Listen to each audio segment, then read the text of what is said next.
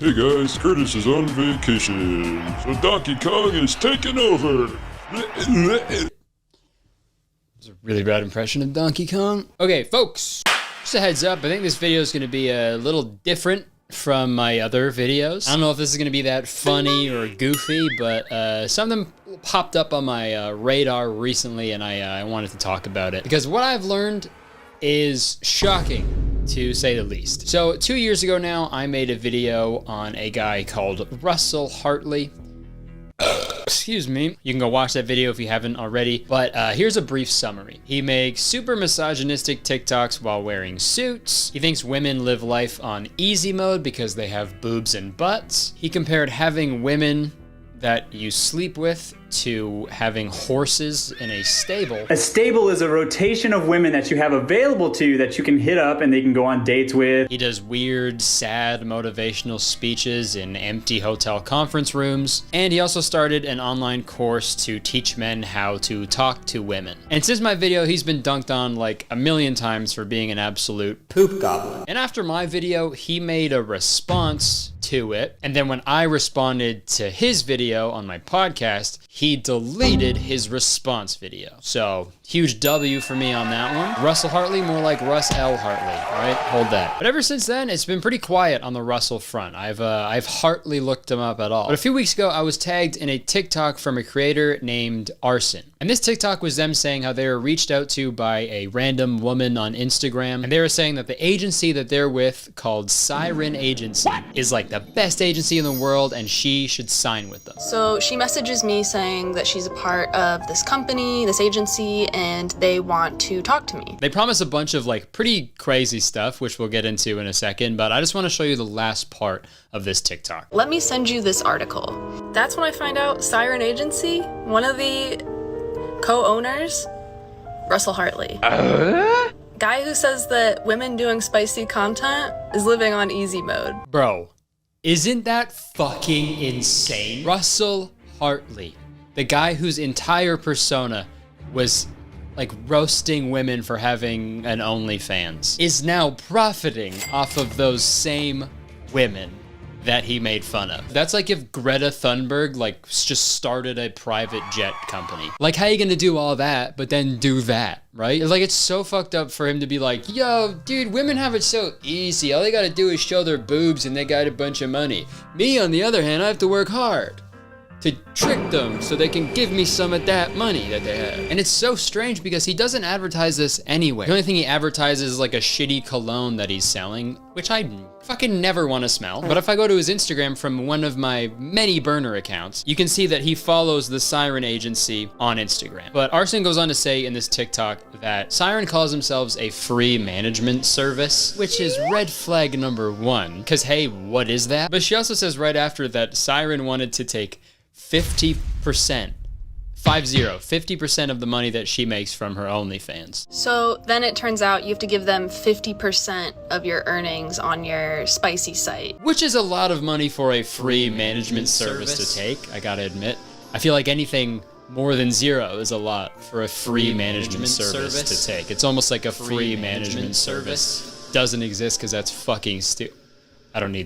It's fucking stupid. Those don't exist. So once I saw this TikTok, I knew I needed to take a closer look. I needed to do a deep dive. I needed to put my goggles on and do a big front flip cannonball into some research, okay? I wanted to find out more about the Siren Agency and what they're up to. So I searched Siren Agency on Google and I found their website, so let's take a look at that really quick. Okay, right off the bat, I noticed they're doing the same thing that Russell Hartley did on his website that I showed 2 years ago, where they just put news outlets on there that they have not been featured in, because you can search Siren Agency and then the news network and then just nothing. And you know what? Call me crazy. That shouldn't be allowed. Like, could you imagine if every actor's IMDb page just showed every movie they haven't been in? That'd be a fucking nightmare, dude. Nightmare, dude. That'd be a fucking nightmare, dude.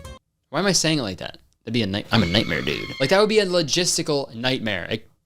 Except for Michael Caine's IMDb page, I feel like his would be empty because he is in every single movie. Yeah, we got this thing that says, our clients enjoy 300% cost savings, 450 million followers, 400% increased engagement. Like, just Just throwing numbers out, just being like, yeah, 300, 400, a million, I don't fucking care. I love how they also got a bunch of just random fucking stock photos on the website. I guess this photo right here is the live reaction of someone seeing that they're gonna take half of your income. All right, they got a contact us page, and then they have a privacy policy. Let's take a look at that. So right off the bat, I like how they left the suggested text prompt from whatever website design service they used. Like, it's nice to know that they're paying attention to the details, you know, especially when it comes to people's privacy. So yeah, all in all, it's a lazy, ugly website that they probably threw together in an afternoon on some site like Squarespace or some shit like that. And that is frustrating, but then again, it's pretty on brand. Like, Russell Hartley looks like if like a generic website template like became a guy. Just fucking boring, unassuming, unoriginal. He's just a fucking guy. You know what I mean? Like, I feel like I wouldn't even notice if he was like sitting on my head like doing a drum solo. I just wouldn't notice. That's how unassuming and boring he is. And this website was super shitty. It barely gave me any information. So I reached out to Arson to see if they would be down to send me any screenshots they have of the conversation that they had with Siren Agency, and Arson came through with the fucking heat. Okay, that was not an Arson joke. I was just saying there's good stuff. Okay, so they start off the conversation by like sending Instagram links to the people who are signed to Siren right now. They also sent an LA Weekly article that talks about how awesome and groundbreaking their influencer marketing company is. Fucking slow news day, I guess. At Siren Agency, the goal is to empower clients to continue growing their brand and treating it as the business it deserves to be. Owner and CEO Chase McAneer knows firsthand what it takes to start a flourishing business.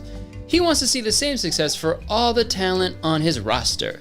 The mission of Chase and co-founder Russell Hartley is for the agency to empower the women. The mission for Russell Hartley is to empower the women. I keep seeing so much lately that women are living their life on easy mode, and I'm here to tell you that that's absolutely true. On their client list to get paid what they deserve for the content that they put hours of work to produce for their followers, and act as a bridge between talent and brands, allowing their talent to focus on what is most important, engaging with their following.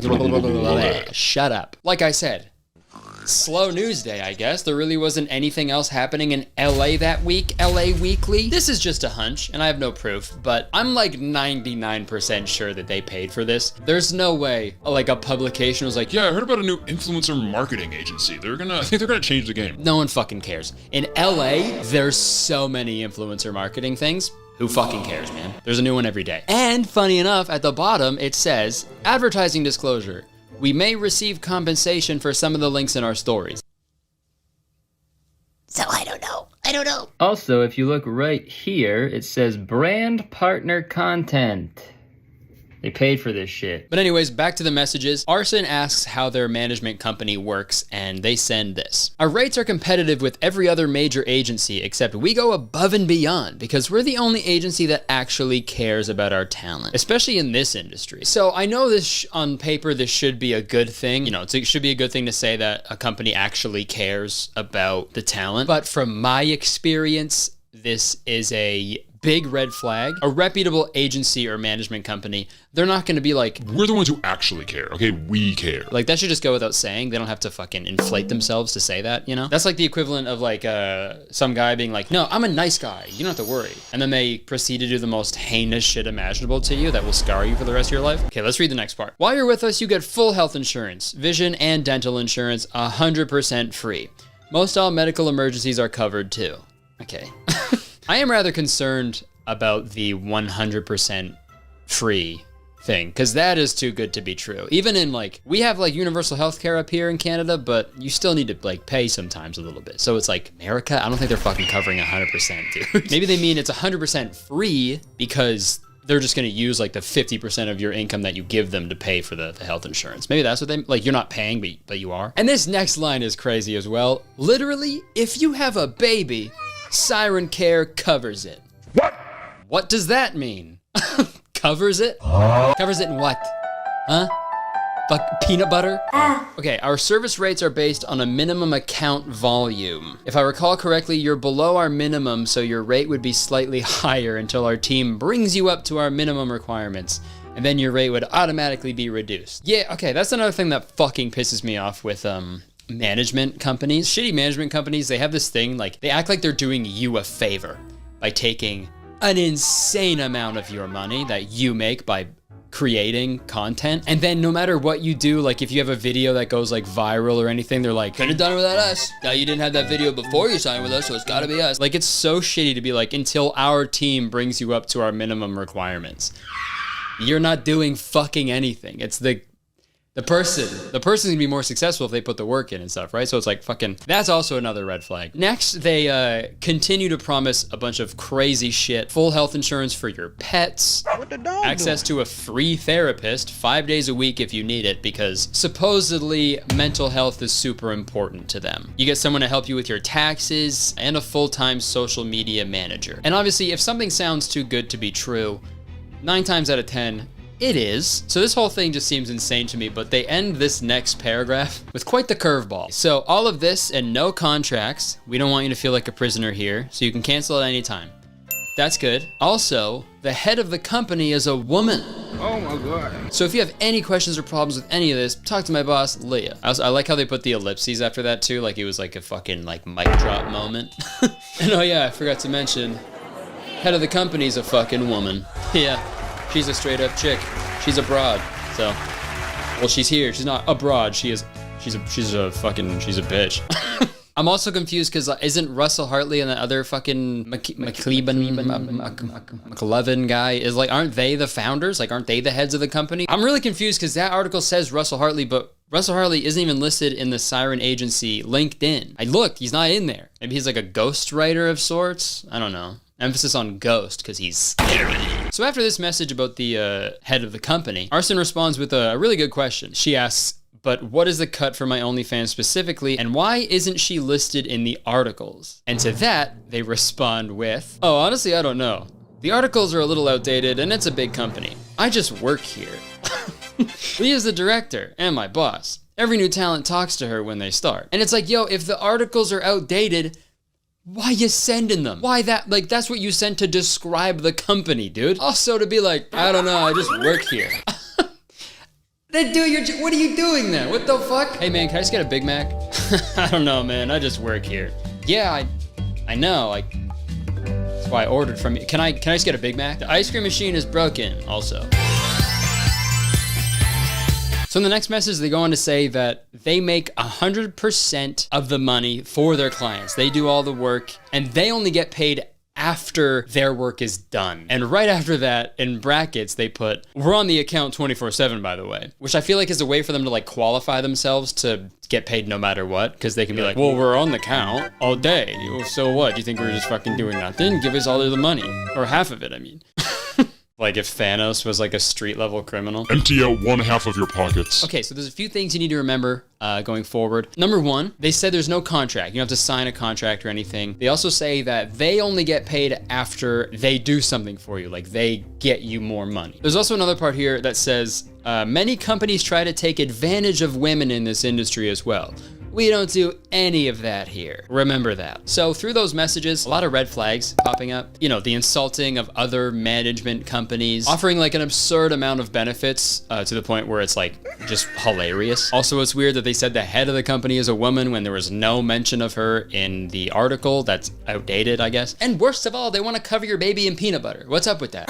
And all of this happened to Arson before she even decided to work with them. But I wanted to know what it was like if you do decide to work with them. So I managed to track down a creator named Vega, who was actually once signed with Siren Agency. I reached out to them to see if they were open to talk about their experience, and luckily they were down. And they had some pretty fucking crazy stories to tell. So here is that interview. Sorry in advance if the audio's a little weird. I recorded it before a show in San Francisco in a random little green room, and I forgot my mic in the hotel. So I hope it sounds okay, but yeah, here's the interview. Okay, hello. Do you want to just, first off, do you want to like introduce yourself?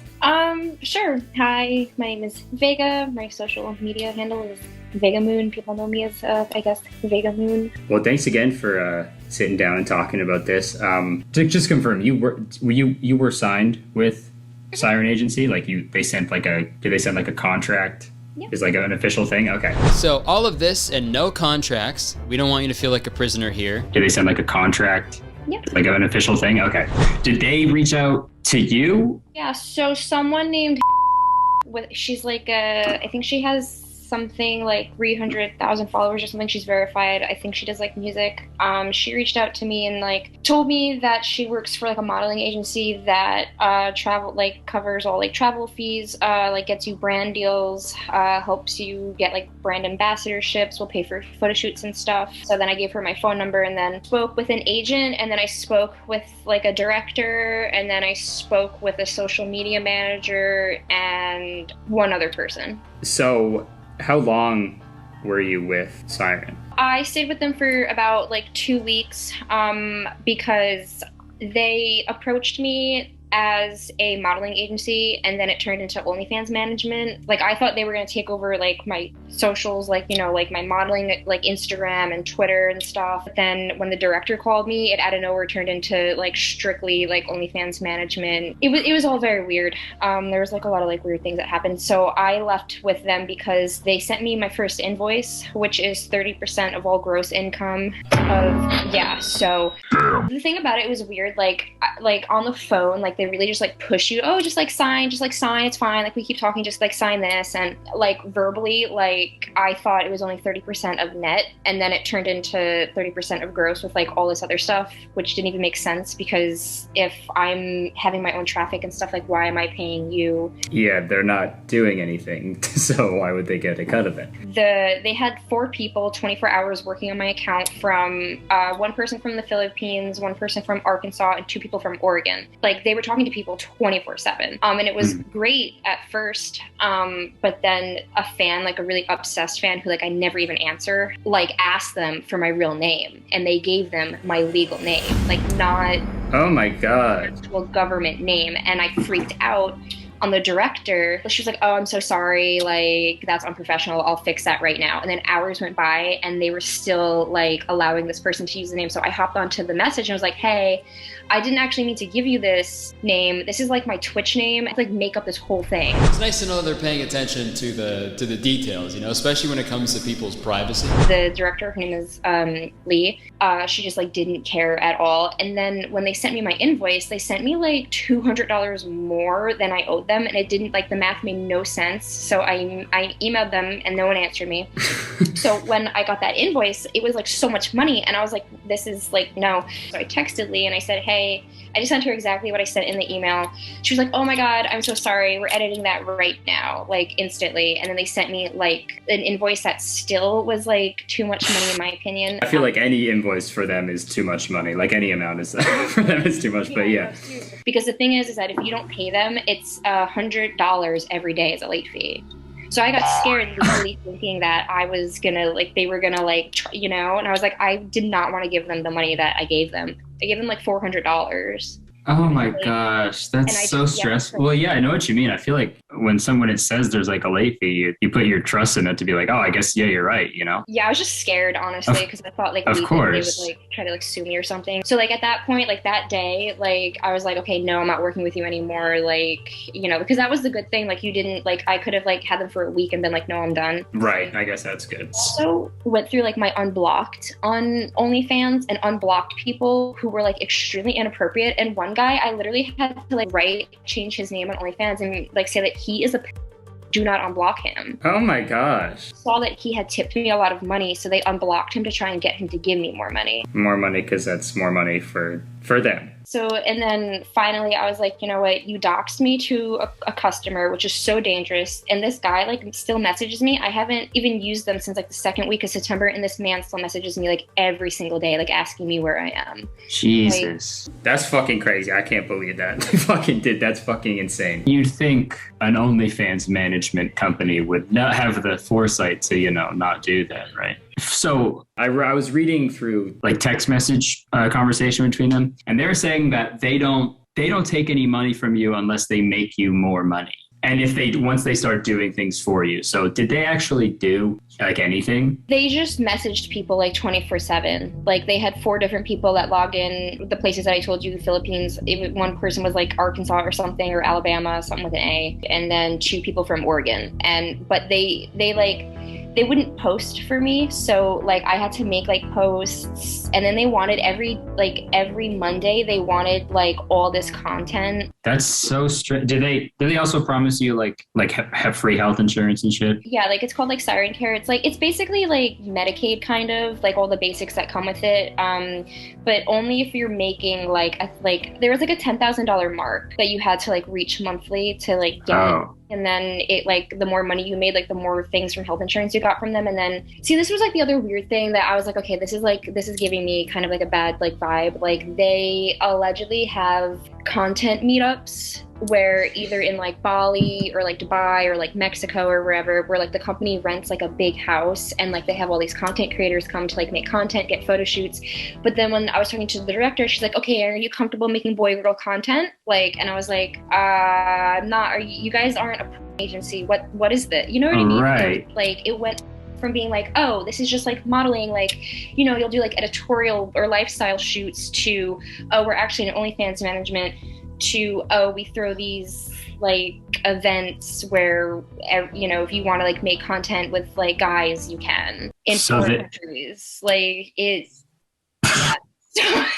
so like it just didn't. The common thing is like they say they are one thing and then they're just none of it ever. It's great that you got out of it. Like I feel like, you know, because who knows what they could have done if it was like a super long contract and stuff. But thank you for sharing and hopping on. I really appreciate it. I don't want to take up too much of your time. I appreciate you sharing your experience and everything. I'll put your socials and everything if people want to, you know, go support. Okay, awesome. Thank you. Cool. Have a great night. Thank you, Vega. Bye.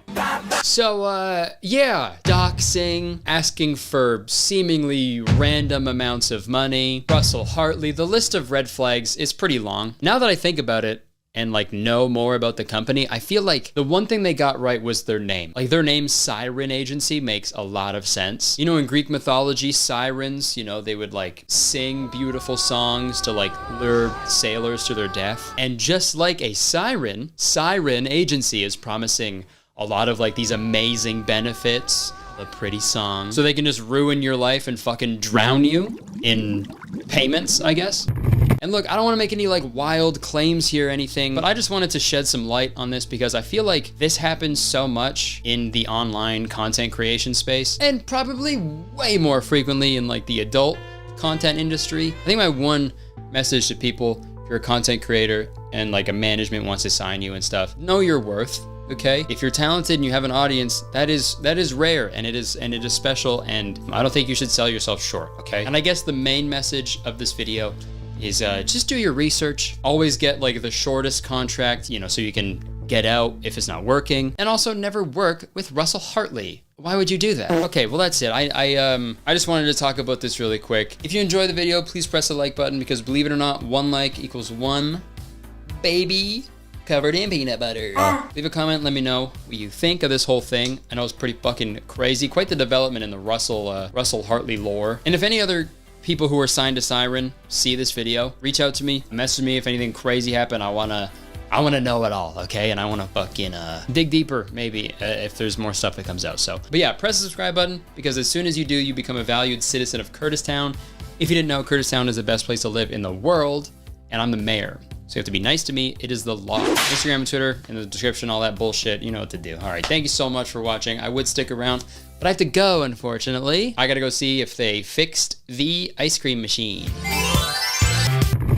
Hello, I just did a big merch restock on my website. There's a bunch of merch back up on the site. So go check it out, kurtisconner.com, or just check the link in the description.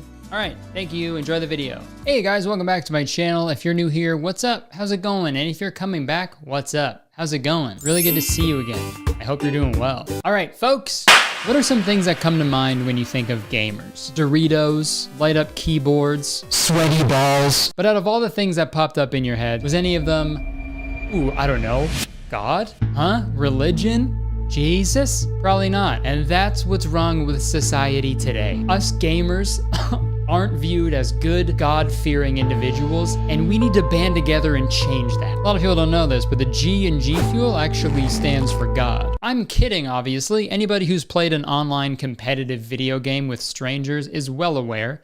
There is no God. There can't be. The things I've heard come out of people's mouths because they died in a video game, that is the work of the devil and the devil alone. So yeah, you're gay. And before we get any further into this video, I want to do a quick disclaimer. Obviously, I'm going to be touching on religion in this video, which historically has been pretty divisive. So if you're somebody who gets ticked off when someone critiques religion, especially Christianity, now's your chance to click away.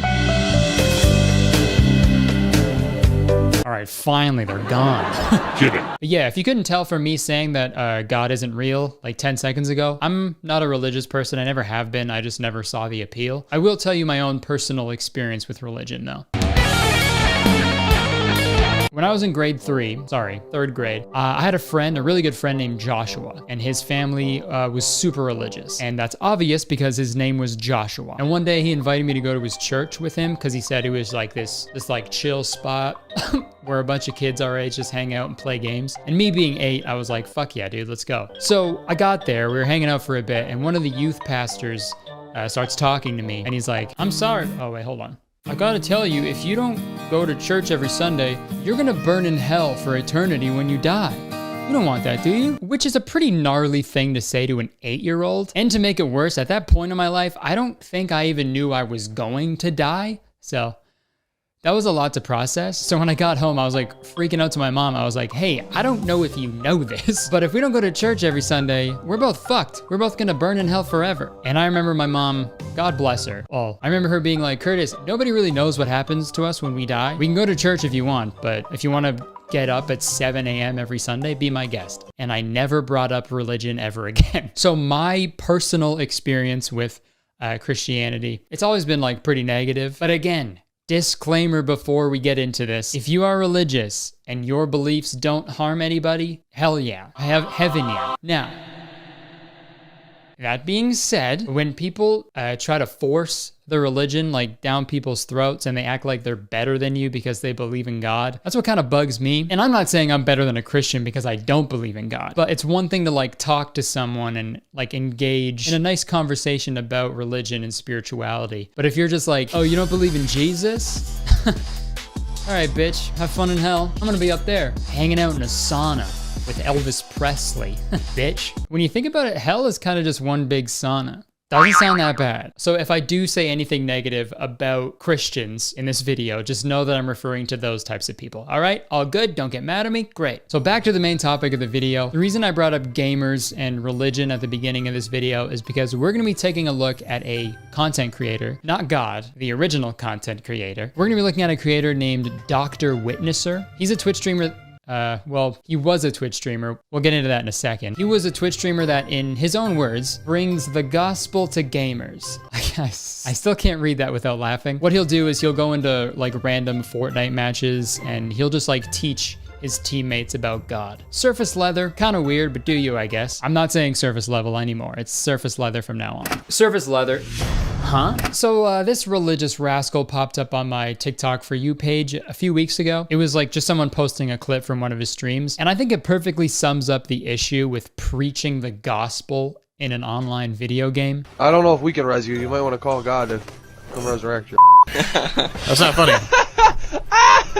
Don't get too serious on us, alright? We're playing Fortnite. We're not here to listen to your Bible studies. If you don't turn from your wicked ways and repent and trust in Jesus, you're gonna die and burn in hell and cease to exist and turn to ash. That's not gonna affect anything you think about. Like, man, what did you expect? You're going into a random fucking online Fortnite match trying to teach kids about God, which is probably the last thing they want to fucking hear. And then when someone makes a simple joke, you fucking freak out and try to like scare them. If you don't turn from your wicked ways and repent and trust in Jesus, you're gonna die and burn in hell. Sounds familiar. You're gonna burn in hell for eternity when you die. You don't want that, do you? I got that. You know, I thought Christianity was supposed to be all like, come on, man. Just all love each other, bro. Love thy neighbor. But like, that's never the way people like this like try to educate others about the Bible. It almost always starts with fear mongering about what happens to us when we die. You don't want to convert? That's fine. Oh, that's fine. I don't care. I mean, you will burn in hell for eternity. You're gonna be on fire forever while Satan kicks you in the balls repeatedly. And I'm gonna hate you for it. So, God. But again, totally your call. Lucifer, I hardly know her. Here's another great clip that I saw from one of his streams. Stop using his name in vain, bro. I did not say his name in vain. You said OMG. And do you do that, like, that God thing, like, after the afterworld or whatever? Yes, I do that. Yes, that's me. Oh my god. I haven't... Hey. What the hell? Don't... How? What? Can't just sit there and just start busting out, taking his name in vain and stuff like that? Oh my god. Stop taking his name in vain, dude. Stop taking his name in vain, dude. Is just hearing someone say, oh my god, a sin? Seriously, let me know. Like, leave the kid alone, man. He said it, not you. It's one thing if that was his child, you know? Like, fine, you can enforce whatever bullshit rules you want. But to some random kid whose Fortnite squad you randomly joined, don't get all pissed off when he says OMG because you don't like personally saying it. That's just not how life works, right? Ugh, I hate randomly assigned seating, you know? I wish I was sitting next to my best friend over there. His name's Christian. Yeah, they suck. Hey, whoa. Is that a peanut? Are you about to eat a peanut? Get that out of my face! Oh my god, I'm so sorry. Are you allergic? No, I'm not allergic. I just don't like them. Okay, so if you're gonna be sitting around me, you gotta agree with everything I do, everything I say, and you gotta bend over backwards to make sure you wouldn't do anything I wouldn't do.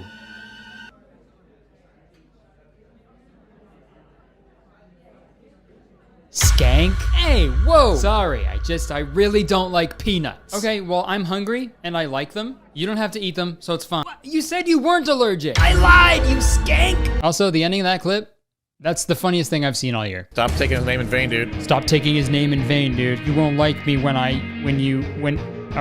hear you take his name in vain too many times. I'll turn into the Christian Hulk, which is just like the regular Hulk, but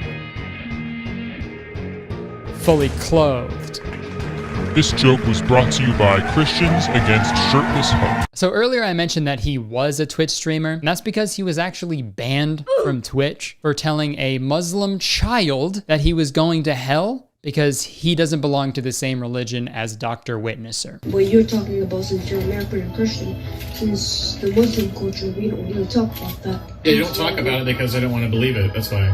So look, if you were to die in your sins today, you would be sentenced to hell.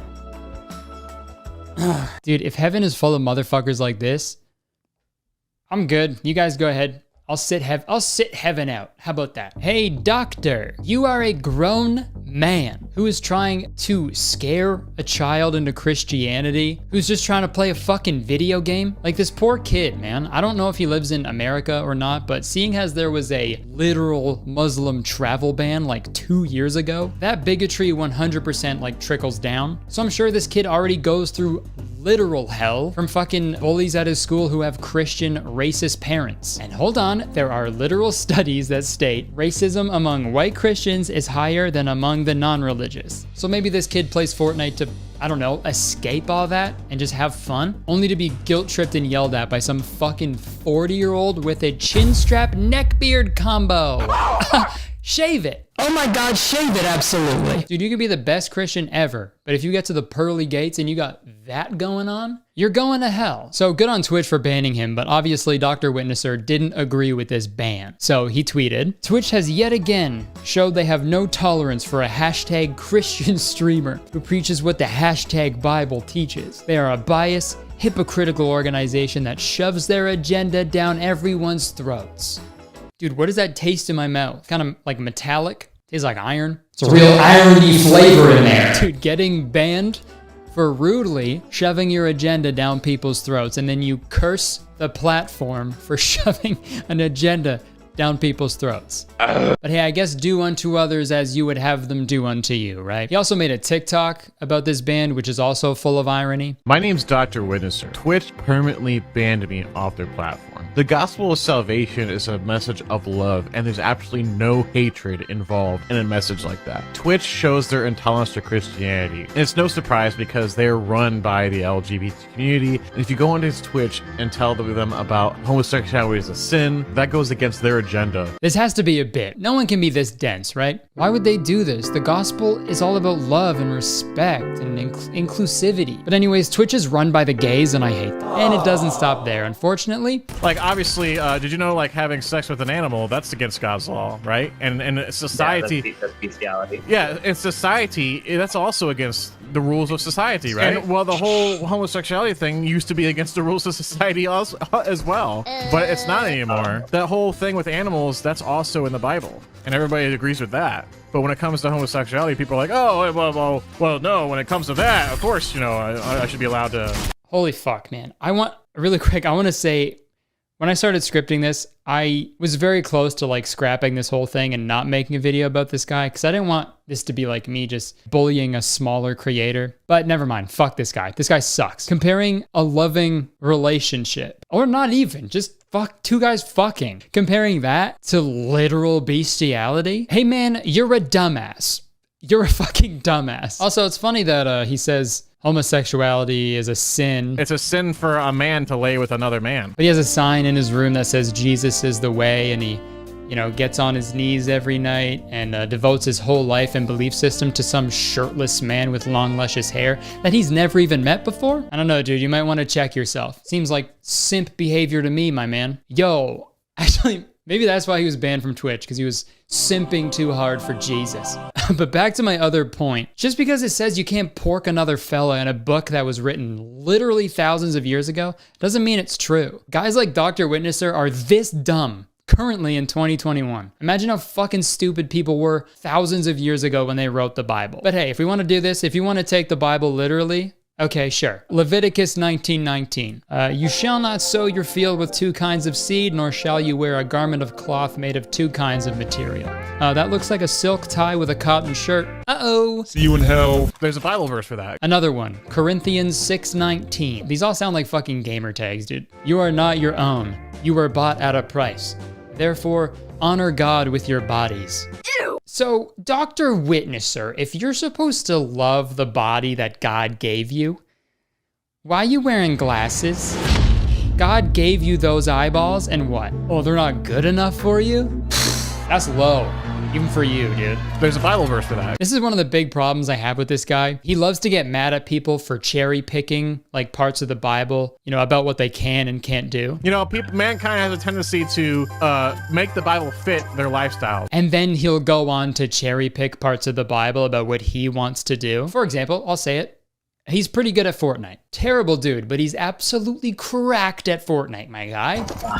Godlike. Everybody's building walls and shit. He's building arcs. Oh, yeah. But let's read a quote from his website. My mission is to bring the gospel to gamers. Still can't say it without laughing. And that is the only reason I play games is to witness. While I did used to be a gamer, I have come to realize as a born-again Christian that gaming alone for the sake of gaming is worldly, addictive, and negative distraction from God. It's a good thing bad grammar isn't a sin, holy shit. Gaming is actually okay. I only play games that let you enable God mode. According to Dr. Witnesser, you're not allowed to be a gamer, that's a sin. But while he's preaching about God while he's doing it, that makes it okay. Dude, I'm learning so much about Christianity. This just in, sinning is hereby chill. If you're preaching about God while you do it. So if you are a gay man and you're worried about going to hell, just preach the gospel while you're getting it on and you'll be fine. The first coming, the second coming, doesn't matter. Preach the whole time.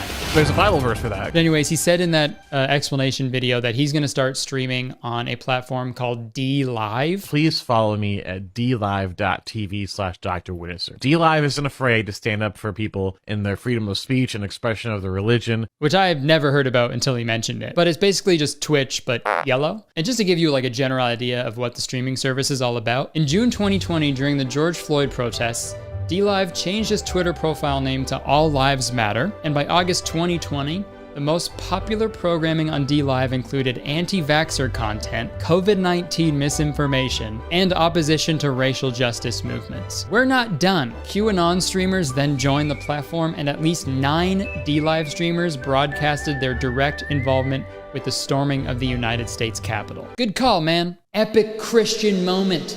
Come on, I'm preaching the message of love and acceptance all day, dude. So come watch me on the white supremacist website. But actually, after being permanently banned from Twitch, he realized what he did was wrong, and he apologized to the kid and everybody else. And I'm just kidding, he didn't fucking do any of that. I don't regret telling that Muslim kid that he was going to hell if he didn't turn from his sins. Ah, nice. But there's some more clips I found on YouTube and clips that I recorded myself from his live streams that I want to go over, because they really show you that just because someone is religious doesn't automatically make them a good person. So the main criticism he gets is that he's forcing his religion to people, but he doesn't think he does that. You're forcing it on people. I'm glad you're gone. You're forcing it. Literally, I go into games, I say, hey, I tease people about the gospel. Would you like to talk about that? And then they say yes or no. 95% say yes. And anybody who says no, I just leave and find somebody who wants to talk about it. And this is just not true. Who wants to hear about the Bible? Who wants to talk about Jesus? I mean, it's not really the right setting, you know? So when is the right setting? Like 2 seconds before you die? So we're gonna really go through this whole game without anybody wanting to talk about Jesus? Is that the deal here? And anybody who says no, I just leave. Seems like you're forcing it, dude. Just because someone doesn't reply with an audible no, that doesn't translate to yes. Also, does anybody else find it weird that of all games to play, he picks the game with the mostly adolescent player base? You know, play something godly at least, you know, play Halo. Angels have Halo, you know, that's related to Jesus and God. Why not do Call of Duty or Grand Theft Auto? If anything, the people who play those games need Jesus way more than some kid on Fortnite, right? But my guess is he plays Fortnite so he can get to these kids when they're young and impressionable and scared. And it's really gross. It's fucking really weird, man. Do this in a COD lobby and see what happens. Hey, what's going on, guys? Anybody got mics? Anybody got mics? Yeah, I got a mic. Yeah, nice. I got one too. What? What do you want? Great. Just to let you guys know, I go into COD lobbies and I pretty much just teach people about God. Is that something you would want to hear? Absolutely. That sounds awesome. Yeah, great. Wow. Yeah. I haven't talked about God since I went to SawCon. What's SawCon? Sock on these nuts, bitch. No way.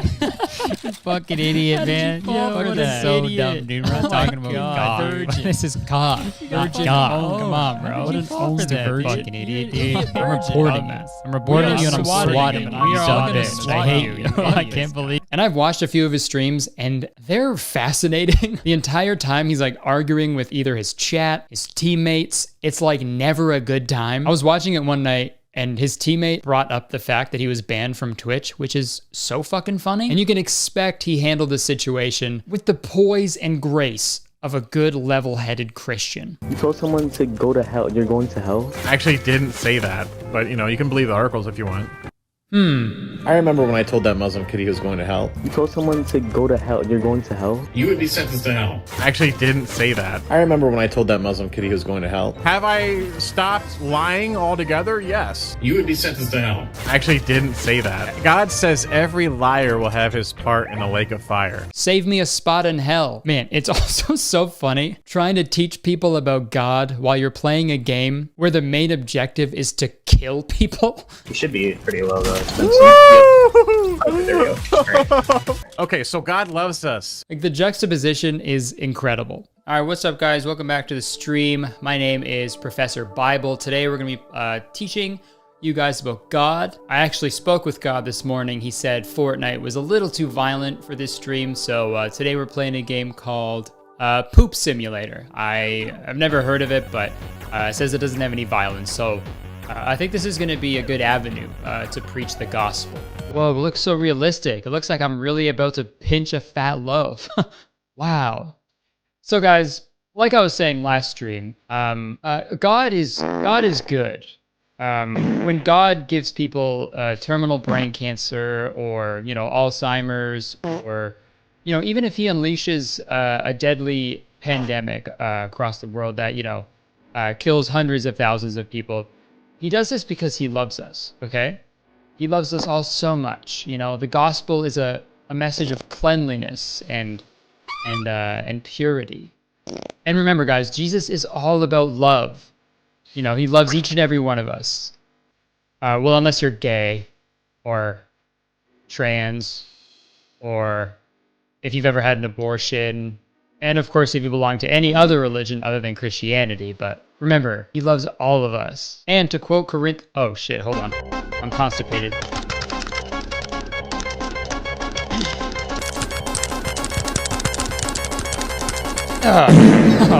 Epic shit! Oh my god, that fucking reeks! Wow, guys, we did it. That was awesome. Oh, wow. Thank you so much for the $1,000 donation.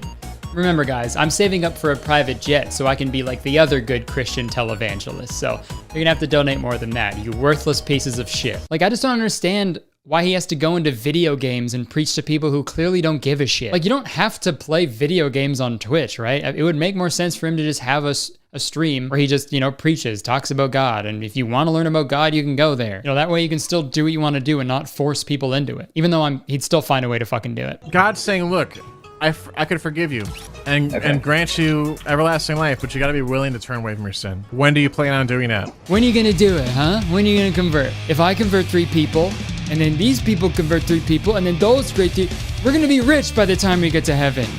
Just a big fucking pyramid scheme. I don't know, man. It just pisses me off that people like this exist because they're just so oblivious to the damage that they're doing to, like, good Christian people, right? And he's given a bad rep to gamers too, man. This isn't the gamer way. Oh, man, these gamers are lost and they need help. You know what? The more I talk about this, the more I realize there needs to be a church for gamers because there isn't really a place of worship for us. Maybe E3, but that's once a year. And us gamers, we need that. Especially the most oppressed group of all, gamers. So you know what? I'm hereby starting the Kurtistown Godly Church for Gamers. Every Sunday, you'll come in, we'll do ceremonial wrist exercises. The church band will only use Rock Band controllers. You know, we'll read excerpts from IGN articles. Instead of church pews, we'll have church pews. Instead of the little Eucharist thing, we're gonna have, it'll be one single Cool Ranch Dorito. And instead of the blood of Christ, that red wine shit, it'll be Mountain Dew Code Red. This is perfect. I could see it now.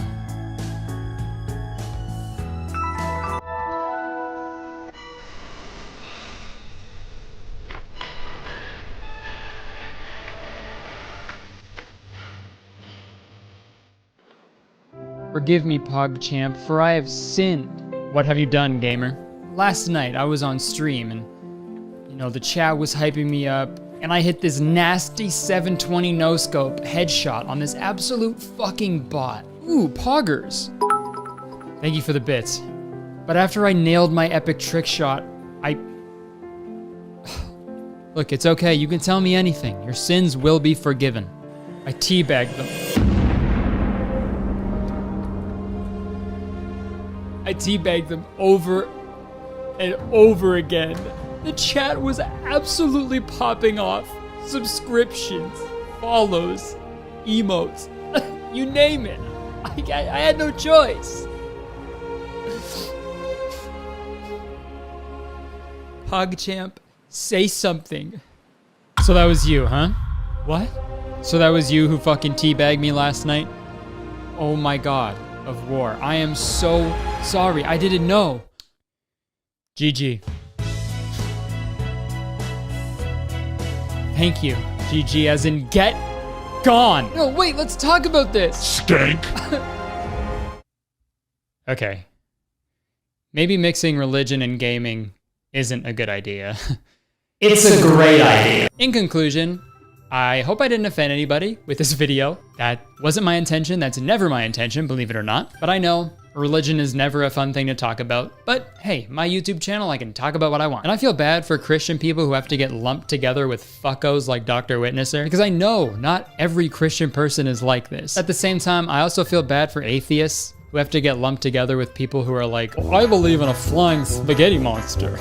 Rafflecopter. Because that's fucking just as annoying. I don't know, man. I guess the message is don't be an asshole. And I'll see you at gaming service on Sunday. If you are a Christian and you know of a Christian YouTuber or content creator who would be open to come on my podcast and maybe we can talk about religion, because it would be cool to talk about and, you know, maybe learn something from someone who doesn't have a chin strap neck beard, obviously. Well, I hope this video was some food for thought, but how about we talk about some food for stomach? This video is sponsored by HelloFresh. Look, we may disagree on a lot of things, but I think the one thing we can all agree on is we gotta eat, which also means we gotta cook. And with HelloFresh, cooking at home is fun, easy, and affordable. HelloFresh delivers mouth-watering recipes and fresh, pre-measured ingredients right to your door. So you don't have to worry about all that annoying meal prepping and planning stuff. And hey, it's a new year, and you know, maybe if you want to switch up your diet, HelloFresh is perfect. They have tons of low-calorie, carb-smart, vegetarian, and pescatarian options every single week. Plus, every recipe is packed with fresh produce sourced directly from farmers.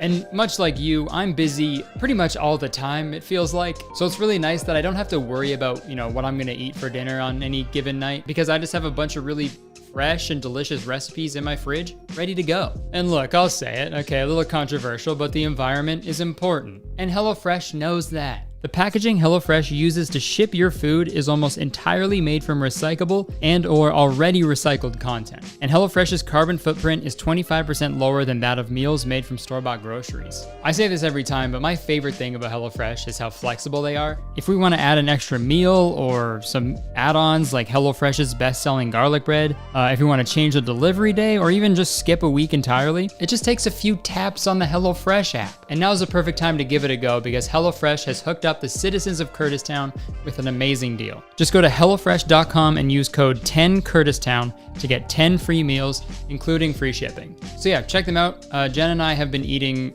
HelloFresh every week for like 2 years now, and I can't recommend them enough. And if you check them out, it helps me out, helps you out. Everybody wins. So yeah, thank you to HelloFresh for sponsoring yet another one of my videos. Back to me, bye-bye. All right, that's it. Thank you for watching. If you enjoyed it, please press the like button because 1 like equals 1 general admission ticket to my gaming church. Yeah, it costs money. Yeah, leave a comment, let me know what you thought. Can't wait to read the comments on this one. And yeah, subscribe if you want, because I make a video all the time. And as soon as you press the subscribe button, you become a valued citizen of Kurtistown. If you didn't know, Kurtistown is the best place to live in the world, and I'm the mayor. So you have to be nice to me, it's the law. But yeah, check the description for the other things I do. You know, my podcast, Instagram, Twitter, merch restock, my Twitch. I'm on Twitch because I wasn't banned. But yeah, that's it. I would stick around, but I have to go. I have to go play Poop Simulator in real life. Goodbye. Edifying to people and may it uplift people and may it not bring people down. You would be sentenced to hell. Folks, this is gonna sound incorrect, but 5 years ago, I made a video titled Teaching Gamers About God. And in that video, I talked about a streamer who calls himself Dr. Witnesser. He's not a real doctor or anything. It's kind of like a Dr. Seuss situation if Dr. Seuss had like zero whimsy. If you haven't seen that video, I'll give you a quick recap. So Dr. Witnesser's whole shtick was playing Fortnite on Twitch, but while he was cranking 90s and hitting the orange justice, he would simultaneously preach the word of the first man to ever use the reboot van, Jesus Christ. If you don't turn from your wicked ways and repent and trust in Jesus, you're gonna die and burn in hell. His motto was literally bringing the gospel to gamers. And since he primarily played Fortnite, the people he would primarily preach to were children, because as we all know, Fortnite is a childish game for little babies. Yeah, I don't play bullshit like that. I play real video games for men.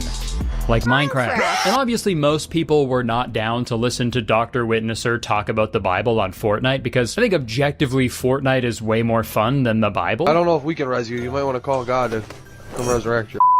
That's not funny. But that didn't stop him from absolutely spreading that gospel for years. I've actually been waiting to get into this dude's lobby anyway. He's a fucking loser. He literally shoves the fucking Bible down little kids' throat and shit. You're not doing God's work. You're not doing God's bidding or anything. You're just a disgusting human being who fucking shoves his faith on people. Like, you're actually just a weirdo. A couple of years ago, though, Dr. Witnesser said some pretty gnarly stuff. At one point, he compared homosexuality to bestiality. Like, obviously, did you know, like, having sex with an animal, that's against God's law, right? Well, the whole homosexuality thing used to be against the rules of society as well. He also told a Muslim child that he was going to go to hell because he wasn't a Christian. If you were to die in your sins today, you would be sentenced to hell. Yeah, just overall evil, monstrous behavior, ghoulish even, if you will. So because of all the crazy shit he said, he was eventually banned from Twitch. He was then streaming on some like random ass website that was popular with far-right activists. DLive isn't afraid to stand up for people in their freedom of speech and expression of their religion. Until his Twitch ban was ultimately lifted. He now regularly streams Fortnite on Twitch and YouTube, and he's actually gotten a lot more popular since my video. Not in a good way, I should say. I think he just has more hate accounts dedicated towards him now.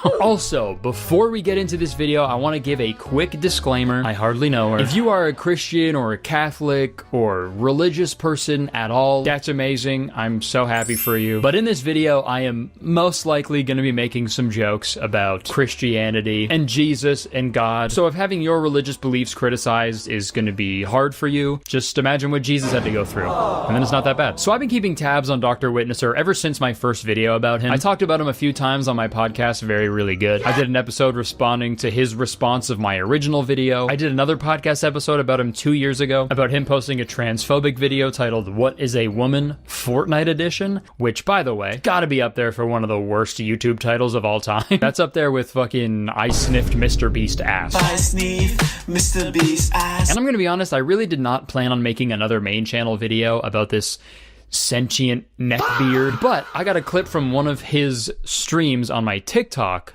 a few weeks ago, and after I saw this clip, I knew that it was a message from God telling me to make another video about this guy. This was the clip that I saw. Did you say the N-word? And I'm like, what N-word? You mean n***a? Yeah, that's what everybody's favorite God-fearing streamer has been up to for the past few years. I guess he's just fully saying the N-word now on stream. You mean n***a? I had to add the bleep in, by the way. The original video, full word. And not like this would make it okay, but it's not like he said it just like one time, you know? You can only say the N-word if you're black. Are you black? No! Don't say nigga this, nigga that. People would refer to black individuals as niggers.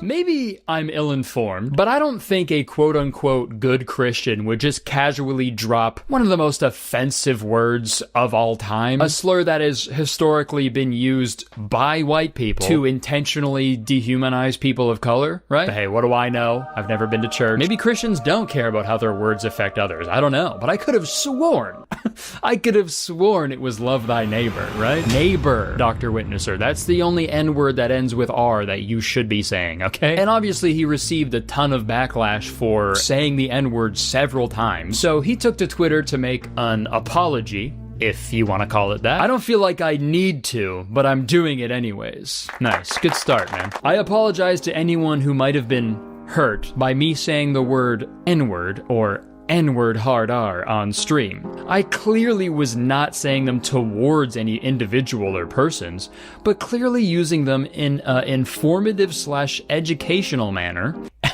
and in one case, repeating what a person called me in a matter as such in declaring that we shouldn't use or call someone a N-word. Yeah, dude, I don't think it matters if you were directly saying it to someone. You still said it. If you shoot a gun, like, straight up in the air, yeah, you didn't aim it at anybody, but, like, it's, you know, there's still a big chance that it could hurt somebody. There are a few minor instances where I typed the word out on X for comedic purposes, as well to trigger the 100% white community that is making a big deal out of someone even typing the word out on social media. I appreciate your understanding in this whole thing, and I hope you don't take anything I've said or typed out of context to use against me, although I know that is bound to happen. Our Lord doesn't want anyone to purposely cause strife and division in this world. That was 100% not my intent, but if I accidentally did so, I'm sorry. Thanks for reading this long apology, and I hope you have a great day and can move on with your life knowing that I am truly sorry. May God bless each and every one of you nice, intelligent, godly, good, awesome people. Dr. Witnesser. Whoa, actually, one of the worst apologies of all time. Genuinely insane that in his apology, he was like, our Lord doesn't want anyone to purposely cause strife and division. And just 2 paragraphs before that, he literally admits that he was trying to purposely cause strife and division. Like, the fuck? Dude, I also hate when people use the, I took it out of context. In what context would that have been okay? You know what I mean? It's the N-word. And you look like that also. No, guys, you don't understand. I was captured by Jigsaw, and the only way to get out of his trap was to say the N-word. I swear this dude has the IQ and maturity level of like a 12-year-old, because the way he talks about using the N-word, it sounds like the way a fucking like Reddit edgelord would talk about it. Oh, are you black? Yeah. Oh, good. If I'm a white dude, but I say the N-word, like, I'll give you an example. A guy calls me the N-word, and I say, bro, I'm not a Am I racist for saying the N-word in the context of saying that he called me that? I'm not calling him that, and I'm not using it towards a black man as a white man. You're not using it in a bad way, though. You're not using it to, like, talk about somebody. You're using it to, like, describe that you're not that. Exactly. But as a black man yourself, you're not offended by me saying it like that. I'm not offended, no. Thank you. See, chat? See? I'm not racist, coming straight from a black dude. All right, that settles it, I guess. He asked one black person if it was offensive, and they said no. Case closed, guys. He's not racist. What are you listening to? That sounds like complete garbage. Oh yeah, that's real intelligent music. Wow, that's great. See, not racist at all. Calling rap music unintelligent has never had any racist connotations to it whatsoever. Listen to some nice, pleasant music. Also, it is pretty wild to call rap music unintelligent when every single Christian song is just, God is so good, fuck. He's so fucking good. It's all the same, dude. Look at these titles of popular Christian songs that I found. Goodness of God. Thank you, Lord. How great is our God? Shout to the Lord. We get it, guys. God is good. Okay, cool. Let's go. Let's get a little bit more creative. I could put money on the fact that there isn't a line in any Christian song as good as safe sex is great sex, better wear a latex, cause you don't want that latex that I think I'm latex. Dude, you show me a bar better than that in any Christian song, I will convert. I fucking swear to God. It really says a lot about this guy that when someone says, God damn it, or Jesus Christ, he's like, I'll take the Lord's name in vain, dude. Stop taking his name in vain, dude. But then he'll just straight up say a slur. Like, dude, it's not Christ-like language. That's like if someone was robbing a bank at gunpoint, but then you start yelling at them for parking their getaway car in a handicap spot. It's like, I think the other thing is objectively worse, man. And after all these years, he still has not learned that people don't want to hear about the Bible when they're playing Fortnite, obviously. I know they both have chapters, but I don't think that automatically means that people are down. Is there anything I could pray for you about? I pray that you'll be quiet. There comes the hate. There comes the hate again. So yeah, Dr. Witnesser still very much sucks huge, stinky, slimy balls. But the main criticism in my first video about him was how awful he is at talking to children, even though that is his main objective in his streams. Yes, I talk to minors all the time. He's even admitted to this in one of his tweets, hunting down little kids to tell them about Jesus. He used to constantly shame kids if they weren't Christian, and overall just be an absolute menace towards them. So let's see if he's gotten any better at talking to children over the past few years. In fourth grade, people were saying that Santa Claus isn't real, that your parents just bring you the presents. Yeah, that's actually true, unfortunately.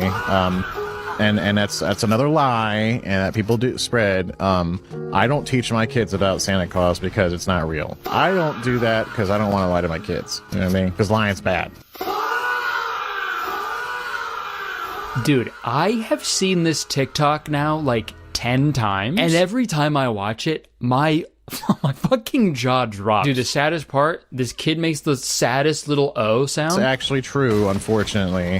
What the hell, you asshole. That is such an awful thing to do to a little boy. That is like objectively evil. And sure, if you don't tell your own kids about Santa, that's fine. They're your kids. You can tell them or not tell them whatever you want, but don't make that decision for other parents. Like, what the fuck? And also, I'm about to say it. You don't tell your kids about Santa because that'd be lying? Then why are you telling them all about a man who could walk on water and cure people's blindness by rubbing mud in their eyes? I'm gonna put some dirt in your eye. You didn't see any of that shit go down, dude. There is just as much proof for Jesus as Santa Claus, in my personal opinion, okay? Actually, no, sorry, that is fucked up. I'm sorry, I don't want to offend anybody. There's more proof for Santa Claus. Yeah, at least Santa brought me gifts when I was a kid. That's tangible evidence, dude. Jesus never gave me an Xbox 360 in 2006. And if we're getting real here, the only person I've ever seen walk on water, Chris Angel. And the only person who can cure blindness is Mr. Beast. Okay, you got that? I hope Mr. Beast can cure pink eye, too. because I sniffed his ass. Also, hot take here, I don't think lying to your kids is inherently bad. There are so many times my parents lied to me, and I am so glad they did it because my life was so much better than if they just told me the truth all the time. The best parents lie through their teeth until their kids are like in their mid-20s, they have a little bit too much wine to drink, and they tell you all the fucked up shit they lied to you about, okay? So I think you should lie to your kids, especially you, Dr. Witnesser. I have a 4-year-old and an 8-year-old. For their own good, you gotta lie to them. You gotta tell them you're a firefighter or a garbage man, sandwich artist, neckbeard model, literally anything is better than what you're doing right now. Dude, imagine it's career day and your dad shows up with this fucking religious streaming setup. Dude, they're getting bullied. I'm sorry. It's just so crazy that he's justifying like ruining the magic of Christmas for this little boy, which by the way is Jesus' birthday. And the way he justifies it is lying is bad. Because lying's bad. Hey man, you know what else is bad? A white guy saying the N-word, dude. Like, what are you talking about? Speaking of lying, literally while I was scripting this video, Dr. Witnesser posted this. I was involved in a horrible accident today. I don't know if I'll be scarred forever or not, but I will persevere and continue to bring the gospel to the children of Fortnite. Please don't make fun of my appearance on Monday's stream. Together we will get through this and hope there is a way to return to some semblance of a normal life. I'll see you then. And he was liking comments from people who were being sympathetic towards him and shit, so like, I fully thought this was serious. I was starting to feel bad for him for a second. For a whole day I was stressing. I was like, should I not make this video? Because I'm gonna feel like an asshole if he's in like a full body cast now and I'm just fucking dunking on him, you know? So I waited until the next day to see what the accident was. And when I tuned into his stream, this is what I saw. Yeah, dude, all that drama just for him to start streaming as a peanut. Why a peanut, you ask? I'll explain. I guess he's a big fan of another like VTuber guy named The Burnt Peanut who streams himself as a fucking peanut, I guess. So all those posts by Dr. Witnesser were just clickbait for this stream where he's essentially just copying this Burnt Peanut guy. And hey man, call it what you want. That's lying. That's a lie. You told a lie. Because lying's bad. Like, I think lying on the internet for like a harmless joke is fine. Obviously, I don't give a fuck about that. But if you're gonna make the firm, all-encompassing lying is bad claim, brother, you better not tell a lie ever again after you say that shit. And not to mention the countless contradictions within the Bible itself. I personally think it doesn't really work when you use that book as the end-all, be-all for your moral decisions, right? I'm definitely not saying you can't implement lessons from the Bible into your life, but with anything, I think there should be a balance. Right? In the words of that famous philosopher, balance, baby. But I do really hope he keeps streaming as a peanut. I think that's great. Because at least when he's a peanut, there's no fucking neckbeard staring at me. Hey guys, so I think God might actually be real. Yes! Because wow, my prayers have been answered. Yes! While I was editing this video, Dr. Witnesser had a massive rebrand. He's now going by the name The Faithful Sheriff, and he's now cosplaying as a peanut with a southern accent. Anybody who don't like me telling people about the good Lord in Fortnite and spreading the gospel message, you're just working for Satan. That's all it is. And his bio is the burnt peanut is my arch nemesis. So you'd think like, oh, okay, maybe they're like, they know each other or something. No, they don't. That burnt peanut guy has never once addressed Dr. Witnesser's existence. All right, I'm sorry to do an editing update within an editing update, but this peanut situation just keeps getting so weird, man. So obviously everybody's been clowning on Dr. Witnesser for straight up copying this burnt peanut guy. So in response to this, Dr. Witnesser, or the faithful sheriff, he posted a video giving people an ultimatum. If you get the burnt peanut to respond to this video by saying, I release you of your peanut bones, you get your Witnesser back. Now, if the burnt peanut don't respond to this video by saying, I release you from your peanut bones, then I'll be the faithful sheriff forever. I'm not joking here. This is like the creepiest thing I've seen in like a while. This is exactly like that song Stan by Eminem.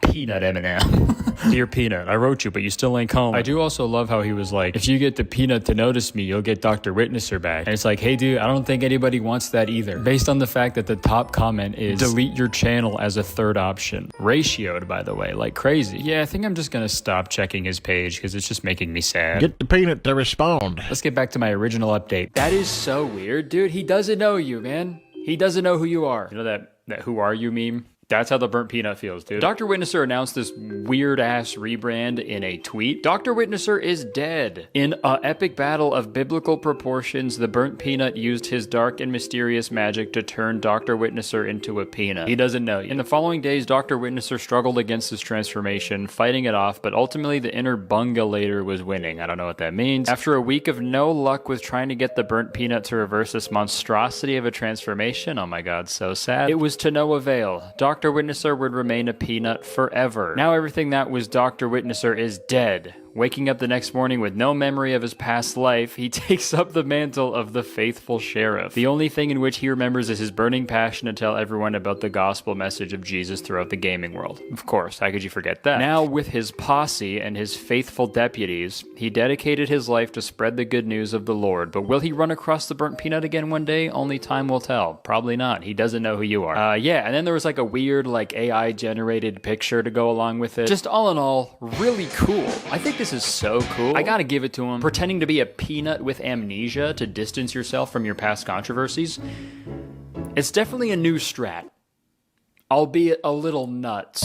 Sorry to go Bible mode here, but Matthew 7:15. Beware of false prophets, which come to you in sheep's clothing, but inwardly they are ravening wolves. Dr. Witnesser read this, he would say, N-wordly. In this case, it isn't exactly sheep's clothing. It's a digital avatar of a peanut playing Fortnite, but you know, you gotta read between the lines. Speaking of peanuts, you know what I'm absolutely nuts about? Shopping for amazing deals on all my favorite stuff on Whatnot. That's right, guys. This video is sponsored by Whatnot, and I am so excited to tell you guys all about them because I've genuinely been using Whatnot for years, and I love it so much. Whatnot is the #1 live stream shopping app where you can buy, sell, or auction literally anything. There are tons of different categories on Whatnot, like Pokemon cards, retro games, vintage clothing, sneakers, comics, and so much more. So on the app here, I can see all the sellers that I follow, or I can just check out a random stream if I feel like trying to win an auction, but I can also just search for specific things that I want. For example, I'm collecting every Raichu card ever, so let's just search Raichu to see if they have any cards that I don't have. And right there, the Holo Raichu from Stormfront, I don't have that one, but now I do. I really do love Whatnot so much because the two main things I collect are Pokemon cards and vintage t-shirts, and personally, I've been able to find like really amazing deals on Whatnot that I really wouldn't be able to find anywhere else. And guys, there's no better time to start using Whatnot than right now, because if you sign up using my link, you can get $15 off your first purchase anywhere on the app. And all you gotta do is scan the QR code on screen or click the link in the description below. So if you were to buy this Paldean Fates pack on Whatnot for 20 bucks, with that $15 off, dude, that's a $5 pack. And that is unheard of these days, dude. And on top of that, if you sign up and also follow me on Whatnot, it's just my name, that's me, you will automatically be entered to win $1,000 in Whatnot credit. Dude, that could get you a friggin' sealed first edition Neo Genesis booster pack, bro. So scan the QR code on screen or click the link in my description, sign up on Whatnot, get your $15 off, follow me on there, and the winner of the $1,000 giveaway will be picked in 1 month. Thank you so much to Whatnot for sponsoring this video.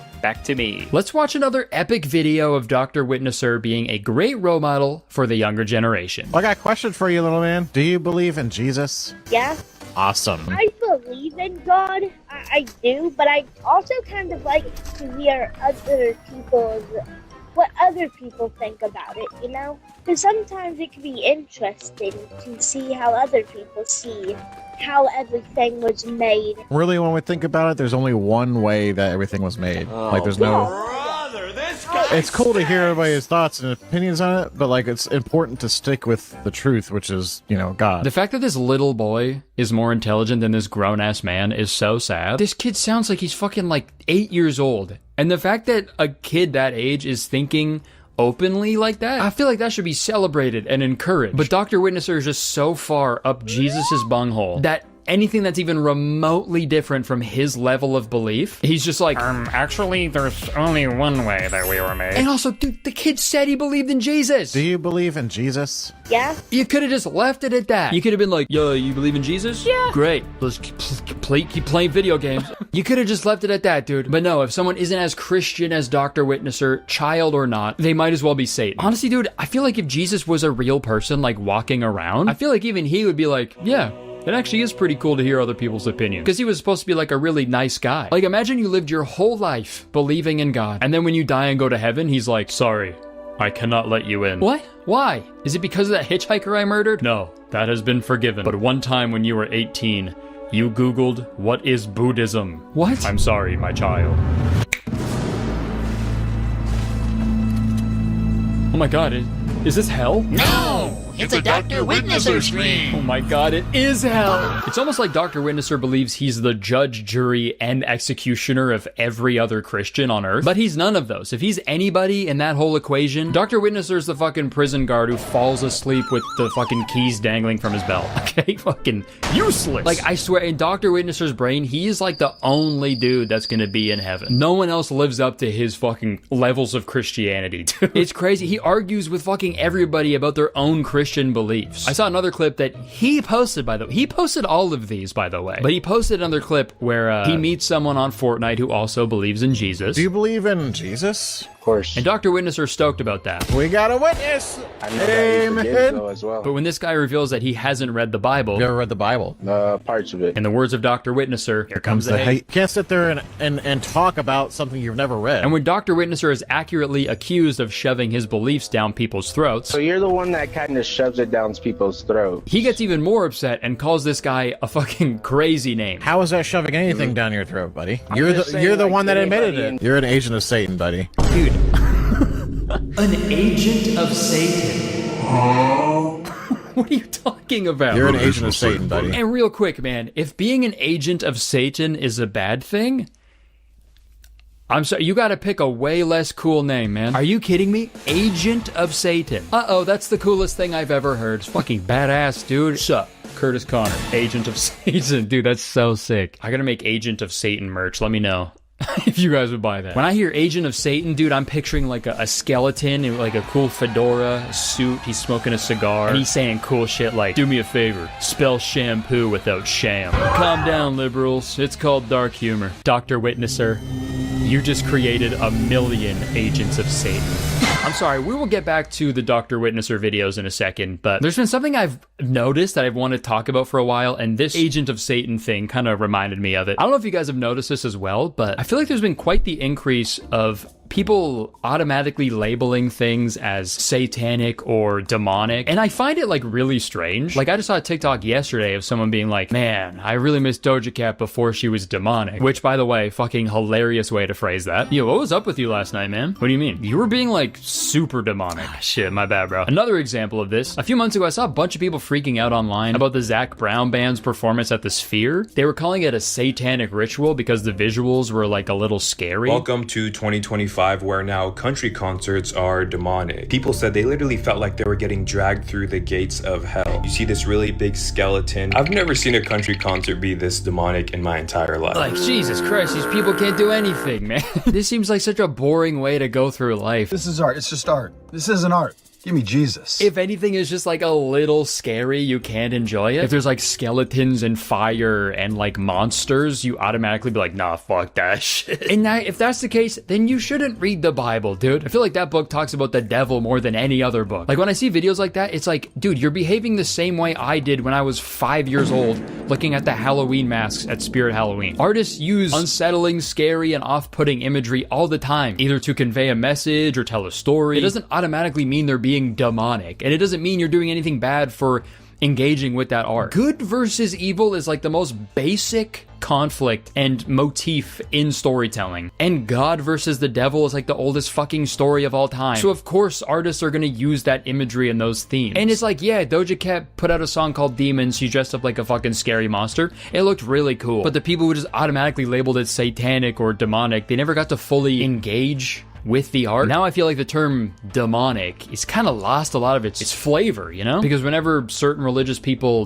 don't understand something, or they don't feel like articulating a good enough reason to not enjoy something, they'll just automatically go like, no, that's satanic. No, they sold their soul. That's demonic. They're agents of Satan. And I don't know, man, automatically labeling something as demonic in order to cause strife and division and intolerance seems pretty demonic to me. Jesus. That was a topic I wanted to talk about for a while, and this seemed like a good time to do that. Let's get back to the topic at hand. Let's go back to Dr. Dr.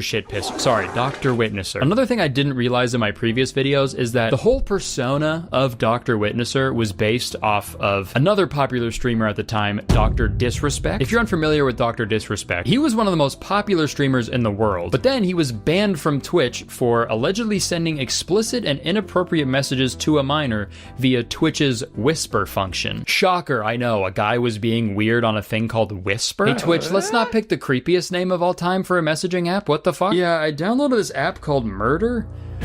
Everybody wants to kill me, but one would assume that a good Christian, like Dr. Witnesser, who was also a massive fan of Dr. Disrespect, so much so that he based his entire name off of him, you'd assume he was pretty shaken up about that whole situation, right? Right? Dr. Disrespect clearly didn't do anything wrong, because talking to a minor inappropriately in a sexual manner in California is against the law. 2, if he did what they said he did, he would have been arrested and charged. Since he wasn't, he didn't do what they say they did. Yeah, there's your proof right there, guys. If he didn't get arrested for doing it, he never did it. Duh. And it doesn't matter how rich or successful someone is, if they do the crime, they do the time. Prime example, Donald Trump's name was mentioned 38,000 times in the Epstein files, but he was never arrested, therefore he's innocent. D.B. Cooper was never caught, therefore he didn't do it. That's how the law works, guys. Stop, police!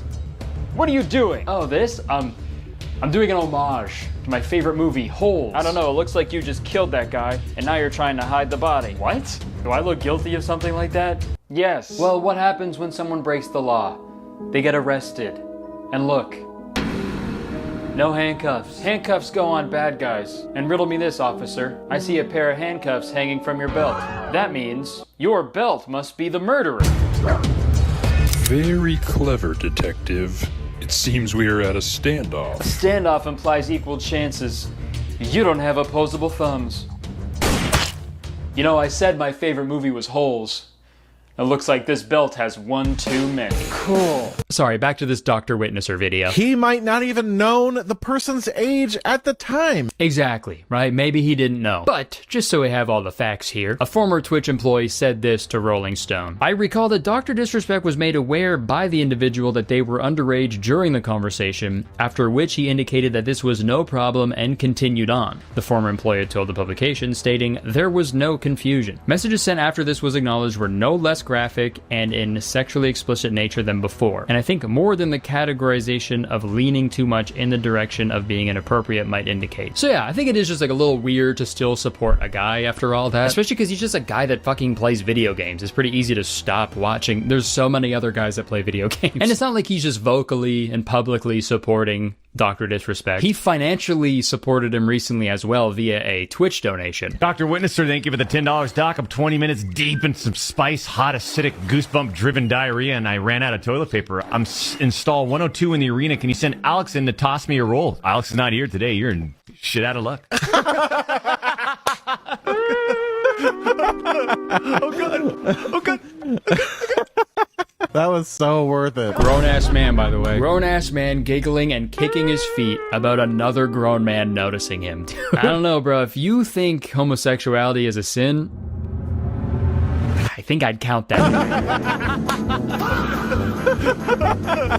Also, not to pocket watch here, but I don't think the views that Dr. Witnesser gets on Twitch is enough to justify sending $10 donations to people, you know what I mean? Especially because I assume he's being a good Christian and following the rules of giving 10% of his gross income as a tithing to the church. It's like, I don't know if you can do that, man. You've got kids, okay? How about priorities, you know what I mean? Dad, can you please make me dinner? Not now, son. Daddy's watching his comfort streamer. Dad, please. The only thing I've consumed over the past few days are my own tears. Wait, did you say tears? Oh my God.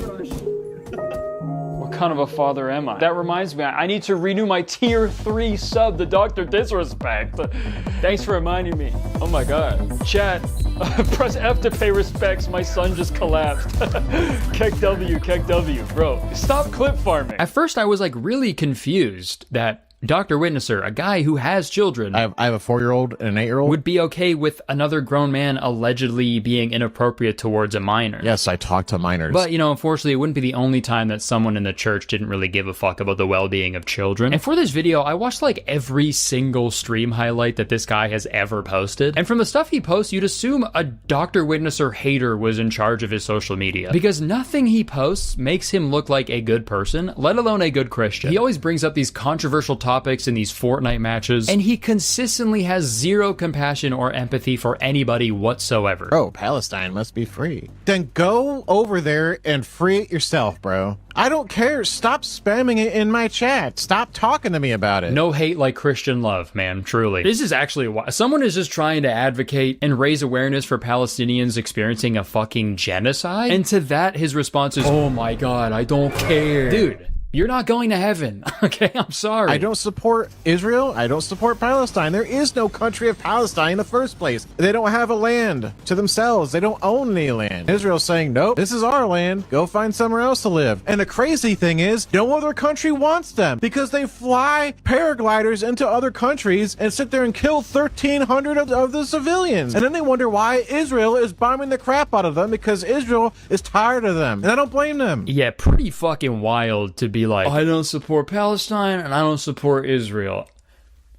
Anyways, here are all the reasons I support Israel. So stop bugging me about it. He then goes on to criticize members of the LGBTQ plus community for supporting Palestine. It's the same dumb thing when LGBTQ people sit there with their Free Palestine flags, and if they were to go over to the country themselves, they would be for their beliefs. It's like his brain literally can't even grasp the concept of empathy. It's honestly pretty impressive. Because yes, same-sex sexual activity is prohibited in Gaza, and the maximum penalty is 10 years in prison, which obviously most people do not agree with. But members of the LGBTQ plus community are still allowed to advocate for victims of a fucking genocide, dude, regardless of the government's views towards them and their sexuality. But again, it's not directly affecting Dr. Witnesser, so he doesn't care. I don't care. I'm not living over there. It's not my war. My favorite Bible verse. I missed the part where that was my problem. If you want to do something about it, go over there, fly over there, pick up a and do something about it. Yes, that is the only way to fix the problem. Go over there, pick up a gun, and do something about it. Encouraging violence, very good, man. Now, if I could just reference the Bible real quick. Psalm 11:5, the Lord tests the righteous and the wicked, and his soul hates one who loves violence. So God hates anybody who loves violence, okay. Pick up a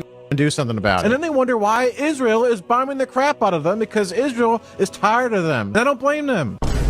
God hates you, bro. Sorry. How about instead of free Palestine, how about save the Christians? And believe me, I did not plan on making such a long video about this guy, but every clip he posts is worse than the one before it, and I can't stop. Dr. Witnesser has to talk about every current issue on his religious Fortnite stream for some reason. And obviously a huge topic of debate right now is the overwhelming presence of ICE agents in Minneapolis and the murders of Renee Good and Alex Preddy. I'm not really sure why it's a debate, really. I don't think ICE agents should be allowed to just fucking kill people, you know? But let's see what big brain Dr. Witnesser has to say about all this. Did you hear about that thing that happened in Minneapolis with the ICE agent? Yeah. Yeah, did you hear about the lady that got killed? Yep. What do you think about that? Is that justified? Is that fair? Is it not fair? I don't think they should be using that type of excessive ass force. It's only excessive, in my opinion, because of the amount of people who are resisting the law. Well, if this streaming thing doesn't work out for Dr. Witnesser, and I really hope it doesn't, at least Dr. Witnesser can start a really successful shoe cleaning business because he's evidently really good at getting on all fours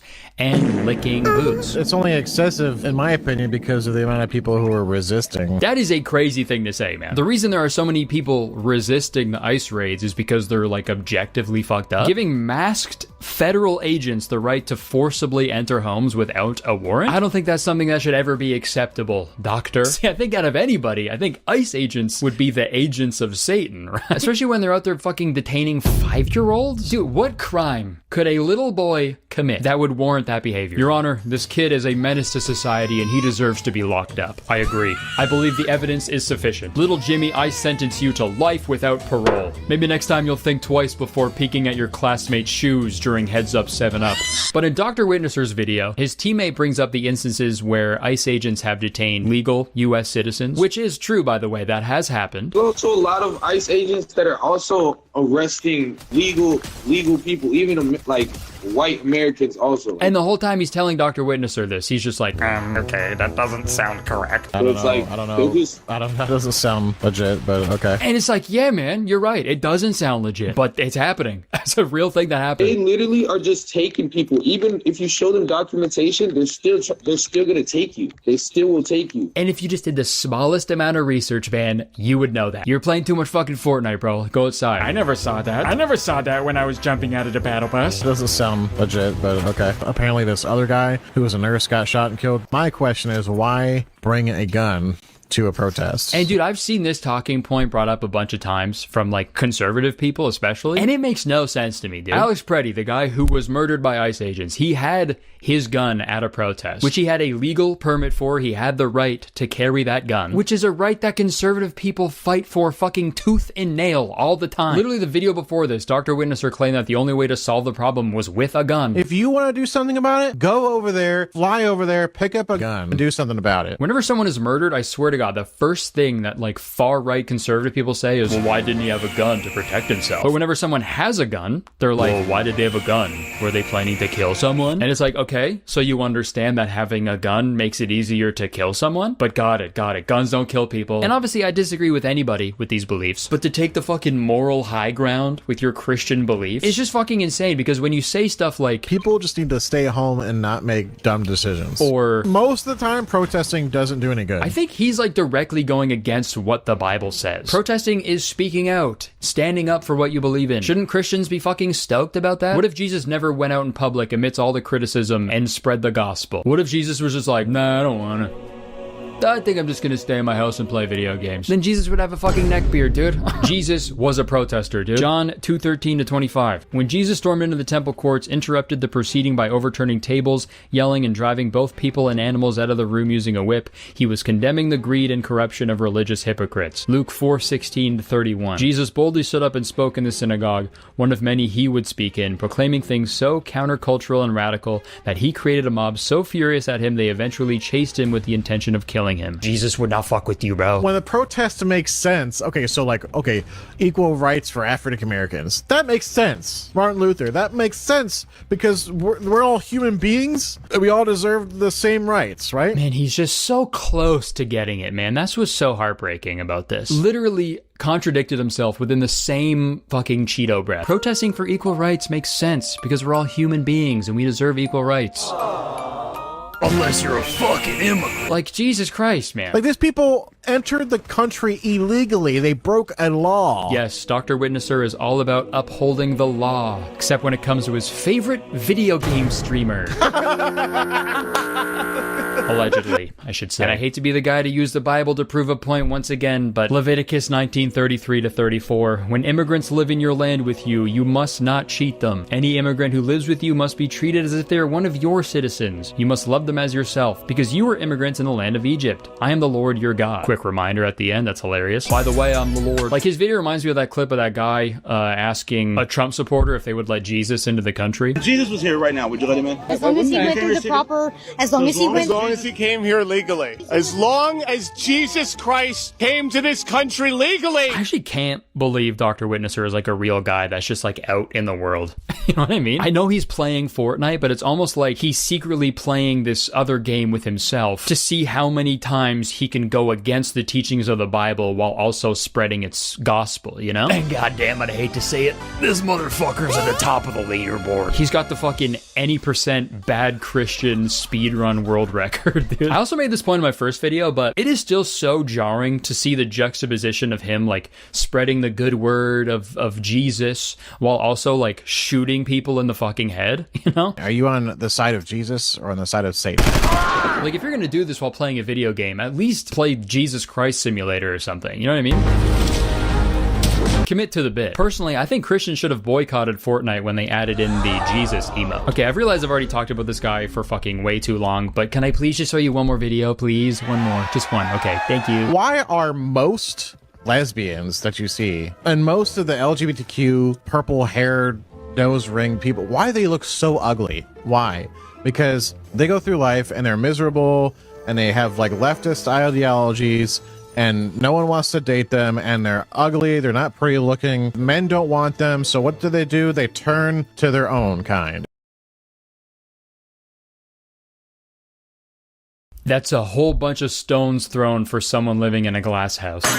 I'm trying to say this as nicely as I can. But I don't think you have the right to call anybody ugly, pal. You have a beard on your neck. Honestly, maybe that's what's distorting his words. Maybe he really is trying to say like nice things, but the words just get all distorted and twisted in his evil neck beard. Dr. Witnesser insulting someone's appearance is so wild, dude. That's like if I made fun of somebody's outfit at the 2016 Shorty Awards. That's like if you're at a party and there was a guy standing there caked in shit and he was like, hey, yo, somebody stinks in here. And the really funny thing, for Neckbeard the Pirate here to make the claim that the only reason that lesbians exist is because they couldn't get a guy to like them, that also implies that the only reason Dr. Witnesser is straight is because he couldn't get a guy to like him. It's not a matter of, oh, they didn't choose to like girls. Like, yes, they did, bro. Being gay isn't a choice, obviously. It's just like what some people are, and that's fine. Being a homophobic Christian with a neckbeard, though, that is a choice. That is a conscious decision, dude. And I've seen him make claims before that he hates when people are shoving their beliefs down people's throats. You want to decide to do that, that's fine, but don't push it on our children. The problem I have is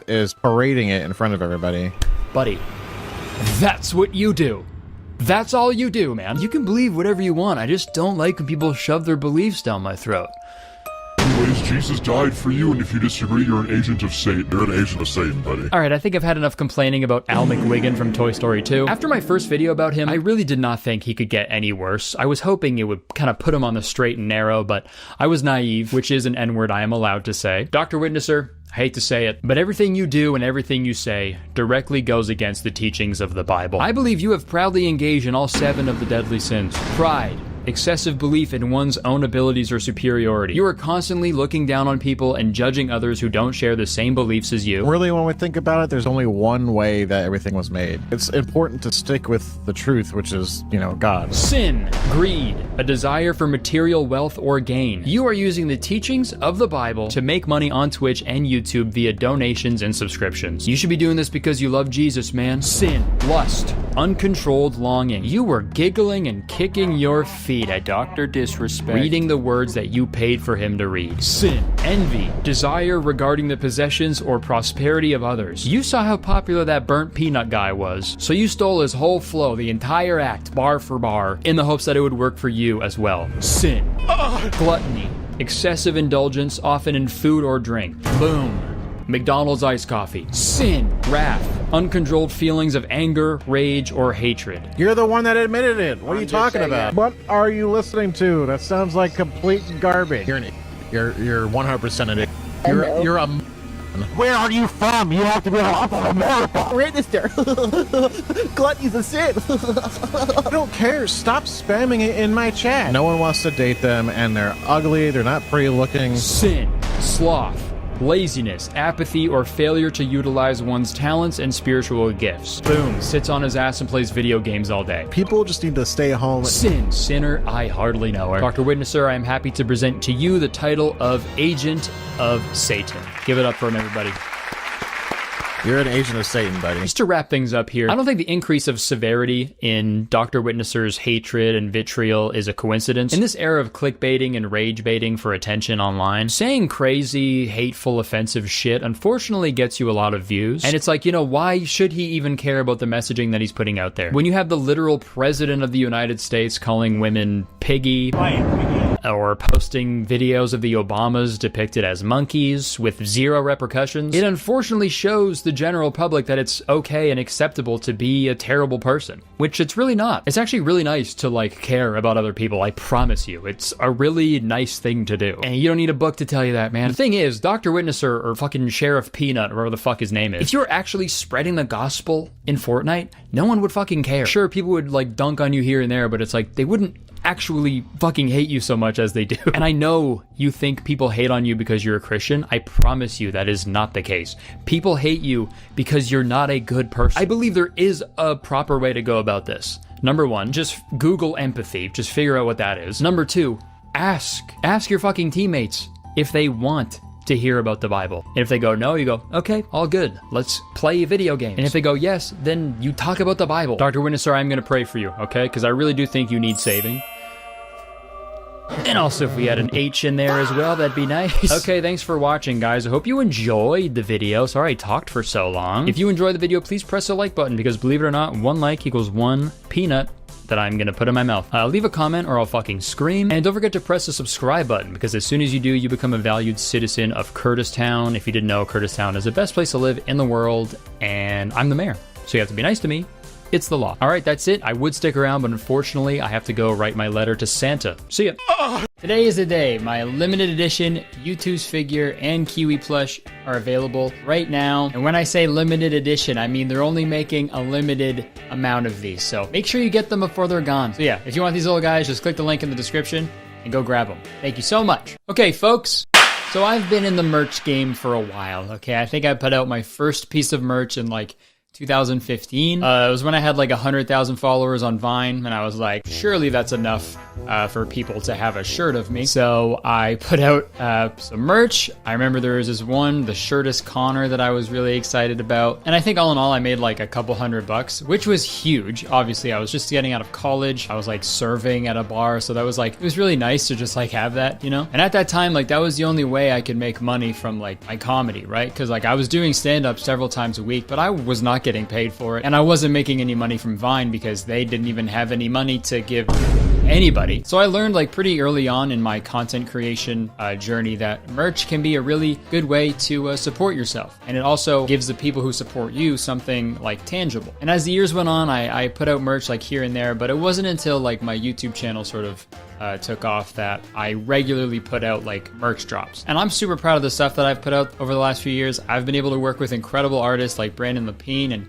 Kel Lauren and many others. And I've been able to do fun like one-offs like trading cards, and now with YouTube's. Like it's really cool that I can make stuff that people want to wear, and it's like a cool way to support me and stuff. And like getting tagged in pictures of like people wearing my merch just like to school and like to concerts and shit. Like it's just so fucking cool. But enough of the sappy stuff. Jesus Christ. I've been holding back puke this whole time, man. Enough of that sap. Enough of that tree cum. That's what sap is. Where there is merch, there is always knockoff merch. Like, you know when you go to a Jonas Brothers concert and there's like some 65-year-old guy selling Joe Bros merch outside of the venue for like $10, and you know he doesn't know who the Jonas Brothers are? Jonas Boys merch, only $10. Come get your... There's knockoff merch everywhere. And yeah, sure, maybe you could get a piece of merch of your favorite artist for a little cheaper than, you know, you usually could if you go that route. But the shirt you get, it usually feels like a literal pool tarp because it's made so poorly. And it also doesn't support the artist that you like. So it's a lose-lose, an LL. Not cool, Jay. And there is one website in particular that is making it very easy for knockoff merch to thrive on the internet. And that website is Redbubble. Real quick, fuck Redbubble. Fuck you guys. You guys can suck on my balls. And you could put that on a shirt. Don't.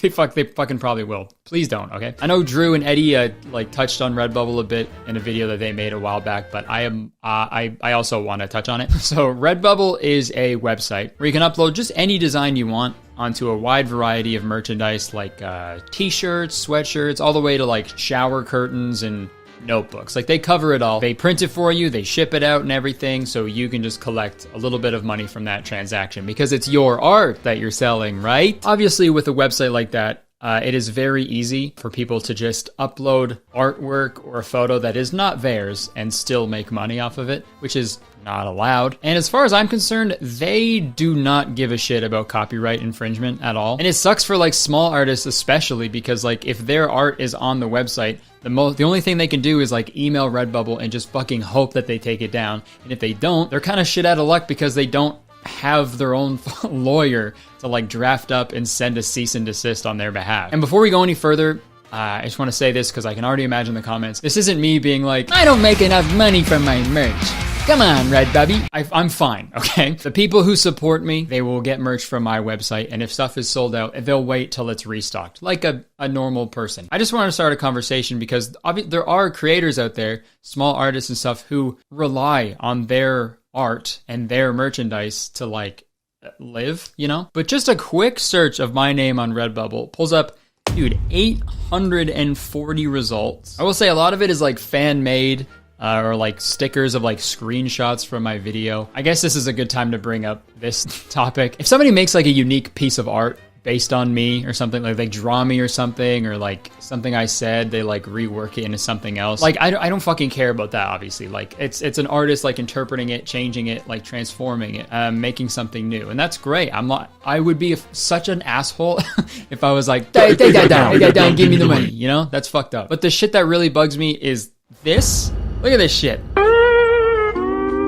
Just straight up stealing. Thanks, Chip Chrome. So this design for my podcast was done by Brandon Lapine, who's a very talented artist who's like now become like a friend of ours. I remember I reached out to him like a few years ago and I was like, hey, I want you to do the artwork for my podcast, okay? I want it to be like kind of scribbly, weird, like all over the place, because that's how the podcast is kind of. And he was like, sick. And he worked on it really hard. It was perfect. I loved it. So I paid him. I paid him for his work. I spent a bunch of money on like the blanks to like print and stuff. And then a bunch of other people worked really hard to like print the designs on the shirts and ship them out and everything. Like it was a whole process with like a team of people, and fucking Chip Chrome was like, this is mine now. And Redbubble allows this shit to happen all the time. And it's fucking so frustrating because on the website, they like brand themselves as like, we love artists, we love them so much, we just want to kiss the top of their heads. And they also say on their website that they don't condone uploading stolen artwork. So the fact that they say that allows them to be like, well, we didn't know. We didn't know, sorry. We don't like when people do that. What I'm saying is like, it doesn't make it okay just because you have plausible deniability. And yes, I did learn that term from Max Keeble's Big Move. Plausible deniability. Shut up. And this shit happens all over their dumb fucking website. Like, here's another one. Kurtis Conner merch, please be nice to me. Classic t-shirt. That's the fucked up thing, man. It's like, it's clearly like a bot or some fucking company or something, because it's like Kurtis Conner merch. They're doing that for SEO purposes. So when someone searches Kurtis Conner merch, this shit pops up and someone's gonna be like, this is, it says Kurtis Conner merch right there. So this design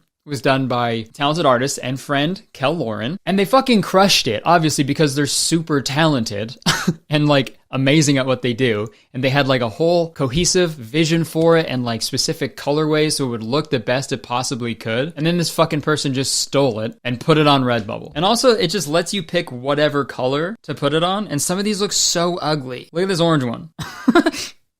You can't even fucking see it. And also, dude, this is only half of the merch. There's like a whole design on the back and on the sleeves, but there, you can't do that because this is a fucking t-shirt. It's like $30 for half of the shirt that you could get. I guess I'm gonna start doing that from now on, I guess. I'm gonna start selling half shirts. It's like a crop top. Now, you know, like those are half shirts, but it's gonna be halved like that way. So it's only the front part. No back. Get ready for a cold back this year, guys, okay? Sorry, if you like my merch, you're gonna have a cold back. Cold backs 2022. And dude, like I said, I'm all for people like making original art and selling it, like on their Etsy or something. Like I've seen some cute stuff, drawings of me, stickers of me on Etsy that artists make themselves. They pack it and they're like in control of like the quality and stuff. Like that's fine. I don't give a fuck about that. But Redbubble makes it so easy for people to just blatantly steal artwork and have no repercussions. And a lot of the time, dude, even the original artwork fucking sucks. Look at this one. What the hell is this? I'm gonna read the reviews here because it says it's 5 stars. Sleek, sexy, and flattering. Beautiful stretch fabric. Use it as part of a DIY costume. I can wear the skirt for any occasion. Love the quality. Love the bag that read, "This is your new thing." Made my granddaughter smile. And me too. Nice touch. This is about a skirt. He just loved the bag that said, "This is your new thing," so much that he's going on other products and reviewing it. Guys, fuck this skirt. You gotta get that bag that says, "This is your new thing." Okay, so this is just reviews of the skirt that it's printed on. It's not of this design, obviously, because you can't wear this on any occasion, right? This looks like a dog like pooped on a skirt, but instead of like cleaning the skirt, you just rode on top of the poop. Please be nice to me. My dog just fucking shit on my skirt. Maybe I'm being a little mean. I apologize. Art is subjective. I just wish I wasn't subjected to this, because this is just a poop skirt. Skirt. Simple as that. Like, dude, could you imagine if I put this out as merch? I'd be fucking executed. I would be burned at the stake, I think. And another thing that's super frustrating about Redbubble, I know this is just the website tracking what people search and what they click on, but when you search my name on Redbubble, it shows like suggested searches below the search bar, and big surprise, you just have other YouTubers that like share my audience. You got like Danny, Eddie, like people who actually give a fuck about the products that they put out for their audience. And there's people stealing their shit too and making weird knockoff shitty versions of it as well. It's literally the website being like, hey, if you like these stolen designs, you're gonna love these other ones. Obviously, I know this is like almost impossible to police with a website this big with this many products and designs, but like, don't fucking pride yourself as a company that's for artists when half of your shit is literally stolen art, you know? That's like if BP came out and they were like, we're like for the earth, we love the earth. No, you don't. You waterboard ducks with oil literally every week. But like I said before, the frustrating part about knockoff merch is that it's a shitty quality, right? And it's like, oh, dude, it sucks too, because like if you got knockoff merch and then you were talking to your friend and like, oh, is that Kurtis Conner merch? And you're like, yeah. And then they touch it and it feels like literal fucking sandpaper. And they're like, oh, that guy sucks. He made shitty merch. He just in it for the money. It's fucks everybody over. The material, like, material girl. The material is shitty, obviously, from Redbubble. It has to be shitty. But how shitty is it? How shitty are their products? There's only one way to find out, and I have to admit, I did something bad, okay? I was curious about what this merch felt like and looked like in person, so I ordered some, okay? I know I'm not proud of it either, okay? But it's my fucking knockoff merch, okay? If anybody is allowed to get it, it's me. I'm not proud of it, okay? I feel like shit. I feel like a shit stain on a skirt. I do. But I'm doing this for the greater good and for me. This is pretty much a big ad for my for my merch. But I'm just trying to show that buying knockoff merch of your favorite creators is bad for everybody involved. I do feel bad that I gave money to Redbubble though, so I will say this. Do not buy from Redbubble, okay? They suck and they kind of stink. They smell really bad. Okay, so that'll probably deter some future customers, so it's all good. We balanced it out. So let's go see what I bought. Haul time. Okay, what's up guys? I honestly forgot what I ordered because I've been trying to do this video for a while. I wanted to put it out like last year, but I didn't have time. Also, the sun is shining right on my legs and my legs are getting really warm. Hot legs, cold back. Okay, before we get into the Redbubble stuff, I want to show you some merch, some Kurtis Conner merch that I found on Amazon. Hold on, let me clip this thing on here. Does that look weird? Yeah, it does, but whatever. Apparently, Amazon just put my face on like pictures of me on shirts. I don't know what language this is. I don't know where it was printed, but oh God. The material is god awful. I don't know if you can see it, but I don't know how to describe it. It sort of feels like if Under Armour made a hoodie. Like it's very like plasticky kind of. Oh no. Dude. For some reason I thought I had a feeling of the back, because the front has my front face on it, right? I thought the back would also just have my back, but also I don't have a picture from this photo shoot of my back. So imagine if they did, if they somehow had a photo of my back that doesn't exist. Okay, I'm gonna put it on. Nice. So since the bottom of the shirt is black and like a torso, since I'm wearing black pants, it'll kind of look like it'll look like me. So I'm gonna lower the camera a bit. Hold on. Hey look, it's Kurtis! It's a good old pal Kurtis. He's doing a jig. He's dancing. Look at him go. Okay, so I'm gonna give the Amazon merch like probably a fucking like 2 out of 10. It would be 1, but it's 2 because of the silly dance that I did. So 2 out of 10. Okay, now it is Redbubble time. Okay, so I just ripped this out of the Redbubble bag. I remember what I got now. This is a drawstring bag with a picture of myself. Hold on. Looks pretty good. Also, the shitty part about having like faces on merch is like, if you like move a little, like the whole thing gets distorted. I look like a fucking Harry Potter PS1 character, dude. As soon as I heard, I rushed down from my heart to give you a big congratulations. Okay, I'm gonna put something in this bag. I'm trying to, with all the things that I got from Redbubble, I'm trying to make like a full fit. Okay, so I'm gonna stuff this with some stuff so it just gets big and puffy, you know? All right, next one. So this is a face mask. It's me and little me on there. And just by looking at the fabric, I don't think this stops COVID.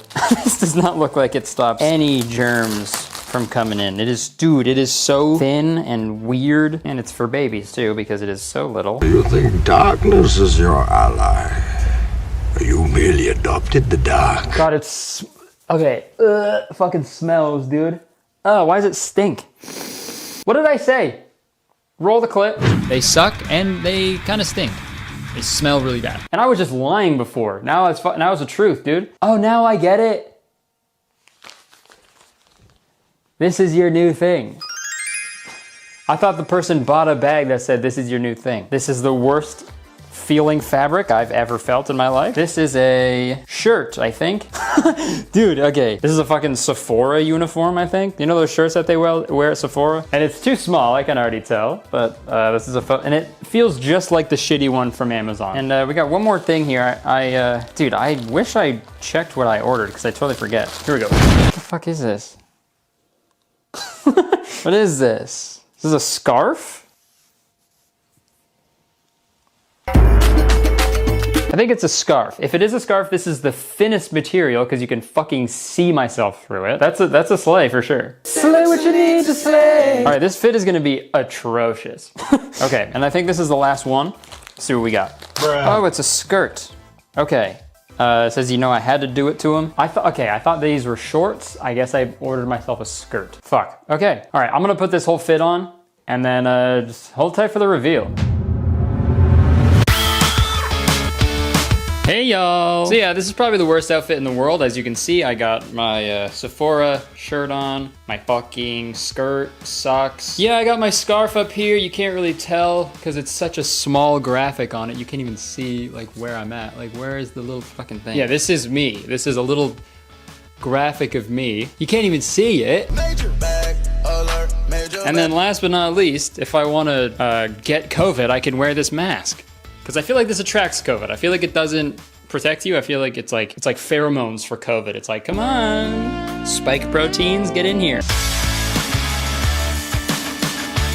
So yeah, I look fucking insane. I feel like you would cross the street for sure if I was walking your way. But yeah, this just goes to show like it's not, people shouldn't just have the ability to upload any design. And you know? This looks like dog shit. This looks so bad. Okay, so looks overall, it's a fucking picture of me. Like, it's not like a cool graphic, right? So I'm doing 1 out of 10. For overall quality, I would go like fucking 0 out of 10. It is so thin. It is so thin. Like, all the material is so shit. Like, it all feels like Under Armour. So I don't know if that's intentional or not, but it is a nightmare. All right, back to me in normal clothes.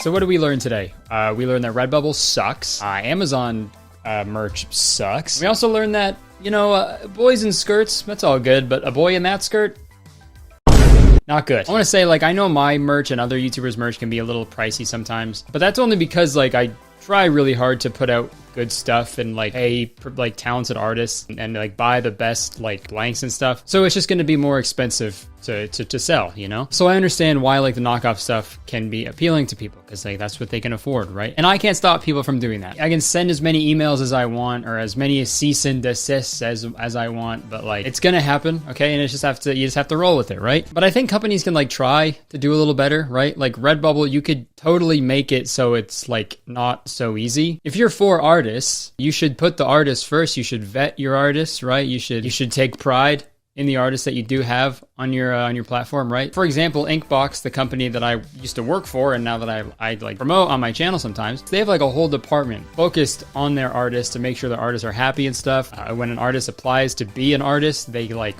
vet them and shit. Like, I'm not trying to suck their dick, but I'm saying like that's how you do it, right? Like that's the way to do it, right? Like actually give a fuck about the art and the artist and taking care of them. I don't know. In conclusion, Redbubble sucks and it's actually stinky. It is. It fucking reeks. So don't get it. Making it stinky. If you want to buy my merch or any YouTuber merch, you know, just try to support them. But if not, I'm not gonna fucking tell you what to do. Okay, that's it. Press the like button if you enjoy the video, because believe it or not, 1 like actually equals 1 shit-stained skirt that I will scrub clean. You can leave a comment. Let me know what you thought. Let me know if you've ever seen any weird knockoff merch or anything, or if you ever bought knockoff merch. I don't know. Just let's talk about it. Press the subscribe button, and as soon as you press the subscribe button, you become a valued citizen of Kurtistown. If you didn't know, Kurtistown is the best place to live in the world, and I'm the mayor of Kurtistown, so you have to be nice to me. It's the law. Check out my YouTubes, okay? Check the description. Press the button. Grab my YouTube's figure in the Kiwi plush. Like I said, only a limited amount, so fucking get them before they're gone, dude. Also in the description, you can check my Instagram, Twitter, my podcast, Twitch, gaming channel, all that shit. Okay, that's it. I would stick around, but unfortunately, I have to burn all of this awful, awful clothing. See ya.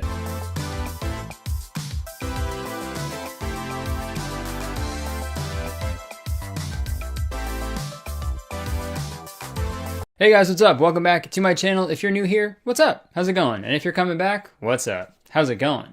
It's really good to see you again. I hope you're doing well. You see what happens when you subscribe to my channel? You get an extra greeting at the beginning of every single one of my videos, so press that subscribe button. Alright, folks, it's baby time. I'm a big fan of superhero movies, okay? I love superhero movies. I remember I saw the first Sam Raimi Spider-Man movie with Tobey Maguire for my 8th birthday. Saw that in theaters. That was probably the best day of my life. Ever since then, I've been obsessed with superhero movies. I like the old Marvel movies, the new ones, even the bad superhero movies. They're still fun to watch, you know? I love them. But now, I don't know if I like superhero movies anymore. And that's all because of the movie that we're gonna be talking about today, which is Super Babies, Baby Geniuses 2.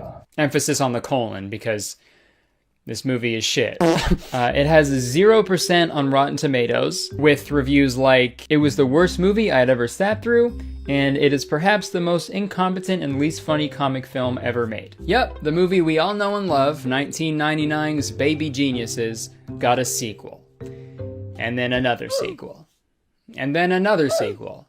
And then one more sequel. But don't worry, we're only gonna be talking about Baby Geniuses 2 today because honestly, after watching that, I don't think I'd be able to sit through another one, let alone 3 more. For those of you who don't know, I made a video about the first Baby Geniuses movie back in November. So if you want an in-depth look at that movie, you can watch that video. But if you don't feel like watching the whole video, I get it, it's all good. Luckily, you don't have to know what happened in the first Baby Geniuses movie to understand the second one, because I know exactly what happened in the first Baby Geniuses movie. I watched it like 6 times, okay? I know everything that happened in it. And even I don't understand the plot of the sequel. So you'll be fine. Regardless, I'll do a quick recap of all the important information, okay? So in the Baby Geniuses world, babies know all the secrets of the universe, and their baby talk is actually their own ancient language.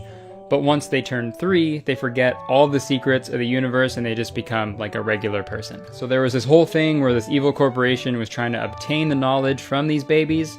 There was a big fight scene, a giant robot baby that still haunts me to this day. And in the end, they stopped the bad guys. So I had like a few movies that I wanted to talk about and make videos about, but I feel like Super Babies was the perfect one to talk about right now because recently there's been a lot of like baby hatred on the internet. There's been a lot of baby hate for some reason, whether it's the Ice Age baby, that Jeff Bezos baby with a bunch of crap on its face, or the Mega baby. People really hate babies right now on like a deep level, which is really weird. When you think about like child stars, right? Like widely loved and respected, beloved child stars, they grow up to be like, you know, really sad and depressed and they have like a really tough time, you know? And that's when everyone loves them. When you're a baby and everyone hates you, honey, you've got a big storm coming. All I'm saying is when the Ice Age baby ice ages a little bit, just look out. But enough about those dumb, ugly, stupid pooper babies. Let's talk about some super babies. So the movie starts off at the daycare where the first movie took place, and the babies are crying, screaming, making nonsense noises, you know, baby stuff. So this is where we meet the daycare owners, Gene and Stan Bobbins. The daycare owners of the first movie, his name was Dan Bobbins, so his brother Stan runs the daycare now. And I'm sure that was a choice by the writers. I'm sure the regular actor wasn't just like, nah, fuck that, I'm not doing a sequel. So now we cut to the main babies communicating with each other. And I forgot how scary it is watching them talk to each other because their mouths don't move, they CG their mouths moving. So here's that. What kind of milk you drinking? Baby who can perform superhuman feats, communicate to both babies and adults. God, that shit activates my fight or flight, dude. Or fight and flight, dude. I'm gonna fight these babies and fly away. Okay, since these are the main characters, let's meet them. Okay, we got Archie. He's the main baby of the group. He's ambitious and he shits in his diaper. And then we got Finkelman. He's the smart one. And he also shits in his diaper. Then we got Alex. He's energetic and fun. And he also, you guessed it, shits in his diaper. And last but not least, we got Rosita. She's spunky and she doesn't take any shit. Except in her diaper. Or at least I think her name is Rosita. My girlfriend actually noticed this when I forced her to watch this movie. They call her Rosita throughout this whole movie. Rosita? The IMDb page says that's the character's name is Rosita, but then the credits says that her name is Haley. Who's that? Like, that's not just like some typo, you know? That name is really different from Rosita. I cannot get over that, dude. Like, imagine if you were watching the credits for John Wick, and then it just said Keanu Reeves as Two Gun Gary. And you're like, okay, hold on. Okay. Thought he was John. I just honestly think that like they just gave up halfway through making this movie, and you'll see that going forward, but let's move on. So Archie starts talking about this baby superhero that he heard about named Kahuna. Sit back and let me tell tell you another story about the legendary Kahuna. Then we cut to this flashback to 1962 when the superhero baby Kahuna saved a bunch of babies in Berlin. And if you've seen the first Baby Geniuses movie, this kid looks pretty familiar, right? That's because the triplets who play this main superhero baby in this movie also played the main baby genius in the first movie. And I know what you're thinking. If the same actors are in the sequel, they must be playing the same character, right? The same actors returned for the sequel to play a different character. There's just so many weird aspects to this movie that it's hard to just focus on the plot. I found it interesting that the main character is actually played by triplets, because I didn't actually notice. They all look like the same kid. Because, triplets all look the same. That makes sense though, right? They did that with the Sprouse twins when they filmed Big Daddy, because a kid gets tired, you just fucking tag team, swap them out, right? So it makes sense. But then when I went through the credits and saw that every baby was played by a pair of twins or a set of triplets, and that's pretty weird. That must have been a very strange set to be on, right? Imagine if you were some craft services guy, walking onto the set, you had no idea what the movie was or anything. All right, food's here, everybody. Thank you, mister. Oh, no problem, little guy. Yeah, thank you so much, mister. Whoa. Twins. Would you look at that? That's cool. Thank you, mister. We're very hungry. Oh, never mind. Triplets. Cool. Thank you, mister. Thank you. Thank you. Thank you so much. Thank you. Boo boo gaga. Thank you. What kind of movie is this? A really bad one. So yeah, I had to order this DVD on Amazon because it's not on any streaming service anywhere. Every streaming service is nah, fuck, we don't want that shit. The cover, first off, it says Family Edition on the top, which is odd, because that just makes me think there's an R-rated version of it somewhere out there, which I would actually really like to see. But the part that I don't like is at the bottom here, there's these really weird looking babies. They don't look normal. They look like CG, just fake babies. And also, none of these babies are in the movie. And it says America's favorite talking babies are back. No, they're not. They're not in it. And all the other promotional photos that they used for this movie featured these babies. And they're not in the movie. But when I looked at it closely, this one baby, they took a screenshot from the first movie of the main baby and just put it on this baby. But what's weird about that baby is this baby. They're the same actor. You can't do that. Okay, let's get back into the plot. Sorry. So this is where we meet the movie's villain, Captain Kane, played by Academy Award-winning actor and Angelina Jolie's father, Jon Voight. His character, big surprise, wants to take over the world, so he does all kinds of bad things. And so he did all kinds of bad things. If you think the Kahuna was about to let Kane get away with that, think again. Mini blowtorch! Mini blowtorch! Take your mini blowtorch. Who are you? Name's Kahuna, and I'm busting you kids out of here. Damn, that's a smooth-ass baby, dude. That's a smooth baby. Well, not smooth, I don't know, but that kid got game is what I'm saying. Okay, so Kahuna saves all these babies, and now it's time for a big epic fight scene. And you're gonna hate it. No! Too late! I told you, it's too late! Now it's over! It's playtime. 1 potato, 2 potato, 3 potato, 4, 5 potato, 6 potato, 7 potato, more!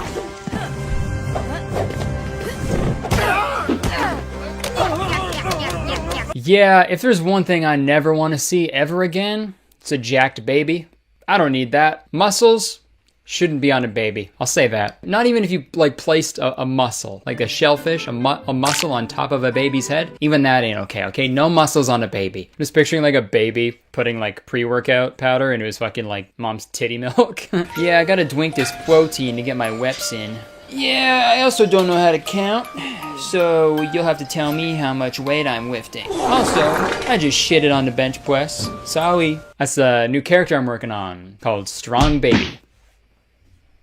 His name is Jim. Okay, so yeah, Kahuna beats up all the bad guys, and he wins again, he escapes, hooray. So now back in the daycare in present day, we find out that this guy named Biscayne... When you're in business with Biscayne Broadcasting, you've hit the big time. ...is installing some sort of satellite network at the daycare to like use the babies as like test subjects. Allowing a huge satellite network access to this facility and to utilize our kids as test marketing subjects. It's everything we stand against. Doesn't really make any sense, but Stan wants the daycare to be the best in the world, so he's like, screw it, dude, let's do it. Let's get that satellite. It's gonna be satellite. Mama's World will be the McDonald's of daycare. And you're not gonna believe who this Biscayne guy is. Tell them to get away. Not now. Mr. Biscayne. Biscayne is Captain Kane from the 60s. 40 years later, he still has hatred for babies. Respect. So we cut back to inside the daycare, and this is where we meet another main character. Her name is Kylie. She like helps out the daycare and like reads the baby's stories and stuff. So now Biscayne is at the daycare. He's giving some speech about his satellite network, and this part pisses me off so much. Archie is like watching Biscayne give this speech, and then he says this. That's Captain Kane from Berlin. How would he know that? Hey, straight up, how the fuck would he know that? Like, he told this urban legend about Kahuna saving a bunch of babies in Berlin. He doesn't know what this Kane guy looks like, right? Unless when he was telling the story, he was like, okay, so Captain Kane, he's a bad guy. He looks exactly like John Voight, and he is John Voight. So if you see John Voight, that's Kane. Look, I know this baby is a genius, but there's literally no way he could know what Kane looks like. Wow. It's a plot hole in one. So Archie brings all the babies into some office to do a Google search on Biscayne. Google Gaga search, if you will. And while this is going on, Biscayne's henchmen catch the babies in the office, and then they start interrogating Archie. Tell us what you know, man. Which is just fucking insane to do. Tell me what you know, baby! And if you thought it was weird that two grown men are interrogating a baby, oh my god, this scene gets so much weirder. He knows something.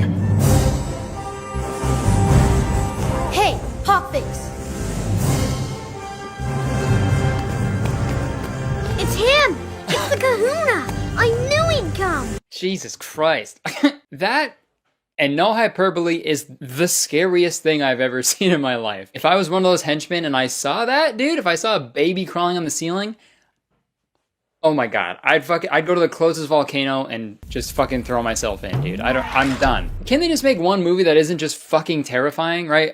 The first movie had the huge baby robot, and now this one has a fucking demon ceiling baby. Great, thanks. And now Kylie is taking the kids for a walk, and on their way out, Biscayne's men, they end up dropping a super secret CD into the baby's bag. So while Kylie is walking the babies around, some of Biscayne's men are like following them, trying to get the CD back, because it's very important. We gotta get out of here. Hold on, kids.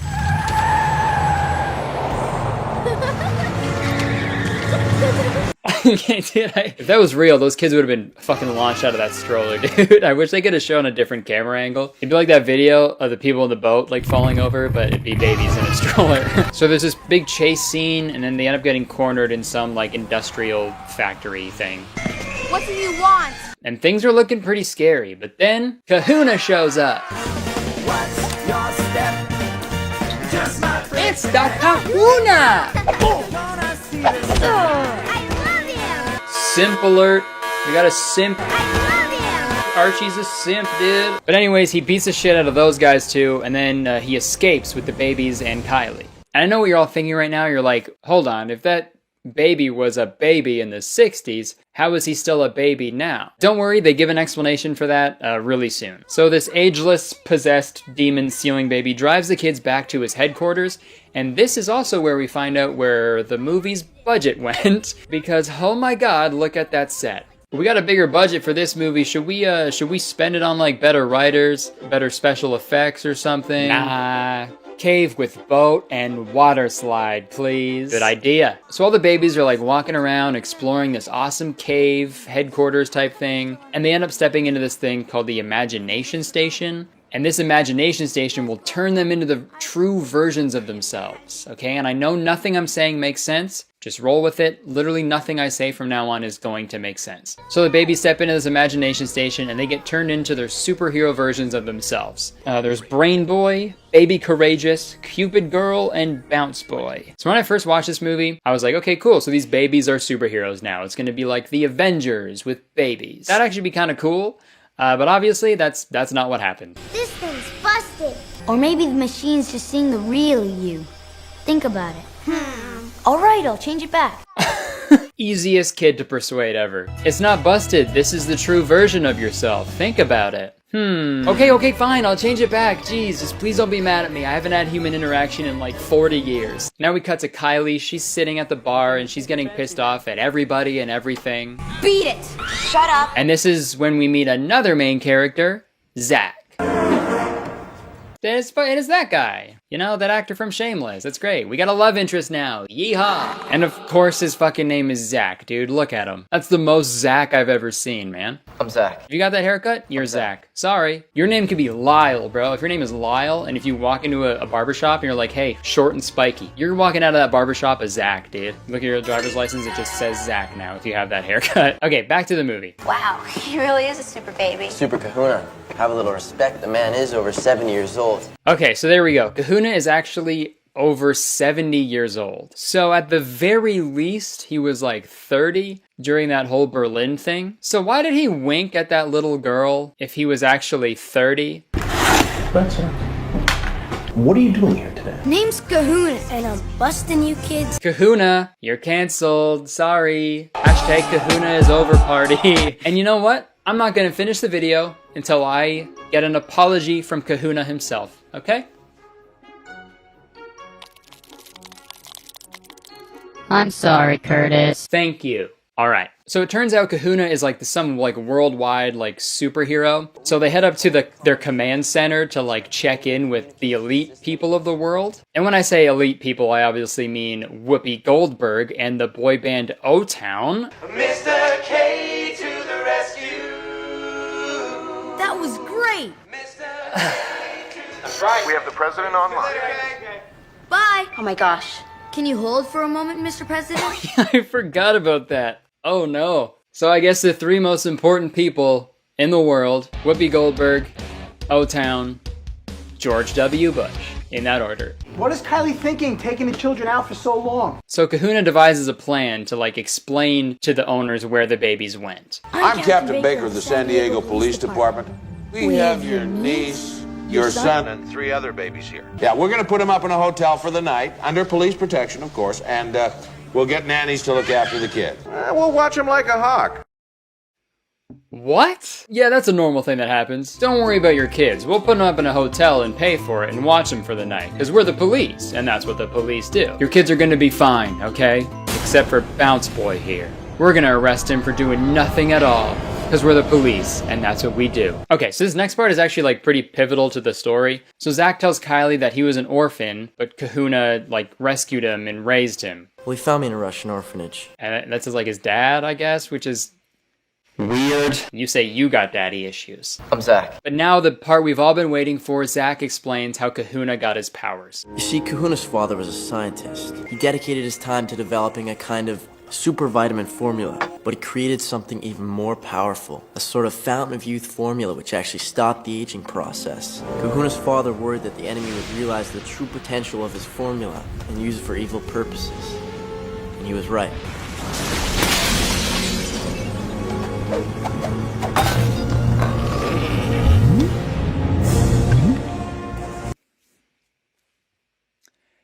Yep.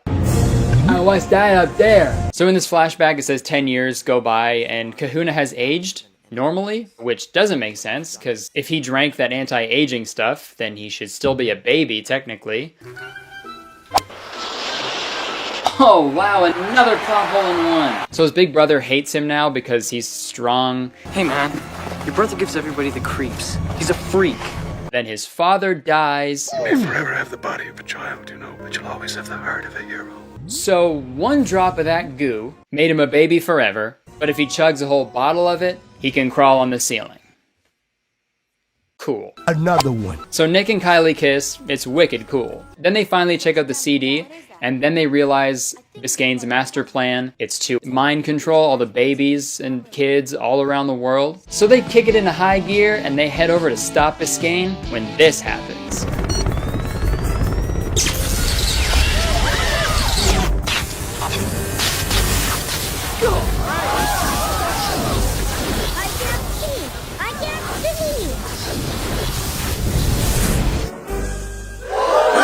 Pretty crazy, right? Kahuna just vanishes. And nobody saw where he went because there was a bright light and everybody was blocking their eyes because it was so bright, except for Archie, who just didn't listen to the director at all, I guess. Ow, my eyes. This is so bright. Hey kids, if you're watching this right now, things can't be good. Every child has power.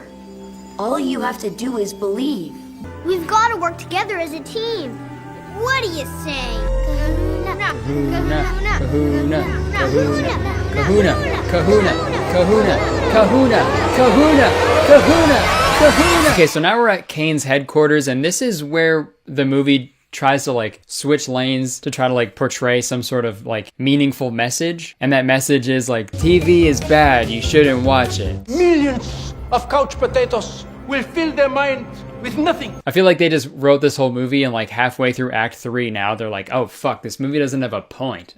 What should the moral of the story be? TV bad? Yeah. Anyways, they lock up Kahuna in this big weird like claw thing, but then he escapes like literally 2 minutes later because he's the fucking Kahuna. Meanwhile, Kylie is explaining everything that happened to the daycare owners, and then they head over to Kahuna's headquarters. Holy. My thoughts exactly. You guys spent the night here? Mr. and Mrs. Bobbins? Why does she think that's so funny? You guys spent the night here? That was dangerous. You shouldn't be laughing about that. You spent the night at some 70-year-old's mystery cave brimming with safety hazards? That's hilarious. Hey, can one of you kids hold this knife while I pour you all some shots? I'm a terrible person. Okay, so now they're gearing up for the big final fight. Biscayne and his men are on the way. So now the babies head into the imagination station to become their superhero selves. Why didn't they do this a fucking half hour ago? Dunno. I am too many and too powerful. And as always, you are all alone. One of your little tricks. Who is this? Woo! It's me! And me! And me! Me too! So Kahuna like throws the disc and he controls it and makes it fly around the room for the entirety of the fight, while the super babies use their new power. Gotcha.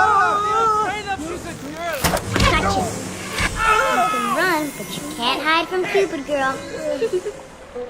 I love you, man. They just start fucking each other. That was in the R-rated version. They had to cut it out for the family edition. Can our brother get some water? Alex! That disc belongs to me, girlie. Who you calling girly, sister? Get back to work. The fight scene is over. They defeat all the henchmen, but Kane still ends up getting the CD into the satellite. I did it! I did it! I did it! But now it's time for the big twist. You think I went to all this trouble just because Dad liked you best? Dad? What are you talking about? Biscayne here is Ken, my brother.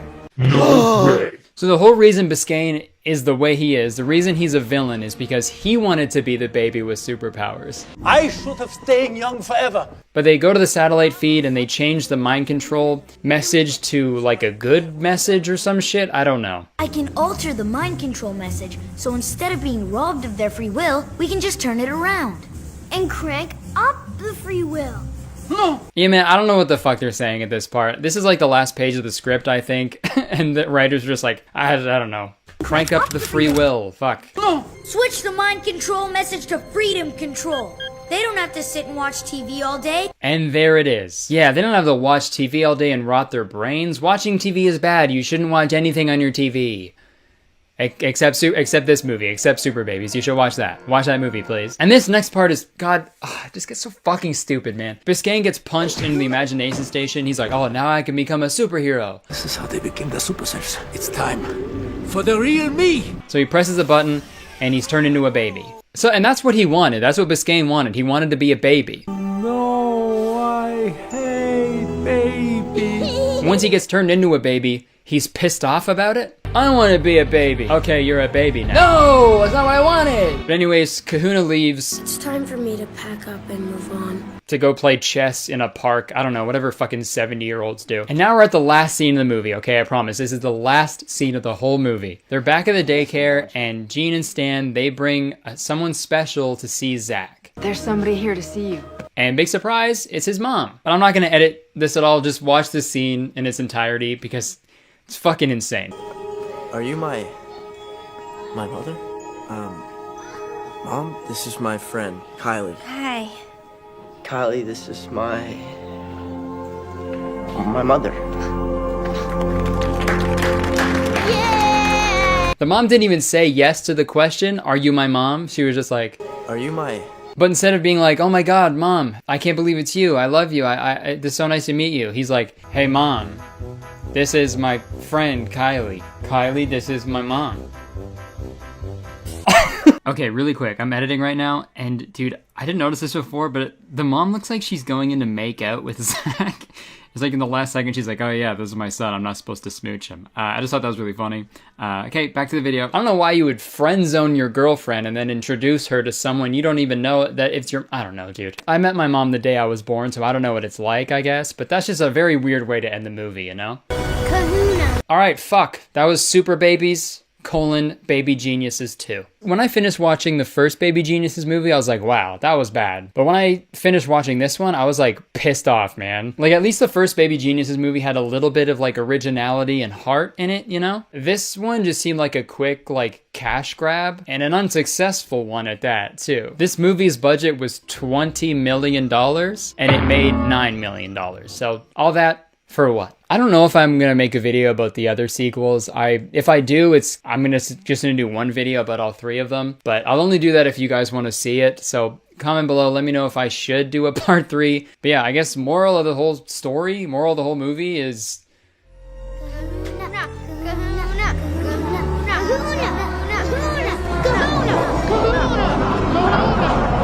Alright, well I hated that movie about those little dudes, so let's talk about some little dudes that I love. Raycon earbuds. That's right, today's sponsor is Raycon, so let's talk about them. I love listening to music when I'm working, and if I'm gonna have earbuds in my ears for an extended period of time, they better be comfortable. And that's where Raycon comes in. Raycon offers their wireless earbuds in a range of fun colors and patterns so you can get the perfect pair to fit your style. And unlike some of your other wireless options, Raycon earbuds are both stylish and discreet with no dangling wires or stems. And they're not just stylish, okay? I can say with confidence that Raycon earbuds are the most comfortable earbuds I've ever tried. The company was actually co-founded by Ray J, and celebrities like Snoop Dogg, Cardi B, and J.R. Smith are obsessed with Raycons. The compact carrying case can charge earbuds 4 times on a single charge. So you can just focus on the important stuff and stop worrying about if your earbuds are charged or not. Now I know what you're thinking, alright?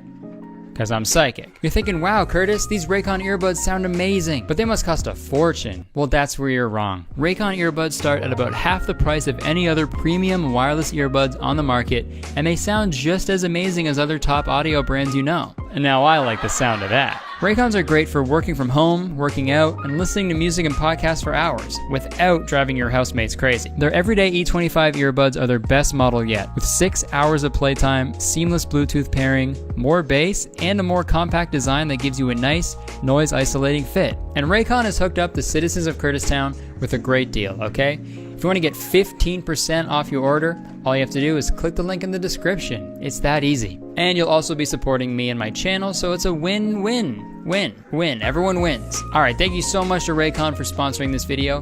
Back to me. Alright, thank you so much for watching, guys. Hope you enjoyed it. If you did, please press the like button, because 1 like equals 1 baby on the ceiling. Yeah, leave a comment if you want me to make a video about Baby Geniuses 3, 4, and 5. I don't want to, but I will if you want to see it, because I'm a man of the people. Yeah, if you want to subscribe, you can do that. No pressure, but it'd be pretty cool.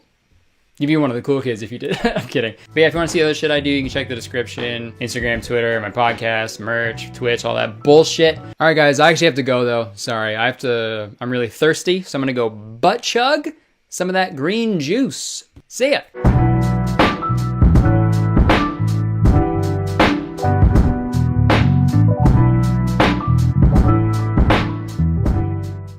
I've got diarrhea. Hey guys, welcome back to my channel. If you're new here, what's up? How's it going? And if you're coming back, what's up? How's it going? It's really good to see you again. I hope you're doing well. You see what happens when you subscribe to my channel? You get an extra greeting at the beginning of every single one of my videos. So press that subscribe button for an extra greeting. All right, folks.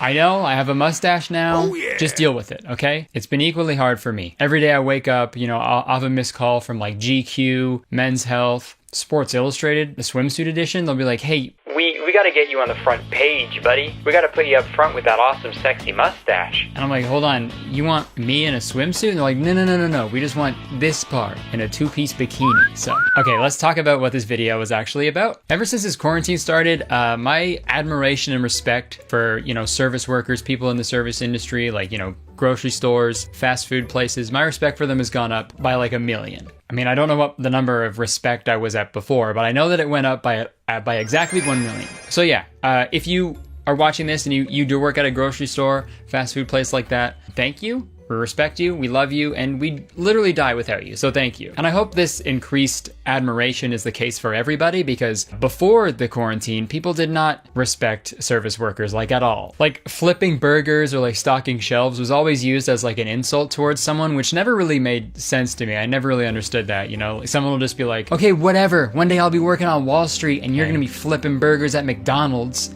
See ya. Where are you going? McDonald's. Like, criticizing someone's job and then depending on that job to get through your day? Very weird to me, doesn't make any sense. That's like if you were to chop down a tree and then continue to breathe oxygen. Oh wait. We already fucking do that. Like and comment to stop global warming. But like, this hatred and superiority towards people in the service industry has always been a thing, and I've experienced it firsthand. I used to flip burgers and stock shelves. Not at the same time. Like, they were 2 separate jobs. That'd be really impressive though. Excuse me. Huh? Where are the kidney beans? Oh, that's aisle 7.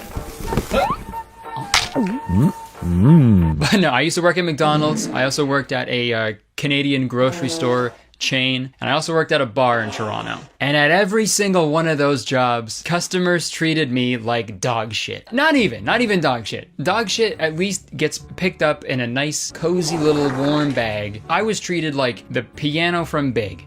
Just people stomping all over me and just people watching, not really doing anything about it. Quick story, one time when I was working at the bar, this one guy got insanely drunk at like 8 p.m. Like the most blackout I've ever seen a man. So yeah, I was standing there, you know, just working. This drunk guy, he came up to me and shoved me a bit and he said, I bet I could kick your ass.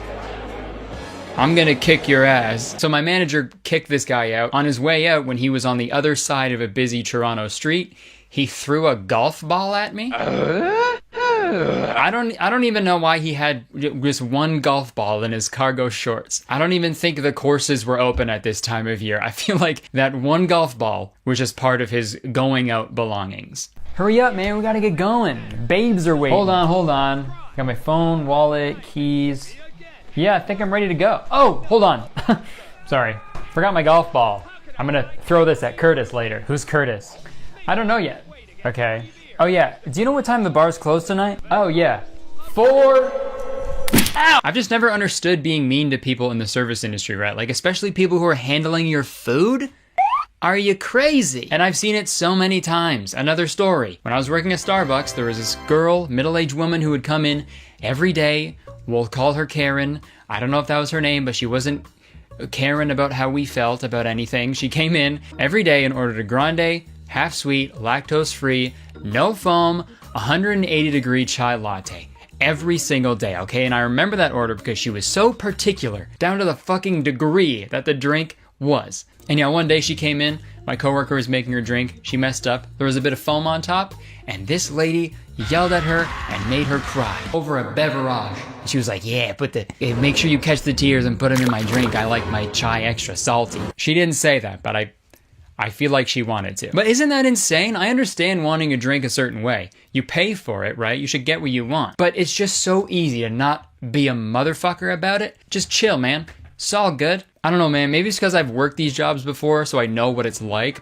But like, if I ordered a latte and I saw a barista like sneeze and they put a fat loogie, like it fell into my latte, I'd apologize to them. Clearly something I'm doing is making them sneeze. I'm sorry, I'll leave. A server could punch me in the balls over and over again, like one of those, the little punching bags that boxers use and they go like that. If that was my ball sack and they punched me a bunch, all good, I'm still tipping 20%, bro. You're probably just having a bad day. So today we're gonna look at some videos of people who are, you know, either rude or disrespectful or like pranking some of these people in the service industry, like people who work at fast food places and like grocery stores and stuff. And we're gonna make fun of them because it's annoying and they deserve it. So most of these videos are like drive-through pranks, and don't get me wrong, I love a good prank. And I'm sure people have been doing silly things in drive-thrus forever, but I feel like coning was the thing that kind of, you know, propelled it into the mainstream, right? You guys remember that shit? People would go through a drive-thru and then they'd be like, hey, can I have one ice cream cone? And then when they got to the window, they'd pick it up from the ice cream side and you go, it's funny.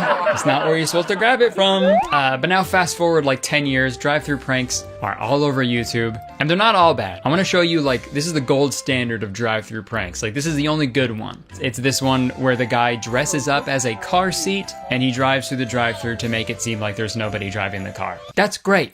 It's creative. It's funny. The employees like it. Great. Good job. Chef's kiss. I'm gonna make out with a chef because of that. Get those lips ready, Gordon Ramsay. Papa's coming.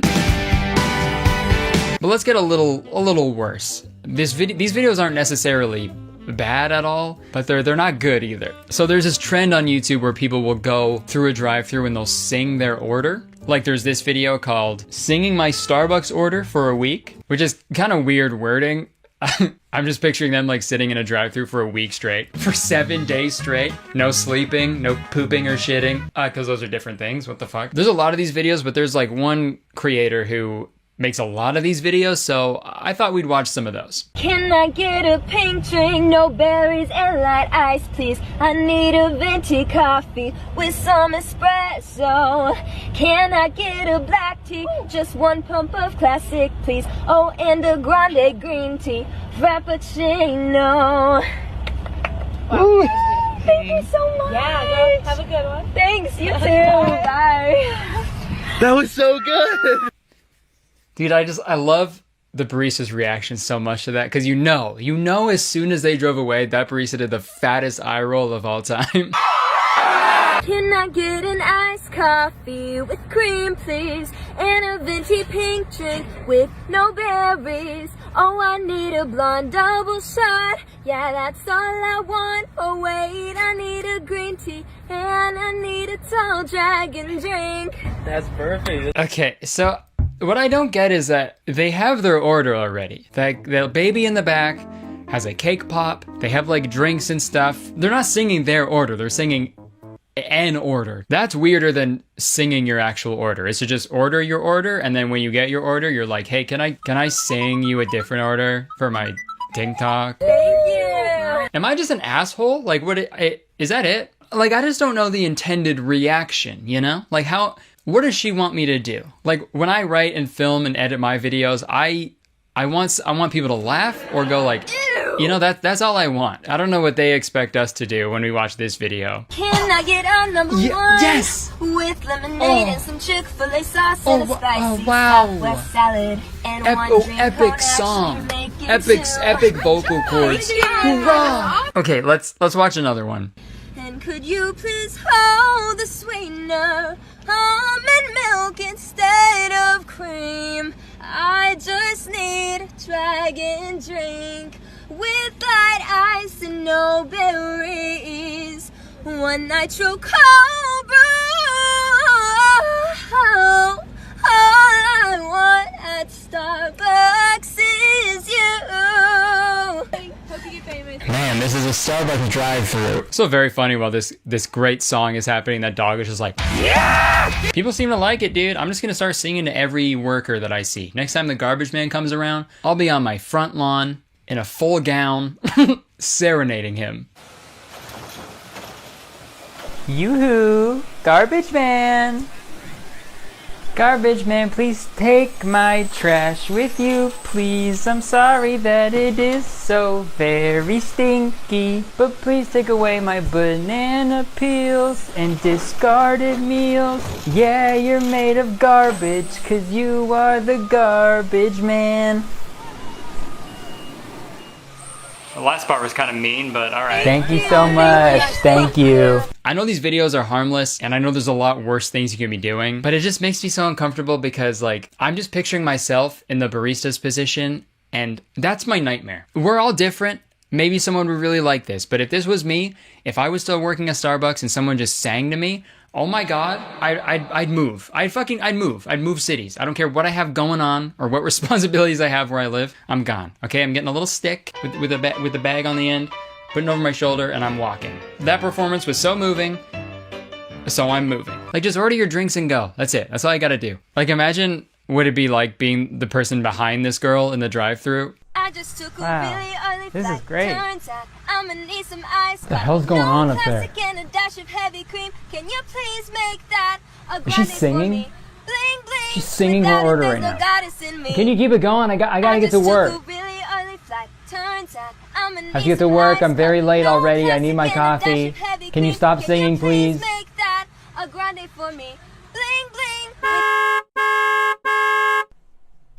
Oh, looks like the guy behind you really likes it. You know what that means? Sing the order for a week straight. Take it away. Oh. Looks like I'm gonna be late to work. Where the hell's Kurtis? This fire isn't gonna fight itself. This is terrible. This is the worst fire I've ever seen. This is the horror. The horror. In the grand scheme of things, she's got a great voice and more confidence than I'll ever have in my entire life. So good for her. Great, keep doing it. Or don't. Okay, so now we're gonna move on. We're gonna talk about someone who really just rubs me the wrong way. I mean, if you're gonna rub me the right way. This guy is on TikTok. His name is Joshi. I know Leon Lush made a great video about this guy recently, so, you know, go watch that if you want the full scoop. This Joshi guy had a video that went pretty viral where he dumped a bucket of milk and cereal on a busy subway and then didn't clean it up. So obviously, huge scumbag, making a mess for a TikTok that wasn't even funny and then forcing essential workers to clean it up during a pandemic. Say it with me. Fuck you! So we already know this guy has shit for brains, but what's even worse is that after like this whole thing, there was so much press about it, he hasn't changed his content at all. He made one like half-assed apology and just was like, okay, back to ignorant pranks now. And what's even worse is like he's proud of this shit, man. He like plays into it. He's like, yeah, I'm the worst. Everyone hates me. All my videos are bad. First of all, I'm not funny. Dude, just because you acknowledge that your videos are bad doesn't make them less bad. You're just admitting that you know what you're doing is wrong and you continue to do it, which is like the definition of evil, I think. This guy's evil. He's an evil guy. He had one video where he put down a bunch of like paper towels to step on in a grocery store because he didn't want to get his shoes dirty. He had a video where he tried to microwave a frozen pizza in a Target using their supplies. And he also apparently had a Subway shut down because he brought a live chicken into it and told them to cook it and put it on a sandwich. And he was like proud of that too. Fucking super cool flex, bro. Yeah, I got a bunch of people fucking fired, bro.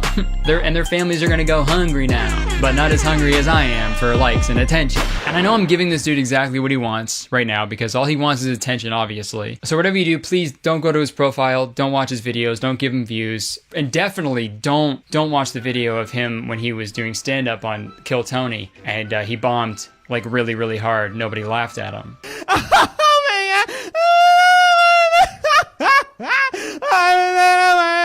Thanks, guys. That video link may not be in the video description. Please don't watch that video. That was Josh Popkin. If you're wondering who the laughter was, that was Josh Popkin as well. I was just so angered by these videos because like here are people working minimum wage jobs to make sure that you have fucking food to eat. And he comes in, he's like, hey, do you mind if I boil these hot dogs in a bucket of my own piss? And then I film it? Is that cool? I mean, thank God all the like comments on his videos are like negative and nobody wants him to keep doing what he's doing. So that's good.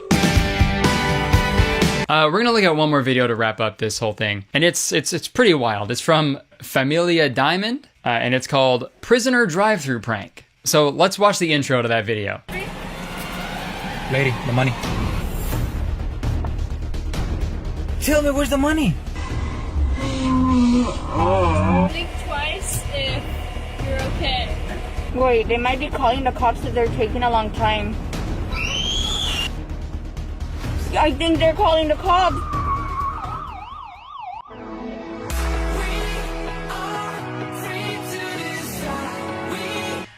Oh no. Holy shit. Quite the change in moods there, huh? I think they're calling the cops. That's the weird thing about these family vlog channels. Like, no matter what the video is about, no matter how serious it is, no matter what it is, they have the exact same, like, upbeat intro for every single thing. Okay. Alright. Hey, Giggins gang. It's Papa Giggins here. Before we get into the video, I just wanted to update you guys. I wanted to update the Giggins gang on what's going on.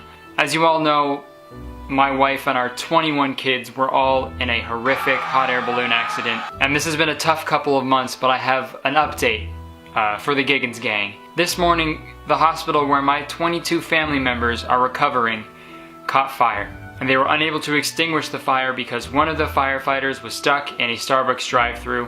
They told me he was stuck behind some awesome singer, so I get it. But don't worry, Giggins gang, we are the most epic family on YouTube and we will get through this together. My family is fine, they're safe. I actually don't know, they're actually missing right now due to the fact that they were kidnapped right before the hospital fire. So yeah, if you do have any information on my missing family members, I would love that. Please comment below, please send me a message. I miss my family a lot. Okay, I need them. And I love them. And I just want them back. Okay, let's get into the video. Family fun time. Look at us, we're a family. Fam all the time. Here we go, we're a family. Come along, we're a family. We're never gonna go missing. We are a big family, and we're staying together all the time. We're not afraid of hot air balloons, cause we are a big family. Family time. Okay, let's get into the video. So the video starts with the couple explaining the premise of the prank, and then they tell us to like the video because... Give this video a big thumbs up before we get started because the cops can come. That's scary. Oh my god. Makes sense. So they go to the first location, and they totally prank this dude so hard. Okay, man.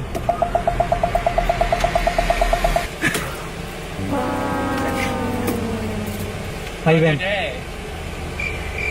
She's not supposed to talk. Why keep that in the video, dude? Yeah. That's so awkward. I feel bad for these kids, man. What if, like, on, like, bring your kid to work day, what do these parents do? Strap him to a fucking computer? Like, edit this family vlog, you stupid baby. The man is talking to you. I think she's tired. Bruh. Dude, that's that quiet bruh sound effect in the background. Bruh. I'd like to think that wasn't edited in. That was just, like, someone, like, in the back seat doing all the sound effects for them. If you want water, say no. Okay, so they go to a bunch of locations and try to prank these employees, but obviously never works because why the fuck would that work? And it's just so annoying because, like, just leave them alone, man. You're just, like, ruining someone's day who's already probably having a terrible time because they're working 12-hour minimum wage job for your dumbass to go through the fucking drive-thru and be like, I'm not in jail anymore, give me sandwich. And they can't be mean, they have to just smile and play along with it because if they don't, they'll probably get in trouble, dude. It's not... like, imagine if you did this prank to any other worker, right? Like, if you did this prank to a cop, they'd shoot you dead, dude. Well, I mean, you do anything to a cop and they'll shoot you for no reason. So never mind. Bad example. I don't know, man. I think we should just leave the service employees alone. Just fucking get what you came for, then leave, right? That's the point of the video, I think. Especially right now, dude, like, I feel we should be extra patient and kind to essential workers because if they're essential, like, they're putting themselves in danger so you can have your Spicy Southwest salad. So just be nice to essential workers. And please, for the love of God, do not throw any golf balls at employees. I think that's really the main point of the video. Ow! Okay, well, I think it's safe to say that I will never go through a drive-thru ever again in my entire life. But it's all good because I don't have to. Thanks to this video sponsor, HelloFresh. HelloFresh makes cooking at home fun, easy, and affordable. No grocery stores, no meal planning, just everything you need to prepare delicious meals all delivered right to your door. We've been using HelloFresh for like a while now, and it makes me really happy when I see you guys like sending me photos of you trying out HelloFresh when you use like my code or anything. It's really cool because this is a company like I genuinely love, and we eat their food like every single week. So it's cool that I get to work with, such a great company.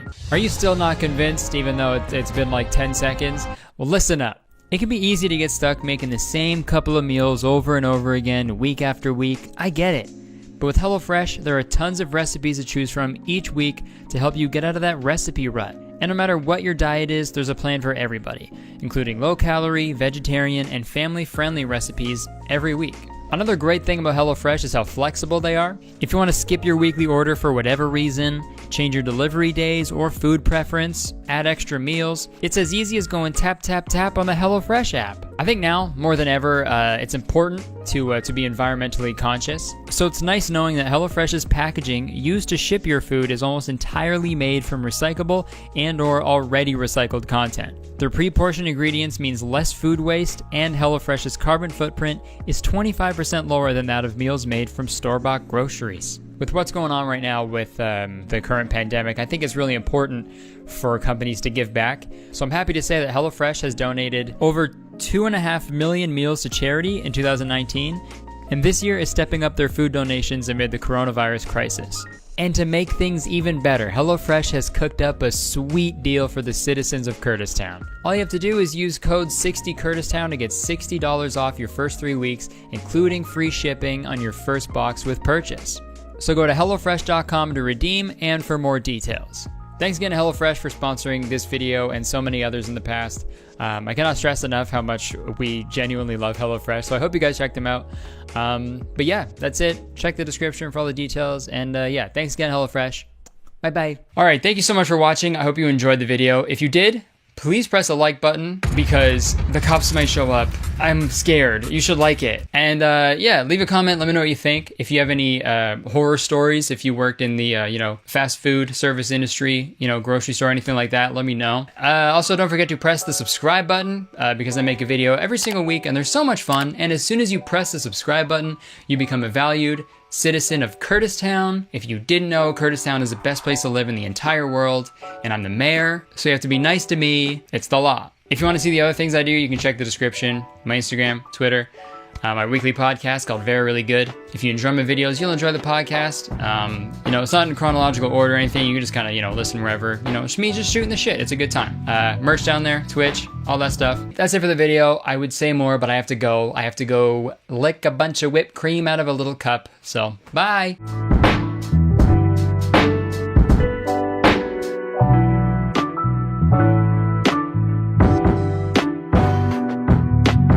Bruh.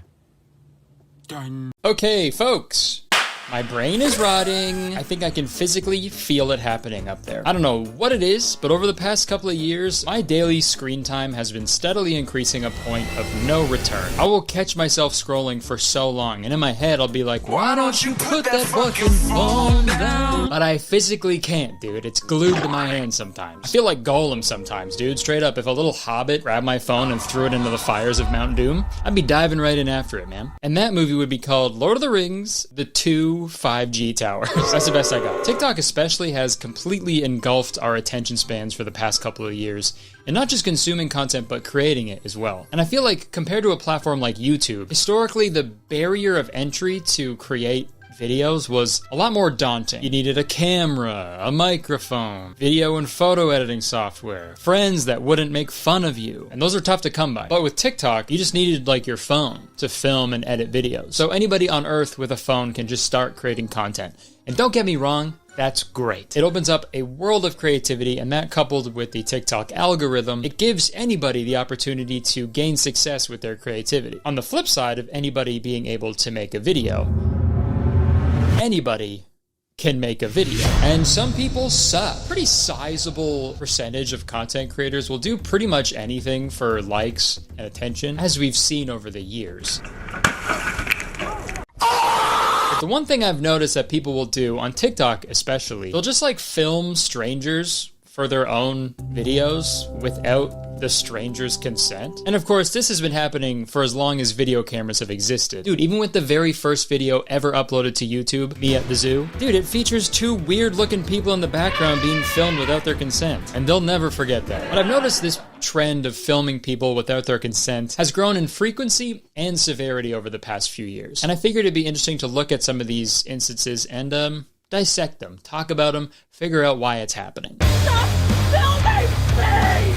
The first video that really got me thinking about this whole concept was this video of a guy dancing in Times Square. At the beginning of the video, he's trying to get some high fives from people. The first girl doesn't give him a high five, so he goes to another girl, and she immediately shakes her head and hides in her friend group, visibly upset. So her friend gives him a high five just to like get him out of there. He starts dancing, and that second girl can be seen crying later on in the video. And of course, in response, you had comments like this. Why is she crying? It's only a high five. Skull emoji, crying emoji. I mean, I would be like, Okay, that's strange. But high five him and get on with my day. And yeah, sure, most people would give this person a high five and go on with their day. But like, to this person who left that comment, you're not every person. Everybody's different, you know? I swear, dude, the comments I see on TikTok,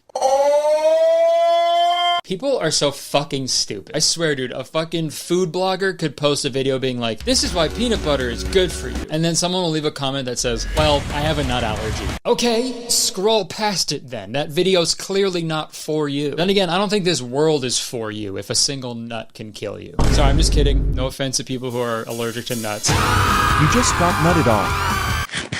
Imagine this is where we find out I developed a nut allergy. But back to the dancing video. It's just so weird being like, yo, why the fuck is she crying, bro? When that wouldn't have happened if he wasn't filming and also touching strangers without their consent in the first place. Like, we don't know what people are going through or how they're gonna react to whatever fucking video you're recording. Hello, editing Kurtis here. So I found out after the fact that the person who was touched by the stranger actually uses they, them pronouns. But when I was filming, I didn't know that.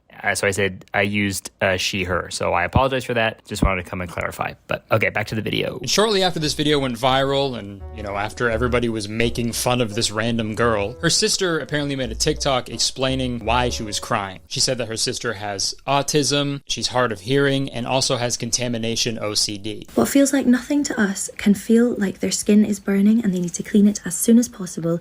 This is not a response that they can control. So knowing that, it's pretty understandable why she felt overwhelmed and uncomfortable in that moment, right? And obviously there's no way the dancer could have known that, but still, she wouldn't have cried if you didn't touch her. So how about we just stop touching strangers? Unless you're like a massage therapist or something, then like, I guess you kind of have to. But no, that's different because they're consenting, so that's totally fine. It would be crazy if someone went in for a massage and they were like, yo, what the fuck? Are you touching? And the thing I dislike the most about that whole situation was just the amount of comments calling out the person who was crying and not the person who made her cry. You're upset about the wrong thing. In videos like this dancing video, it kind of ruins it for everybody because like if you do end up being in like one of these stranger TikToks, it kind of forces you to be like happy-go-lucky and like be down for whatever they're doing because you don't want to seem like a dick on camera if you're not down. And then you end up going viral and then you just get reduced to your reaction. But like the thing is, you're not being a dick if you're annoyed by someone poking you and shit. Like that's fucking annoying. On the other hand, I don't necessarily think it's people's fault for reacting that way. I think people going their whole lives with access to a high quality camera that fits in their pocket is something we were never meant to experience. We should not have these. I'm gonna keep it, but we shouldn't have them. So it's unfortunately become like common knowledge that you could be filmed at any time, at any place, for any reason. And it's normal to just expect that.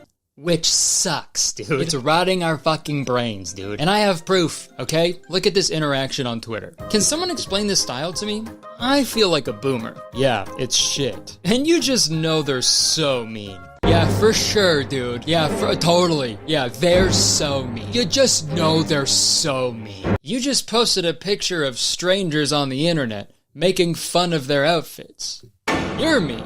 You're an asshole. Dude, that's so fucking crazy. That's like if I posted a picture of me, hypothetically, sharing like a passionate, closed eyes kiss with another man. And then I was like, yo, what the fuck, bruh? That guy was gay as hell for kissing me like that. Plug. Also, Hasanabi? Nah, Hassan on me. Plug. Fellas, is it gay to kiss Hassan Piker? You get what I'm saying though, right? This is ridiculous. This person sees nothing wrong with what they just said. And again, it's not their fault. I don't think they see strangers as actual real people. To them, they're just NPCs in the video game that is their life. And if this person's life was a video game, it would be Bully. But believe it or not, depending on where you are in the world, taking photos of strangers can actually have some pretty gnarly consequences. Because recently, this person took a picture of a couple riding the train in Tokyo and said, on the train in Tokyo, you just know they're going to go home and watch The Big Bang Theory together.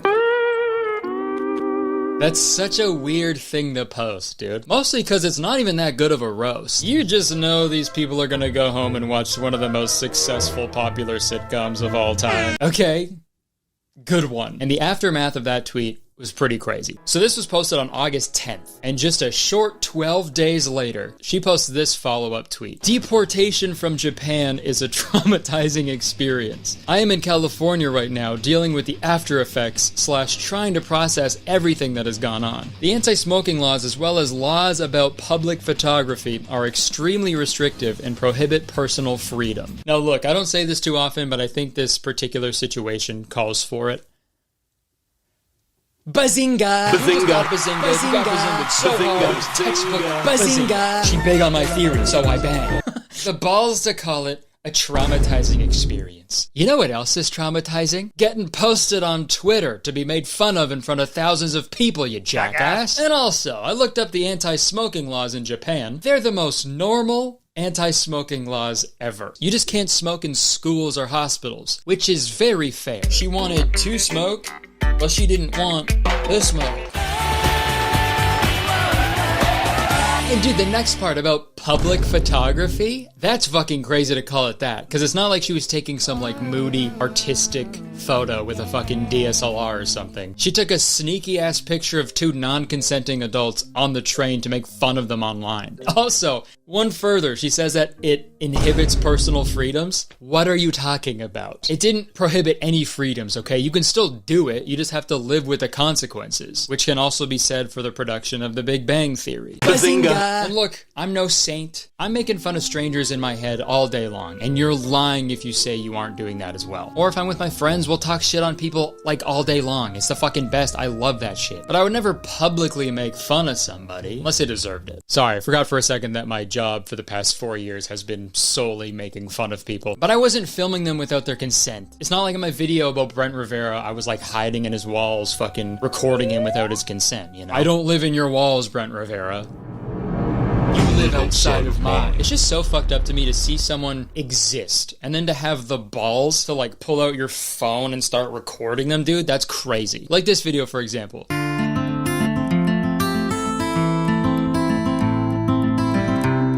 Guys, I'm gonna cry. Oh my god, are you? Oh my god, are you gonna cry? You are? Oh my god, wow. You're such a nice person for having empathy for this old man eating alone. Wow. Oh, and what a kind way to show your empathy. Recording him without his knowledge and posting it so we can all feel pity for him.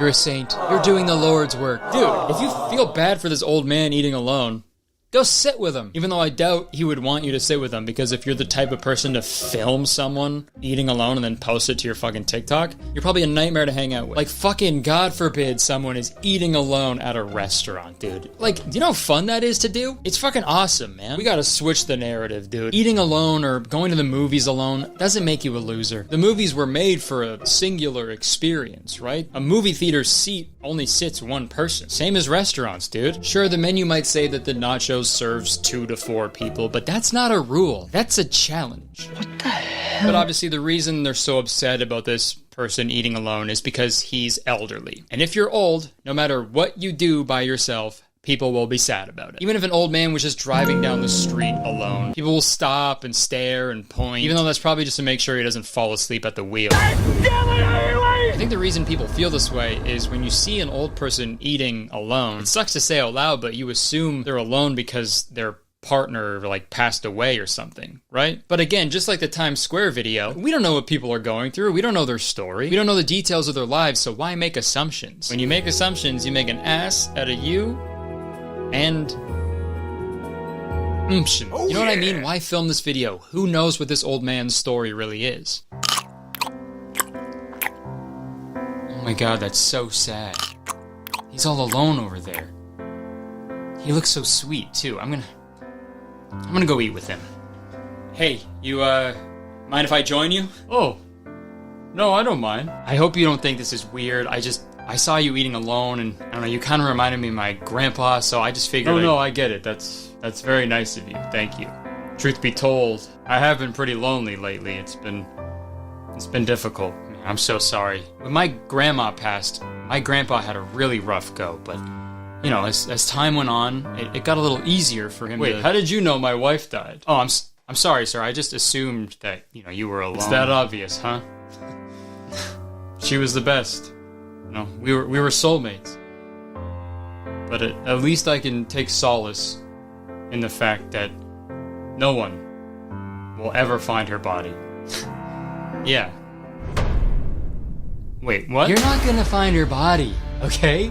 She's gone. What are you saying? Don't be so coy. Don't act like she didn't deserve it, Peter. That's not my name. She made my life a living hell after I slept with her sister. Oh my god. And scammed a cancer research facility. Oh my god. And burned down a sizable chunk of the Amazon rainforest. Oh my god. She had it coming, Dave. Still not my name. Hold on, is that an eyeball?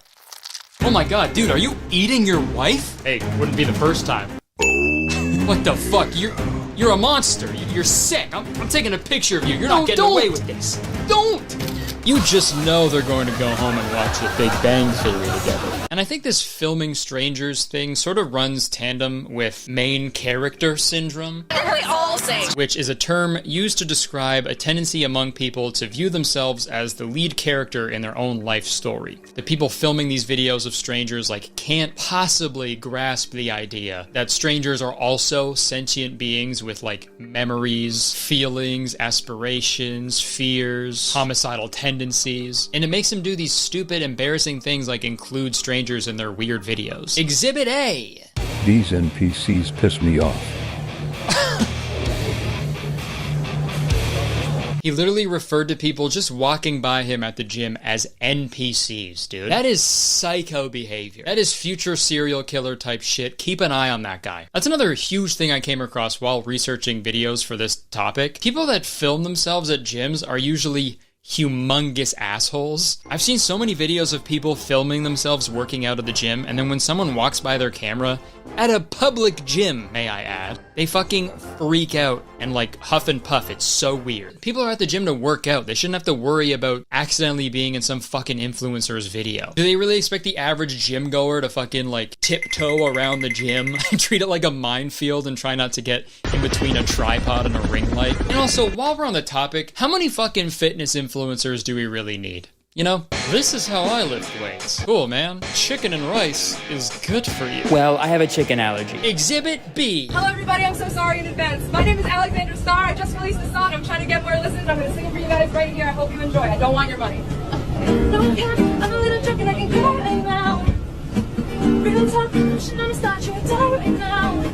Cause we're both at a party, but you can do somebody new. You're a dick. How about we shrink that guitar down? All right, because I'm gonna need a ukulele apology right now, with tears. I'm all for making music and getting your name out there, but the people that you're zooming in on and shit, they're on their way to their third job of the day. Shut up, you know? Also, starting off an acoustic song with the words no cap, that's gotta be some sort of crime, right? No cap, I'm a little drunk and I can go right now. Sorry, maybe I'm just being an asshole, because everybody clapped when it was over. Or sorry, they clapped because it was over. Exhibit from Pimp My Ride. TikTok is just so fucking annoying sometimes, man. I'm sure I'm just getting old, but the way people behave on there is so depressing. When I was looking through TikToks for this video, I saw a few of them with the caption, "I took videos of strangers and turned them into main characters." Let's see how they did that. About the "and turn them into main characters," because hey man, no, you didn't. I turned them into main character. What do you listen to yourself, man? Wake up. What are you talking about? You just filmed people and then posted them. That's it. And filming adults without their consent is crazy. But this person was filming children as well. Yo, 2 little girls dancing and he's just on the other side of the park Let's definitely not do that, okay? If filming strangers isn't gonna stop, which it won't, but if it's something that's unavoidable, I think we can all agree that people should stop filming children. Especially children who aren't yours. Yo, that's never gonna go over well. Hey, whoa, what the fuck are you doing? Those are my kids. No, you don't get it. I was making them the main characters. Okay, how do you like it? Hey, what the hell, man? Get the fucking camera out of my face. What are you doing? Stop! Yeah, now you're gonna be the main character. The main character of what? I'm Chris Hansen, and this is an I feel like with any issue that we're facing today, as time goes on, It's only gonna get worse. I have zero faith in us. But at the end of the day, it's the creator's responsibility to keep things like this in mind. Because trust me on this, I'm being serious. People don't want to be in your fucking TikToks, okay? Life is hard enough as it is. We shouldn't have to worry about fucking TikTokers coming up to you on your way to work being like, what song are you listening to? What song? I've never heard of that one. Can you sing it to me? I honestly don't think I'm asking too much when I say, please stop filming strangers. But if there's no other content you can make, if you really want to film them, maybe just do a quick, hey, I'm filming a quick video and you might be in it. Is that okay? If you're delusional and confident enough to film these videos with strangers in them without their consent, you should have no problem going up to them and asking permission to do it beforehand. I think the only strangers you should and can legally film are police officers. Everything I just said in this video, it doesn't apply to them, okay? I encourage filming police officers wholeheartedly. When you see a cop talking to someone, or if they're talking to you, I want you to pretend like you're the director of the 1995 movie Babe and film that pig. Man, all this pig talk is making me hungry for some epic bacon. And when I'm hungry, I make some delicious food with HelloFresh. That's right, this video is sponsored by HelloFresh. For those of you who've been watching me for a while, you know that I've been eating HelloFresh every single week for like 4 years now, and I can't imagine my life without. And if you've never tried HelloFresh, now is the best time to kickstart a fresh fall routine. HelloFresh handles all the meal planning and shopping to deliver everything you need to cook up a tasty meal right at home. They do the hard part, and you get to take the credit. HelloFresh is amazing because it makes it simple and effortless to cook meals that I wouldn't usually cook. Like black bean and kale quesadillas, dude?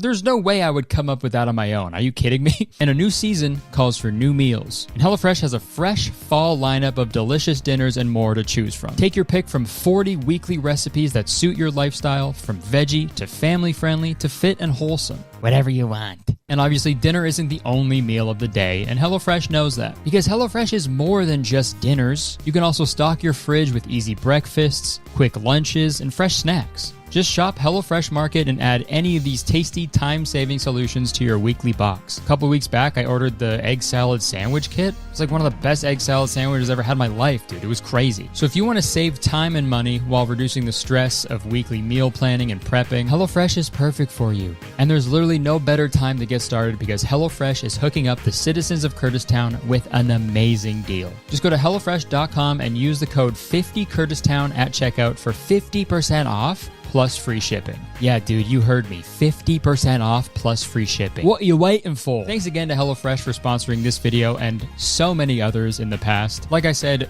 we eat HelloFresh literally every week and we swear by it, so I really hope you give them a try. You won't regret it, trust me. Okay, thank you HelloFresh, back to me. All right, that's it. Thank you so much for watching the video. I hope you enjoyed it. If you did, please press the like button, because believe it or not, 1 like equals 1 old person I will eat.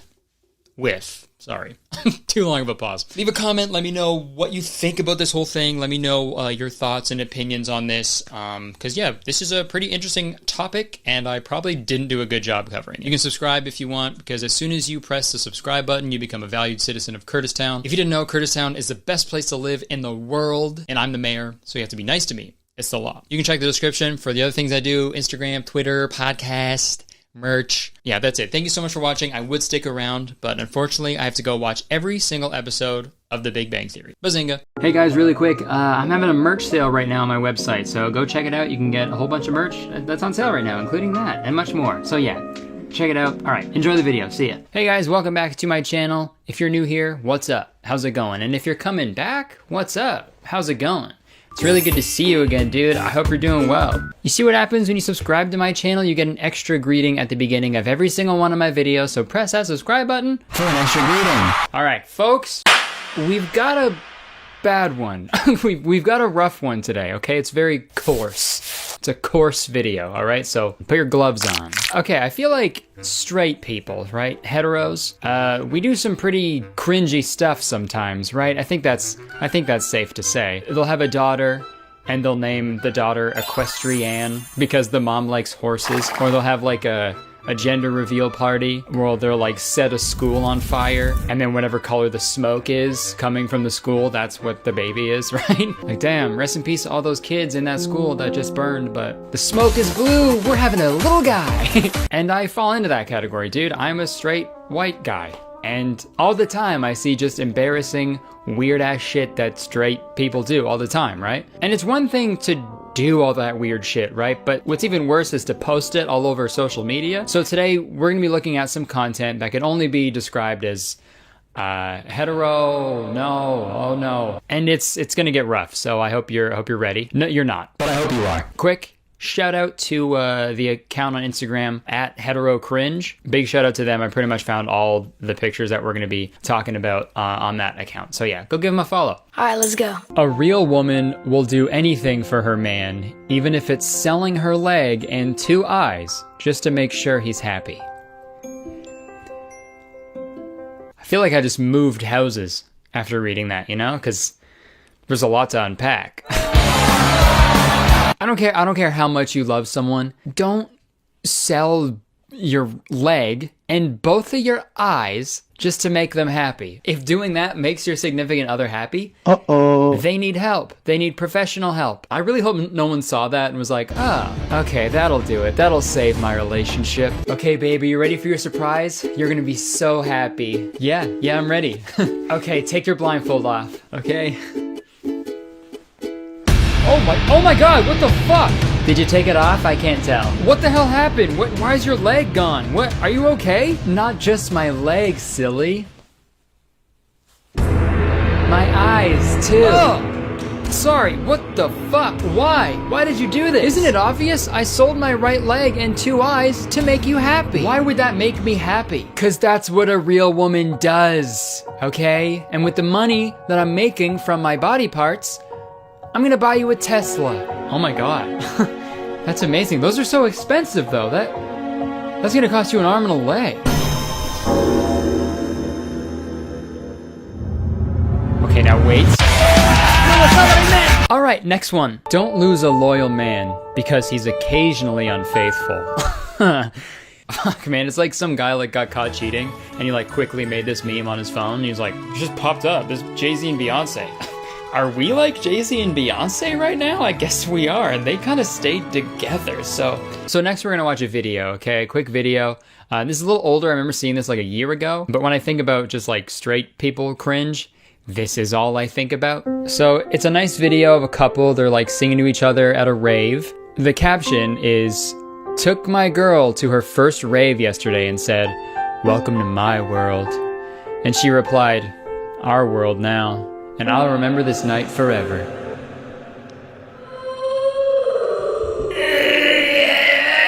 There is no words to describe how much I don't like that. And listen, I know every relationship is different. They seem happy.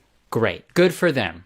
But, dude, a rave has gotta be the least romantic place of all time, you know? Babe, I have to tell you something immediately. What? What do you gotta tell me? I just gotta say, you've been awesome. I'm having a great time with you, okay? Back at that Dead Mouse set, when I swallowed my tongue and puked it back up, you were there for me, okay? And when I tried to fight that guy, because his tank top was messing with my vibe, you pulled me away. Okay, what's your point? And when I pulled a muscle last night when I tried to suck my own dick. Stop. Okay, what do you want to tell me? I just want to say, welcome to my world. Well, I gotta be honest, I'm having a terrible time, okay? So I'm just gonna go home, alright? Did you just say, our world now? What? No, yes. What the, no, I didn't say that. I'll remember this night forever. Whatever, man, I'm leaving, alright? What, are you choking on your tongue again? You can't suck your own dick. Okay, next one. Okay, so we got a guy, he's like surrounded by smoke and he's playing the cello, but instead of a cello, it's a woman. That's fucking weird, man. I mean, I guess it could be weirder. A cello's probably like the most normal instrument to be, I guess. Imagine if it was like he was like playing the drums instead. It was just like this weird fleshy like human drum set. And he was just drumming like, why does he look so sad? He looks so sad. Just stop. Buddy, you don't have to do that. It's like there's a guy behind the camera like with a gun just forcing him to do that. Hey, play your girlfriend's back like a cello. Or maybe the girlfriend is forcing him to do that. Babe, please, can't we just go out for a dinner and a movie? How about that? Just once, dinner and a movie? Please, I can't keep doing this. Babe, you know you want to. I'm not, okay? I'm not doing it. Okay, fine.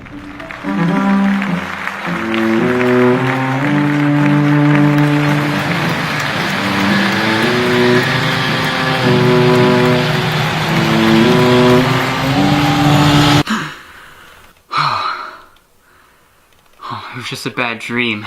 What's wrong? Did you have that dream again?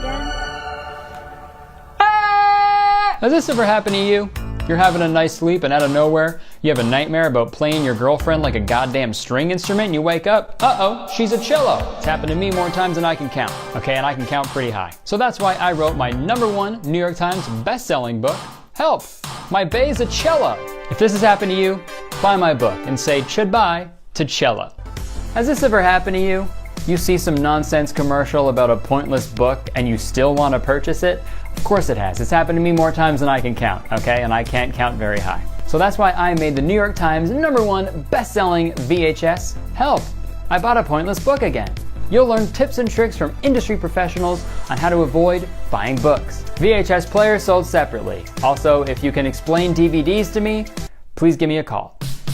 Has this ever happened to you? You start writing a comedy sketch and you don't really know how to end it, so it just keeps going and getting more annoying and insane. Trust me, it's happened to me more times than I can count. And I can count the regular amount. That's why I made the New York Times #1 you start writing a comedy sketch. It was just a bad dream. Has this ever happened to you?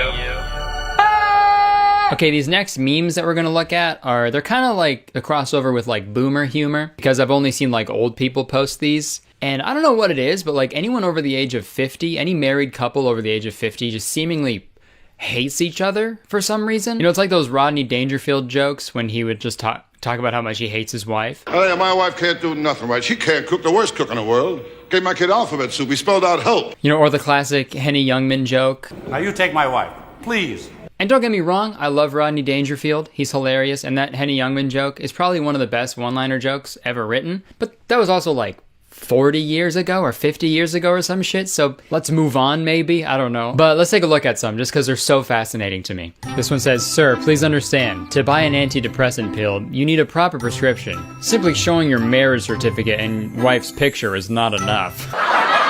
"Where's your husband?" "In the garden. I didn't see him. You need to dig a little." "Killed him, buried him." "A stock market crash is worse than a divorce. You lose half of your money and your wife is still around." "I won't talk to him, so he knows I'm mad." "Nice. She hasn't bothered me all day. When my wife makes me angry, I look at her through a fork and I pretend she's in jail. It heals me spiritually." You all heard a knife and fork. Well, get ready for wife and fork. You know what I mean though? Like, these memes are so weird. Like, if you're making those, dude, if you make these memes and you're being serious about it, just get a divorce. If you're holding up silverware in front of your face to make it look like your wife is in prison, hey man, just call it quits. Call it quits in the whole relationship, all right? Put a fork in it, if you will.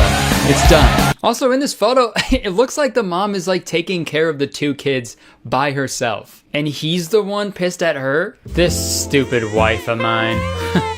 Always feeding the kids, changing the kids' diapers. She never changes my diapers. Bitch. Can you help me with the kids for once? Please, I just need your help. Just once, okay? Please. You got some nerve talking to me like that.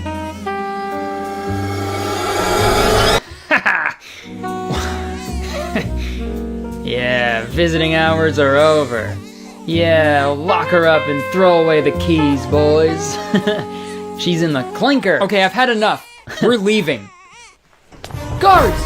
Jailbreak! And I've only ever seen like older straight people post these because, you know, they come from a generation of, you know, not like communicating, you know, not really talking about things, just kind of like pushing everything down. And then there's all these marital issues that they didn't want to confront head on. And now it's too late to even like get a divorce. What are they gonna do? Like start dating again? No, they're 78. So they just kind of joke about it and they hate each other until they die. But, or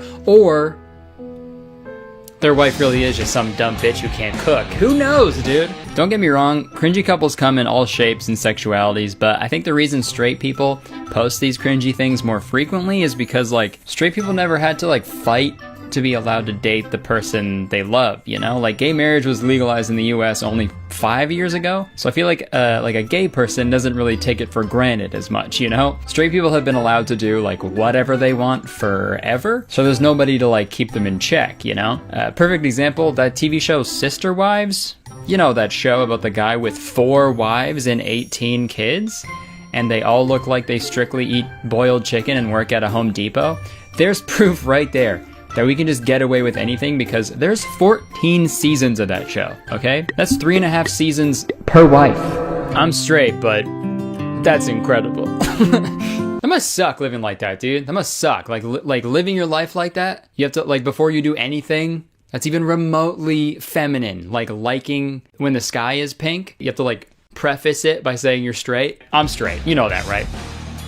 But all I'm saying, if the sky had a dick, I'd suck it. I'm straight though. I'm straight, okay? But I'm just saying, if the sky was a guy, I'd suck him dry. I'd put the cum in cumulonimbus, if you know what I'm saying. But I'm straight. All I'm saying is I would suck this guy's dick. Not this guy's dick, this guy's dick. What? Okay, we got one more video that I want to show you guys. It's a TikTok. I can't wait for you guys to see this. So it's from this this page called Anxiety Couple. Babe. Yeah? What's your biggest fear? Honestly, the thought of losing you. Wait, what? Like, the thought of never waking up to you ever again. You're the only person that has ever made me smile. Honey. It was so cute how I caught him saying exactly what I told him to. I mean, maybe she actually tried to do this unscripted, and when she was like, hey, what's your biggest fear? He was just like, I don't know, the dark. I'm pretty scared of the dark. And she was like, no, you're supposed to say losing me, and then you're supposed to say a lot of more nice stuff, and then you cry, and then you go under the covers. But it's dark under the covers, that's scary. Wait, what? Okay, well, I'm sick to my stomach, so I think we'll end it there. That's all we're gonna look at today, all right? So in conclusion, I think straight people just stop. You just gotta stop. Stop posting stuff online. Stop posting stuff about your significant other. Just leave it, all right? Except for me and my girlfriend. Because I'm a hypocrite. I don't know. I guess there's no real like lesson or takeaway from this video. I just wanted to laugh at some, stupid stuff. And I hope you laughed as well. Now that yucky, icky stuff is out of the way, let's talk about something cool. And by something cool, I mean today's sponsor, which is ExpressVPN.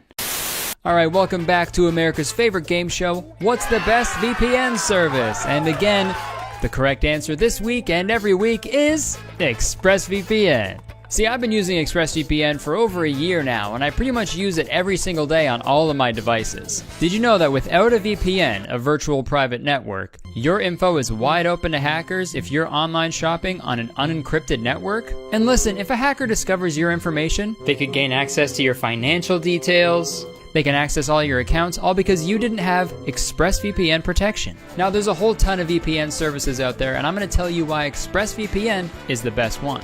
They have the fastest speeds, they have apps for every device, it's easy to use, you can connect with just one click. And ExpressVPN was rated the #1 VPN service by TechRadar. Another amazing thing about ExpressVPN is they have servers in 94 countries. So, if you want to access content that's not available in your region, couple of clicks, zip zop zooey, problem solved, my guy. Now this sounds amazing, right? I know, but it gets better. ExpressVPN is less than $7 a month with a 30-day money-back guarantee. So what are you waiting for, okay? Take back your internet privacy today and find out how you can get 3 months free by clicking the link in my description. Or just go to expressvpn.com/CurtisTown. All right, that does it for another episode of Which VPN Service is the Best? And big surprise, ExpressVPN is the winner again. We'll see you next week. Seriously though, thank you for sponsoring the video, ExpressVPN. Love you, bye-bye. All right guys, that's gonna do it. Thank you so much for watching this video. I hope you enjoyed it. If you liked the video, please press that like button because one like equals one leg chopped off to make me happy. Leave a comment, please. Let me know what you thought of the video, and if you want a part 2, let me know if you've ever seen cringy hetero stuff, and please send it to me. I'm open to submissions. That'd be great.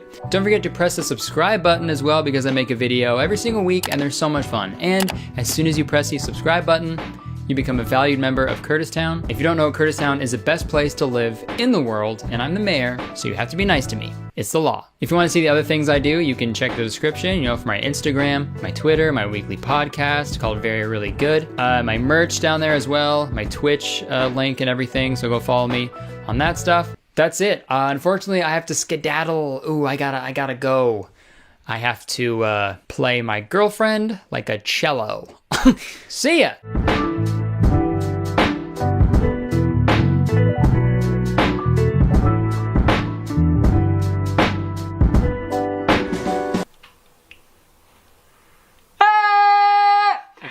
I know, I'm late, I'm sorry.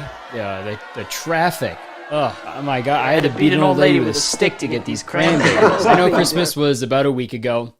Don't do the dance. Well, actually, no. Christmas wasn't about a week ago. It was about family, but I'm sorry I'm late. So to make it up to you guys, I brought a gift. And that gift is a film that features kidnapping, adultery, deceit, divorce, guns. And you're probably thinking I'm describing some crazy R-rated mafia movie or something like that, right?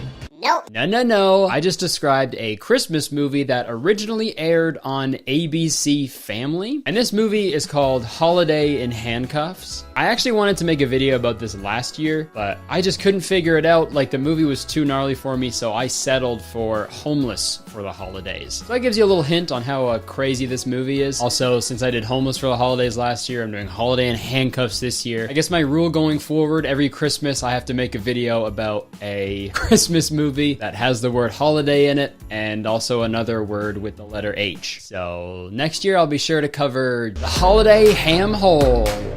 But anyways, Holiday in Handcuffs stars Melissa Joan Hart and Mario Lopez. And based on the title of this movie and the cover of this movie and also the title of this video, I'm sure you can guess what this movie is about. But I want to withhold the synopsis from you because I think it's better that you see the movie how the filmmakers originally intended, which is of course by watching a YouTuber make fun of it 14 years after its initial release. The movie starts off with a voiceover from Melissa Joan Hart's character. Her name is Trudy. The day started out like every other day, which lately is not necessarily a good thing.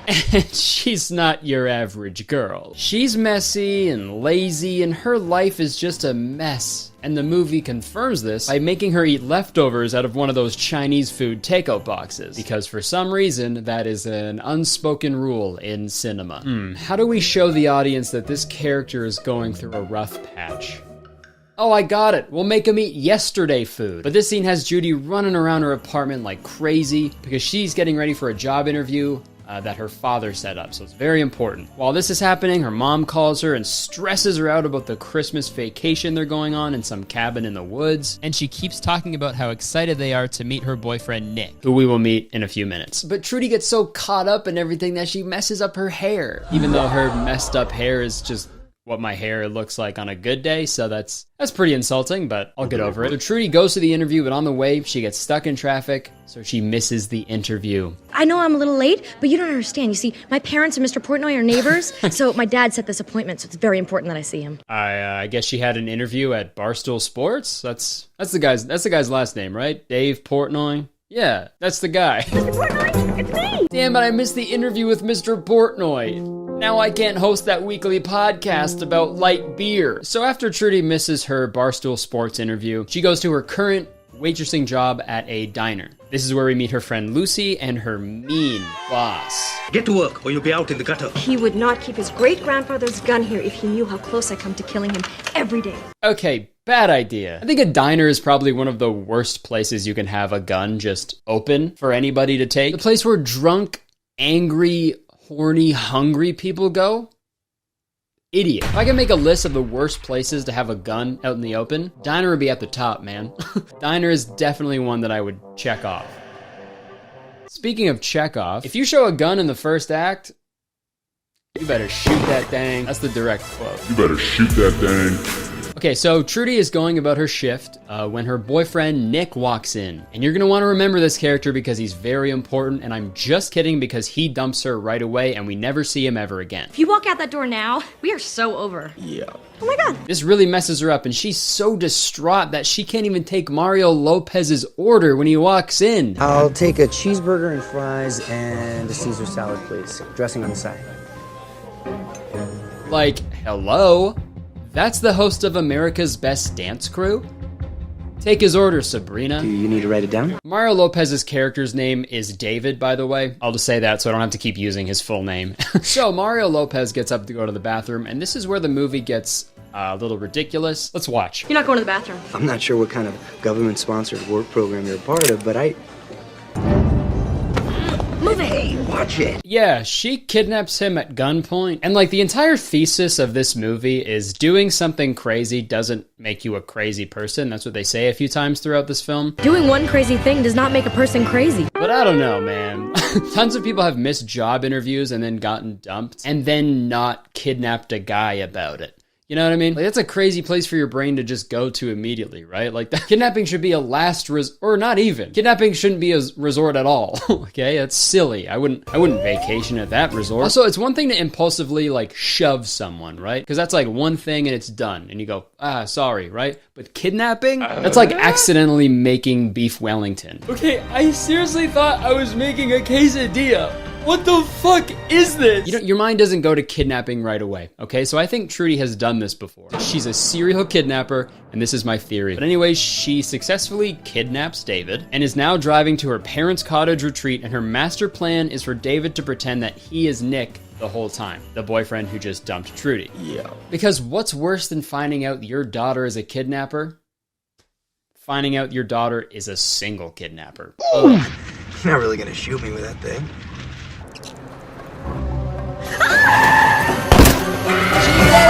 She shot that thing!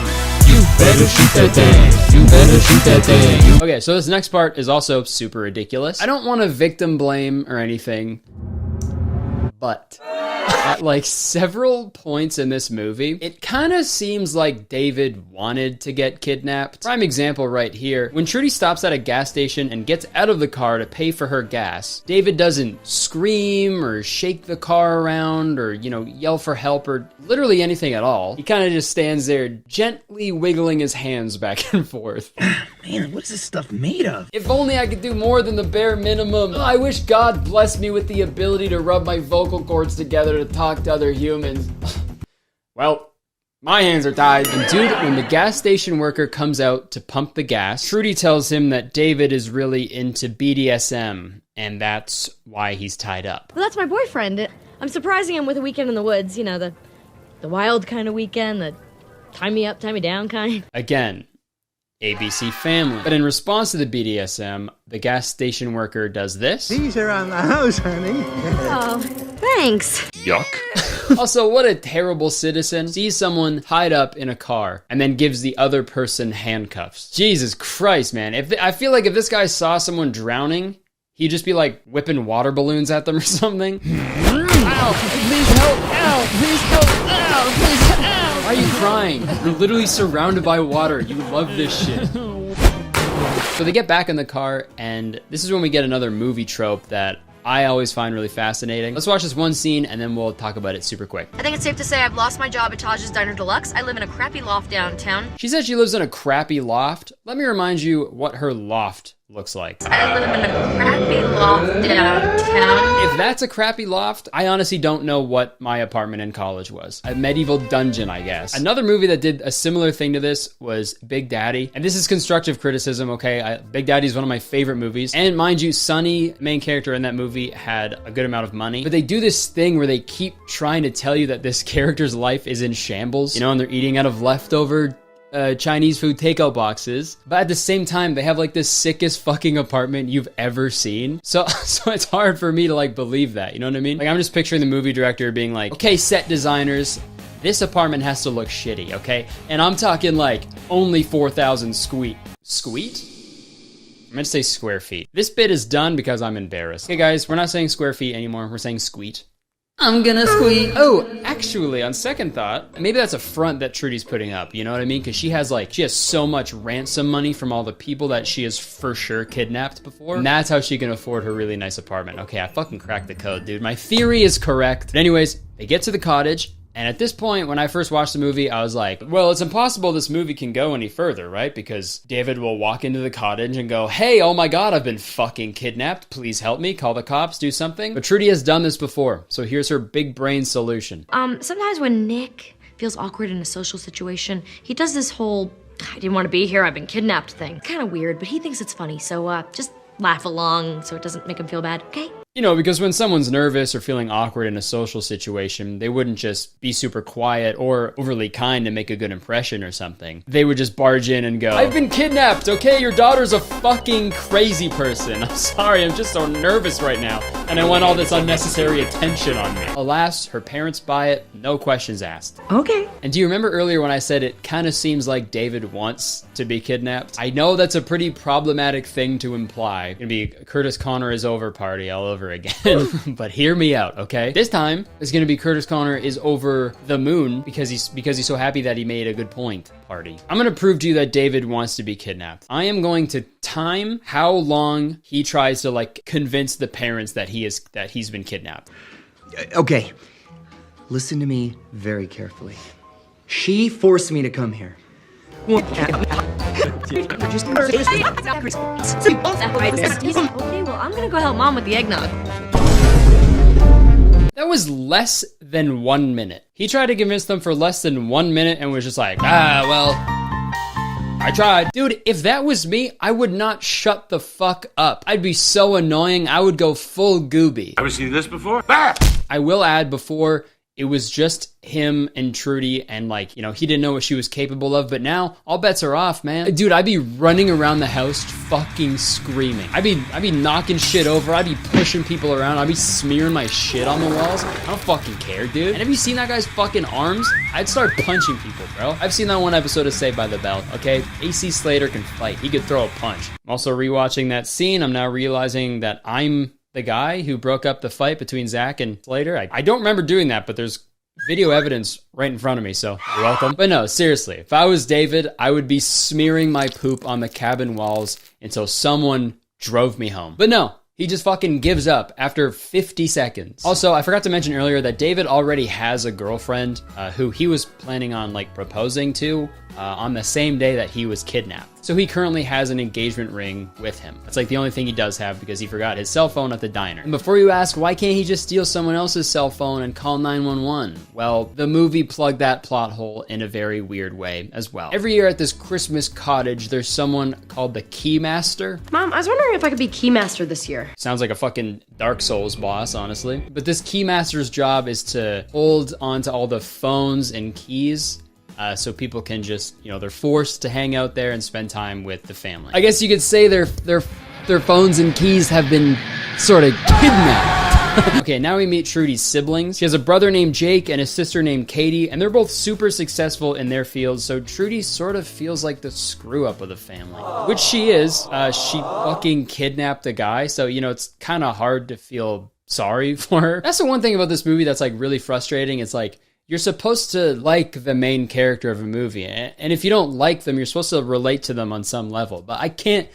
do that. I cannot do that with Trudy. She stole a person, and also I can't even feel bad for the guy who got kidnapped because he's not smearing his shit on the walls. I'd like you to meet Trudy's boyfriend, Nick. I'm not her boyfriend. I met her today when she poked a musket in my ribs, tied me up with furry handcuffs, and drove me to wherever I am right now. Okay, I'll take that last part back. I guess he is sort of actively trying to let people know, but this family is full of fucking master gaslighters. That also sounds like a Dark Souls boss. Master Gaslighter. You're acting crazy right now. In this next scene, David sees that Trudy still has her cell phone, so he tries to go and steal it from her so he can make contact with the outside world and escape, surprisingly.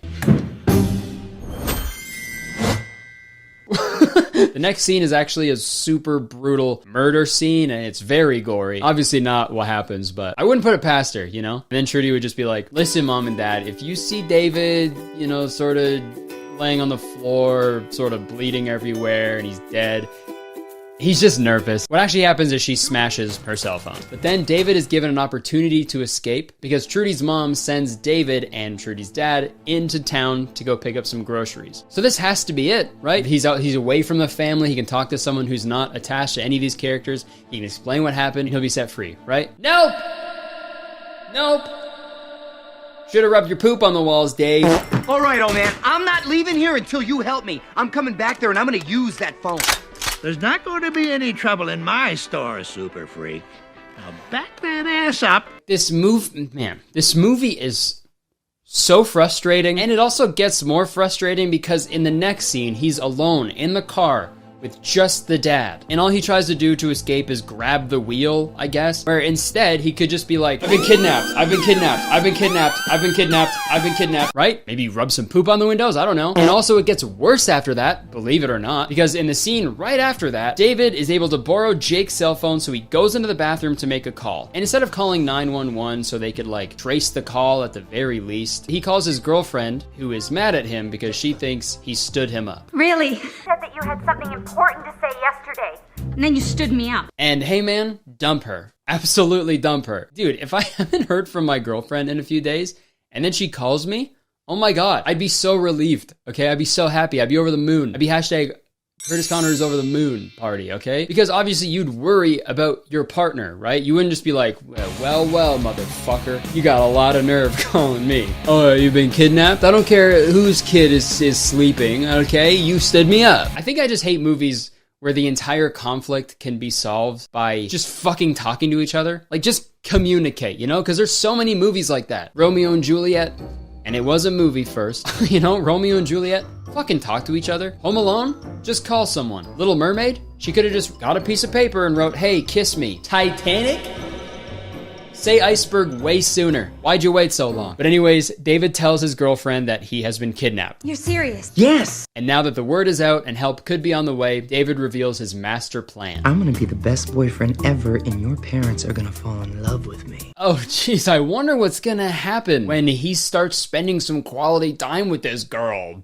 David does just that. He turns on the charm, you know, and everyone's loving him. But Trudy, she doesn't like that. My family likes you more than they like me. Obviously, of course they do, right? You kidnapped a man. Oh well, kidnapped a person. It's not like it'd be better if it was a woman. I don't know why I emphasized the man so much in that sentence. You kidnapped a man. Nothing really happens for the next half hour in this movie. It's just these two characters slowly falling in love with each other. But it's tough to really give a shit about this because it's weird to watch literal Stockholm Syndrome develop and be like, aw. I mean, if it's the One Direction song, Stockholm Syndrome, I'll shake my ass to that all day. Don't get me wrong. But listen, I will not twerk for genuine Stockholm Syndrome. That's my promise to you. This is my impression of Judy singing a Christmas song. I'll be stuck home for Christmas. Like, that's genuinely what this part of the movie is, watching someone fall in love with their captor. It's not cute. Captor, I hardly knew her. They were so proud of me. Somewhere along the way, things changed, and I just wish they still felt that way about me, you know? Wow. I don't fucking care. That's how that scene should have went. So anyways, they keep falling in love with each other. They kiss under the mistletoe. He proposes to her with the wedding ring that he had on him. And while all of this is happening, David's girlfriend is trying to find out what happened to him. So she goes to Trudy's friend's house and they start interrogating her. You know, when we catch her, you'll be put away too for accessory to kidnapping, obstructing justice. Okay, I don't know if I missed something in this movie. I probably did because it's not good and I probably just wasn't paying attention during a little bit. But I don't think she knew that Trudy kidnapped David. So like, why would she be an accessory? You know what I mean? Because she was also in the diner when it happened. Then everybody else who was eating in the diner are also accessories, right? Imagine if that's how that actually happened. All right, tell me one more time what happened. Okay, so I was waiting in line and then this guy runs into the store like out of nowhere and he pulls a gun at the cashier and he says, give me all the money. And then the cashier said no, and the robber shot the cashier in the arm, stole all the money, and then ran out. I'm so sorry. I didn't see his face. It all happened so fast. It's okay. It's all right. Don't worry. Okay, you'll have plenty of time to remember his face when you're in the slammer. Wait, what? Yeah, pretty suspicious. You were the only guy in here when the crime happened. What are you talking about? That means you were in on it. And so is the cashier. Why would the cashier be in on it? He got shot. This goes all the way to the top, doesn't it? I wouldn't be surprised if the cops were in on it too, crooked bastards. Put my hands behind my back. I'm going downtown. I'm a dirty little cop. Nasty, naughty, slutty little cop too. You're gonna spank me or what? Yeah. Okay, we're getting to the end of the movie, trust me. So they're all having family dinner together and they all start arguing about how unhappy everybody is and how everybody's life is falling apart. This isn't my world, because if this was my world, I wouldn't have to picture Clint Eastwood just to get through our annual birthday sex! Wow. Turns out Trudy wasn't the only one having a hard time, but also none of those family members stole a man. Fortunately, Trudy's luck is about to run out. Everybody freeze! I don't know who brought home the bacon, but I'm gonna fry it up in a pan. Mother, no! I know everything about this film has been ridiculous, but this is the most unbelievable part, okay? This scene right here. Because if this was real life, Grandma would have been lit up by these guys in fucking 2 seconds. But I'm gonna fry it up. Mother, no! Seriously, I will believe a kidnapping love story way before believing a group of cops not shooting someone. But since the whole family were accessories to this kidnapping, they go to jail. Yeah, they go to jail. They go to accessory jail.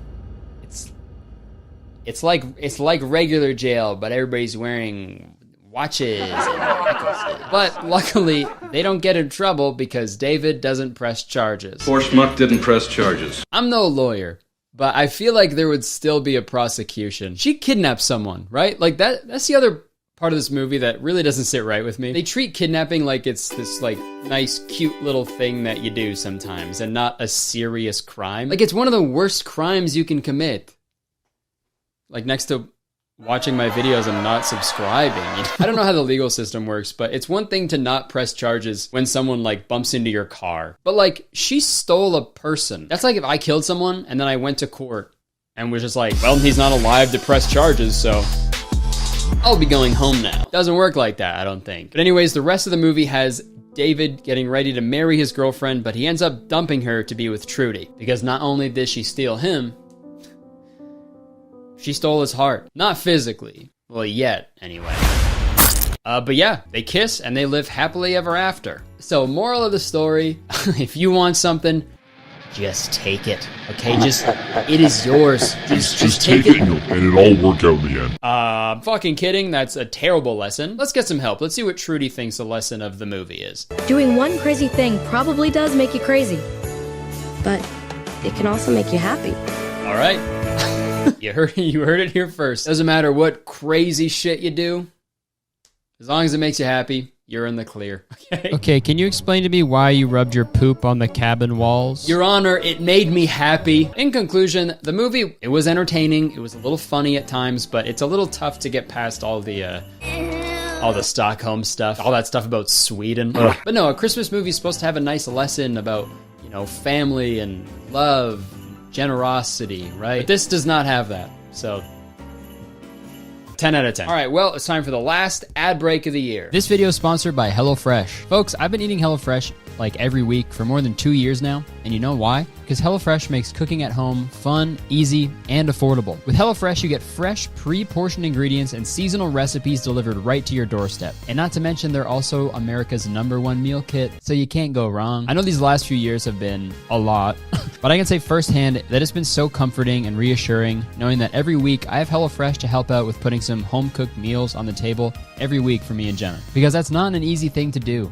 So how about you let HelloFresh help you out with 50 weekly menu and market items to choose from, so you can think less about what's for dinner and more about the bigger things in life, right? Like your dreams and aspirations. I don't know. And there's something for everyone. They have family-friendly, calorie-smart, pescatarian, and veggie options every week. Plus, every recipe includes fresh produce sourced directly from farmers. So yeehaw to that. What I also love about HelloFresh is you can totally customize your experience. You can pick the delivery day, how many servings you get in a box, you can skip a week whenever you want, or even add extra meals or desserts or lunches. And we're always trying to cut back on food waste in our house, which is why HelloFresh's pre-portioned ingredients are so beneficial. You have the exact amount every time, which means less prep for you and also less wasted food. As a matter of fact, when compared to grocery shopping, HelloFresh cuts down on your food waste by at least 25%. And guess what? HelloFresh is hooking up the citizens of Kurtistown with a delicious deal. Just go to HelloFresh.com and use code Kurtistown16 for up to 16 free meals and 3 surprise gifts. Again, this is anecdotal. I've been eating HelloFresh every week for years, and it's so good. The food's delicious. The recipes are easy to follow, easy to make, and I just couldn't recommend them enough. So I hope you guys check them out because it also helps out me and my channel when you check out the sponsors. So everybody wins here, man. Again, thank you so much to HelloFresh for sponsoring this video and so many others in the past. Now, back to me. All right, thank you so much for watching the video. If you enjoyed it, please press the like button because believe it or not, one like equals one bicep curl that Mario Lopez will do. Seen that guy's fucking arms? please press a like button. You can leave a comment, let me know your thought. Let me know if you've ever seen this movie, if you remember it, or any other weird movies you want me to cover next Christmas. That needs to have a holiday in it, in the title, and the letter H in another word. You can press subscribe button, check the description for all that shit if you want. But yeah, man, this is the last video of the year. Crazy. Thank you so much for another great year. This year was pretty eventful. Things were starting to open up a little bit before. I got to do some shows again, which was incredible. So thank you so much, everybody who came out to my stand-up shows. I got a lot more coming next year, and I just can't wait to, you know, keep making videos, keep touring, doing shows for y'all. And I just seriously, I can't thank you enough for the support over the years. Even if this is your first video you've seen of mine, it's just, this is my dream job, and I cannot thank you enough for all the support. So, sorry I'm late with the Christmas movie, but happy holidays to you. Happy New Year. Stay safe. Yeah, just seriously, thank you so much. Appreciate you. And I will see you next year. Comments are going to be, you didn't say folks at the beginning. First the extra greeting and now no folks. Well, this is for the people who stayed to the end of the video. Folks. So, there you go. Happy New Year.